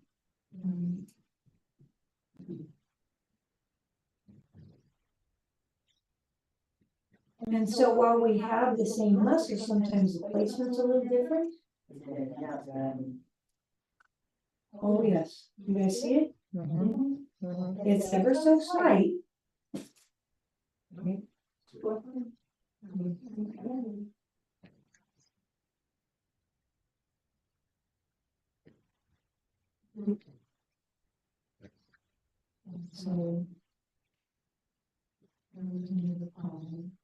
So, massage, release. Now, for somebody this tight, you don't need to do this. It is not part of the protocol. But if you just come across and loosen a few things up, remember I talked about these scalenes wrapped around this collarbone? I've got very little to no movement. I'm going to come in and just give a little love, straddle that collarbone. And then what happened? You said you had an accident? I had several. Several. X-ray showed one cross brace. Oh, okay. You do the whiplash. Yeah, just give it a little. And then I'll just do the other side. And then I'm going to have her rotate her shoulders and turn her head very gently, about 8 to 10 times each time. See if you can't extend the turn. There will come a point where something hurts. We'll do about 3 areas, because otherwise you could sit here and be, but we'll do about 3 areas where we rotate the big rotations of the shoulders. Really big, there you go. Together and independently. Feel it pulling here. Yeah. And then coming forward, we're going to bring everything forward. Feel it in the crunching. You getting some crunching? Oh, yeah. Yay. And then very gently start right and left. I want you to do each side about 10 times. And then if you can, just push that next level. In the meantime, I'm going to go to FMRSI. You go any further? Okay, what's hurting? What's stopping you? It just feels like I'm moving cement. So no pain? No pain, no, just, there's no pain. Okay. It's just that my body doesn't. This looks like a greater range of motion than when we first begun. Yeah, oh yeah, I'm getting, you know, like. You're getting a little side view? Yeah. Excellent, excellent. So normally I might have to chase the pain a little bit with fMRI, but she's not sensing any of that. Now, when you're at home and using this, you can put it on fMRI. She has a lot of hair. So you could do this, you know, with a little gel or just get your head wet right up underneath that. Let me know if you feel this. Did you feel that? Okay. Now, what they're gonna do is, was one side tighter? You couldn't identify. Okay. I'm just gonna hold right here. That feels like this. She's starting to feel it. Go ahead and slowly turn your head right and left. So this is what we call inaction. Okay, so I'm gonna power down. Actually, before I power down, I'm just gonna check the other side. So you're on the big muscle back here as she moves? No, actually, I'm up in the hairline. Okay. On at that tendon, all that white stuff. Alright. There's very little blood flow there. And a lot of times this is where the constriction truly is. So the edge of the skull in the back. Correct, the edge of the skull. You know how this feels? Okay, right below that bone. Yes. At the base of the skull. Do you feel anything? No. Did you power down already? I'm getting to feel it now. Good. But it's not painful. Now that's painful.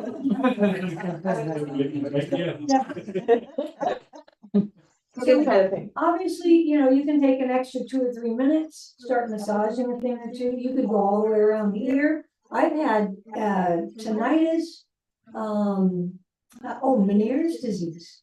Oh, that's good. Yeah, for a year, it was pastor. Any of you that know Dr. Mark called me for his client, and in our first session, he was very well run away.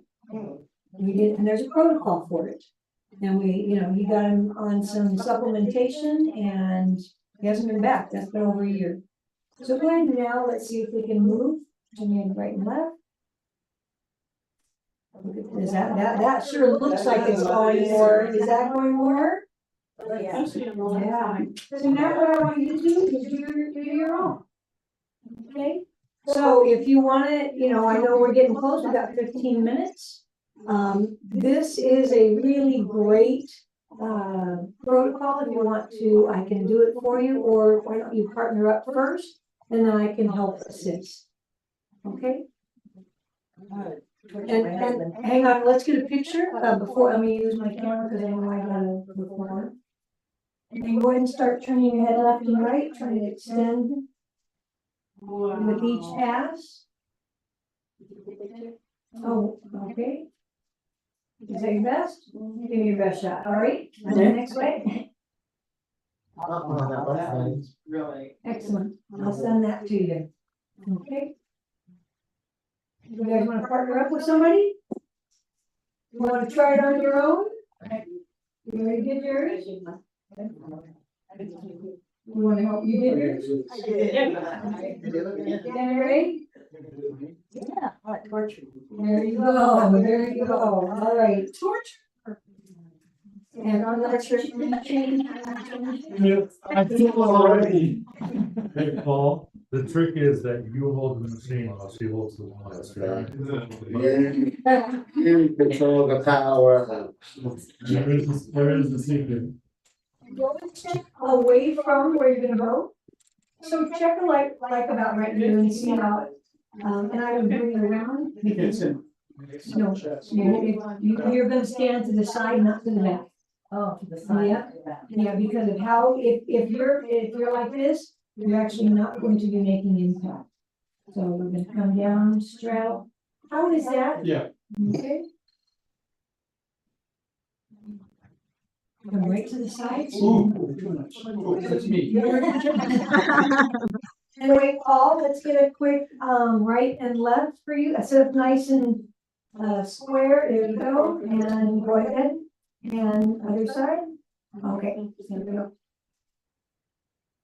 Anybody else? Michelle? I hear Michelle? Okay. Yes, I wanna make sure we're still. Now, do you paint back and forth or just one direction? You know, I will try to see if I can get that to stand out. I did in the beginning, I don't need to so much anymore. And then what you'll do, so it's about, here's right on in here, about maybe 3/4 of an inch, and then drop that front ball, gentle press in. That's very close, give me a minute. Now, may I? I'm gonna hold. May I show you? I'm gonna, and then remember, you're gonna stay on it for a count of C, and Paul, your head is down, so you're in a, here you go. Did you see it? Paul, you want to power up, or is that too high? Okay, but I need you to keep your, there you go. You raise it up to you, okay? So when you are trying to do this on yourself, you can see Tanya's got her hand over her wand. I'm going to encourage you to bring your hand like under, okay? Almost like pencil position, because when you're over, that's a lot of weight and you have less, you've got more restriction than if you come up under. Does that make sense? You follow what I'm saying? Instead of holding it like this, come underneath and you'll have more range of motion and flexibility. You move this wand handle up and down, you're likely to find a better position. This is super low, Margaret. Do you Because feel I need it? to go easy on my neck. I don't wanna. Got it. Okay, you just want to start loosening things, right? Sure. Okay. So, you want to just a little bit further back, but don't turn your head at all. Just be neutral.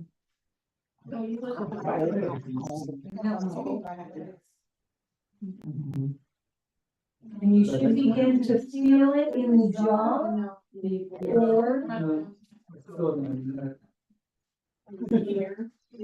no, you keep moving. So once you find it, that's your nerve point. Okay. And you stay on it for about a count of 5 or 2 minutes if you're getting nothing. Okay. Okay. And remember, if you want this to happen a little bit more, sometimes I ask permission, can I power up? Can we break through something? It does get prickly. Yeah, and so you breathe through it, close your eyes, breathe through it. Make sure you're probably past 5 now. Yeah. Okay, then come to the other side. Is this the patient? Do we see the muscle and where do we see the muscle? If you were in front of the mirror for yourself, you would see it, okay? I can't see you really. All right, and then just count them, okay? And then go to the other side.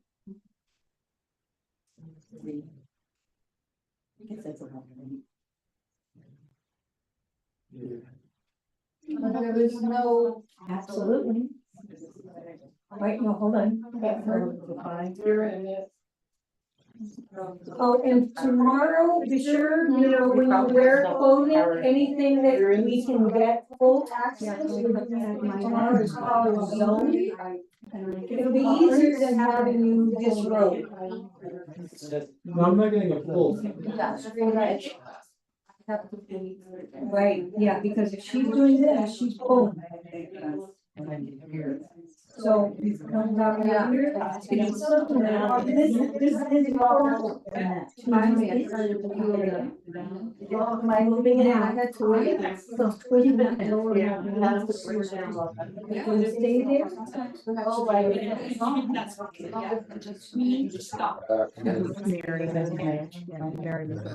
what's that?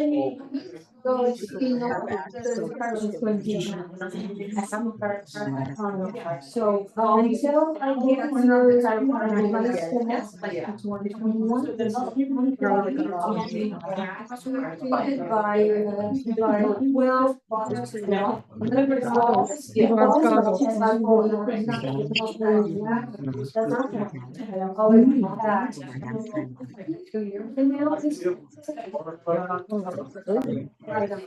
Well, then maybe you're able to.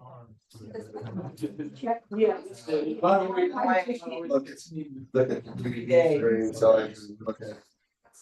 Now, I'm not sure.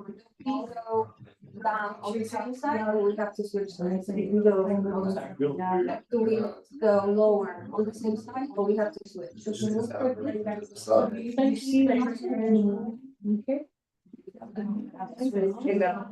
Oh, here I am. Oh, there you go. Just ask, do I need to power down or do you want to power through? Pushing it a little bit. They got too far forward. Is that No. the way? I need to That's you want to go wrong. If I was able Drops to- forward the whole thing. Correct. That means it's like, fun ball.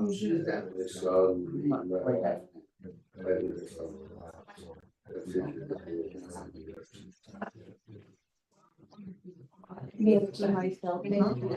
I have an alternation. I do too. So that's what, yeah. Okay, now you be sure that you're looking straight ahead, Tanya?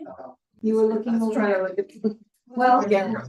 here, slide over. Can she? Oh, I saw it, yeah. No, You're good. I was trying to. are you both gonna do it? Okay, so use that as a mirror. Okay, but you wanna be straight ahead. Tanya, look straight ahead, and you need to.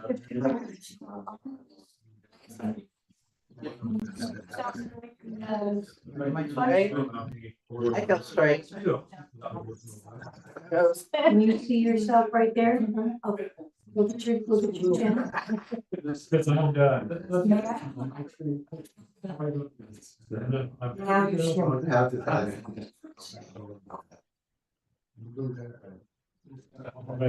I didn't.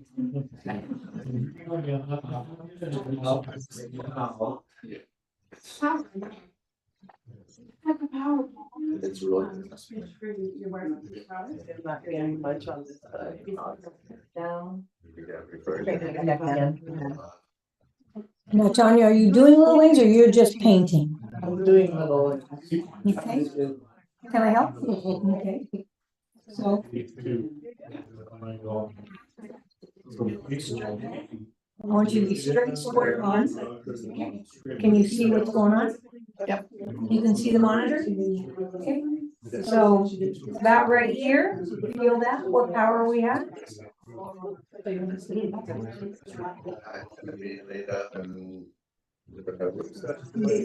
want to turn that way more.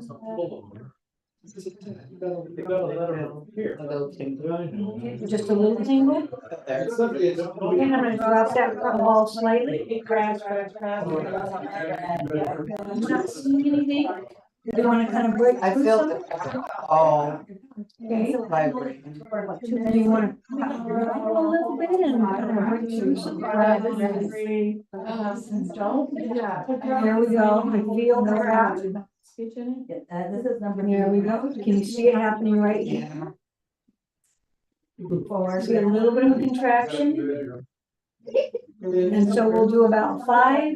Okay, that's number 5. Now, these are very, very mild. If you wanted to, you could push past comfort and kind of break things up. Right. All right. The right spot in the back. Did you already get up under? No. Oh, so that's where you start. You don't start. This is the size to get. Bad. Can I use? Okay. So that, It like grabs. That What do you grabs. first? Muscle. There's muscle that. well, you can certainly give it a little love, but I will then slide down. Oh, so you start, but then. Well, yeah, now remember, you're gonna come right about here somewhere. Right now, she has you good, so. Yeah. And what you do. might be. Along the collar. So it's closer. You're right there. So you're starting up here. My favorite spot. So what is that power level for?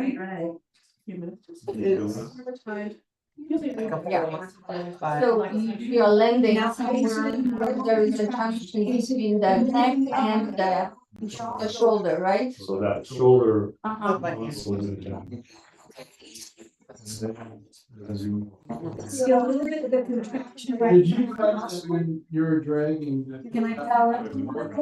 Sure. You're correct. Just close your eyes and breathe if you need to. Now, you can't break through something. You have So- little wings. I couldn't find the back. Okay, try to close your eyes and breathe through. It's about there. Okay. So I think. Here we go, I got shoulder in.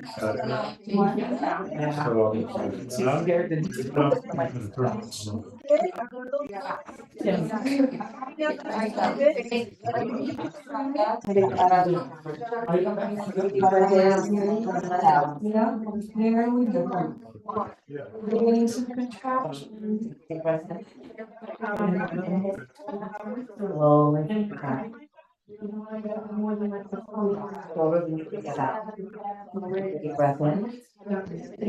Hold it, blow out, drop your shoulders. Too much? Ooh. Felt good. Hurts so good. Wow.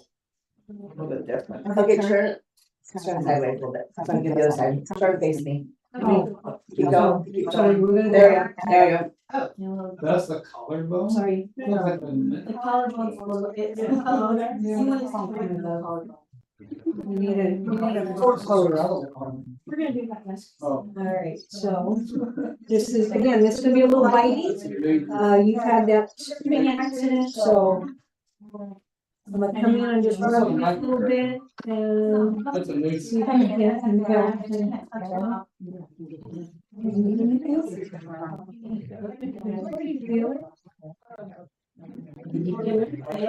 You're looking for? It's different. No, we're not getting I'm telling you. looking down at the target issue. What do you feel? Do you Feel this feel in? the contraction? That's why it says you control. Your favorite reposition. That's the reposition. And a new, elicit a different change. So try to just look straight ahead and just relax. Let your shoulders relax and head relax. Yeah. You don't think you won't be able to do that? No. You keep talking. You look like you're worried about what your wife's doing. I see the shoulder. I have to go. Yeah, about the relax. Is it trying to make the shoulder? Shouldn't hurt. It doesn't. Breathe through it. You're good, huh? Breathe through it. What do you want? Hold it, slowly breathe out and breathe out. You just push it on. Feel it. It doesn't register. Okay, now you're gonna turn back around so she doesn't get just. We're gonna Are you supposed to be on valve one? go on his, yes. Yeah. But it shouldn't. A little more. There you go. So I'm gonna come Now down this is- about here, okay? Feel it.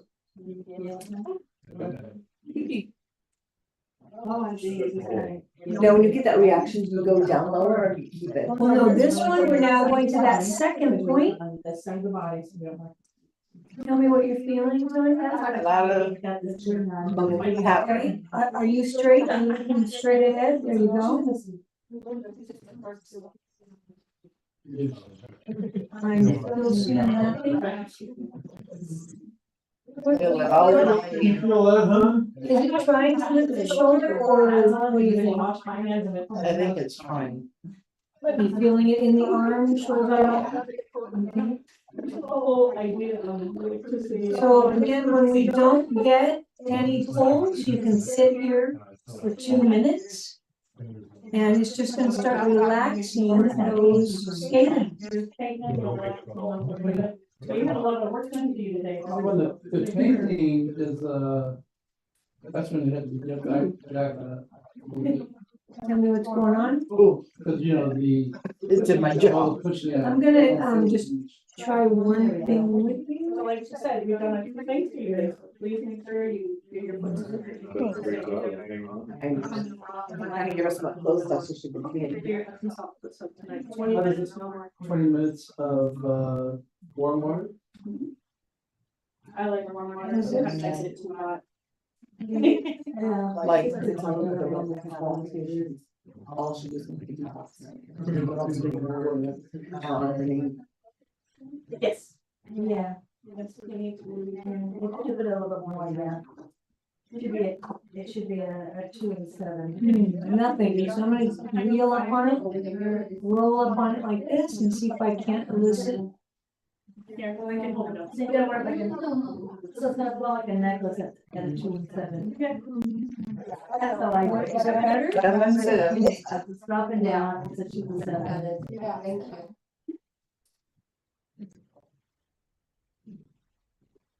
It's taken me about 10 years to figure out how to do it myself. Are you not seeing Yeah. that? Do you? I felt it. That's how it looks. It's good. I'm at full power. So, No, I'm at full power. who you are? Yeah. Wow. I just like her knowing Yeah, exactly. it. That's scary if that's full power. Yeah, we know we've gotten some better changes. You want to sit down? No, I'm good. You doing okay? It's sitting. Nice. And I try the other side. I'm gonna wear one of my pants off tomorrow. And then just turn just. Oh, yeah, sorry, I forgot. If I get up angle for that. I did my little Yeah, go with the flow. And now we're gonna go to this next, again, just make sure that your chin is in a neutral position, not too low. And we're coming right at the brachia.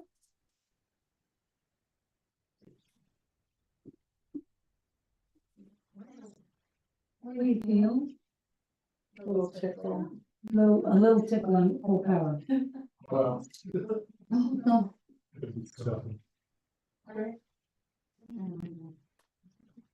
So I'll tell you, I had a military flat neck. I have more of a normal curve over the years of doing this. My son has a reverse C. And he now has a little bit more of a flat military. It doesn't happen instantaneously, but as we keep those tissues soft, the body can elicit change, right? The body's always in a constant state of trying to repair and get itself in alignment, homeostasis.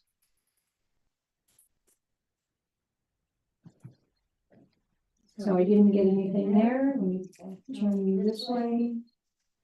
And if we don't get anything, again, we kind of sit there for about 2 minutes. I'm going to try and make sure your chin's a little low there. There you go, normal position, just straight on neutral. Okay, not too high, not too low. So I'm looking for that tendon that comes right back here. And I want to give,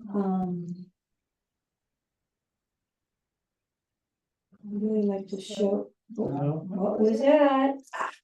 What's happening? Sharp. That was a Sharp jolt. Okay, can I press in or should I not? Okay, we saw a little something, didn't we? Breathe through it. Not as much fat, probably.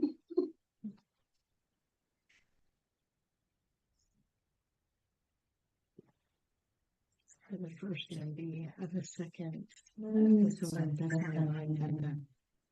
Do you feel it pulling? We're not seeing it on the Yeah, outside. it's not fully. So sometimes again, you sit for 2 minutes, and because she has a home device, she can come in here and try to start to alleviate and massage this tissue. You know, up to 10 minutes. Okay. Not a whole lot more. It won't hurt, but remember, you're also going to be releasing. Make sure that you maybe do a foot soak. Okay. And I'm going to just try one thing. I'm going to go to FMRSI. It's going to be. Okay, all right. So, Let me know if this is too high.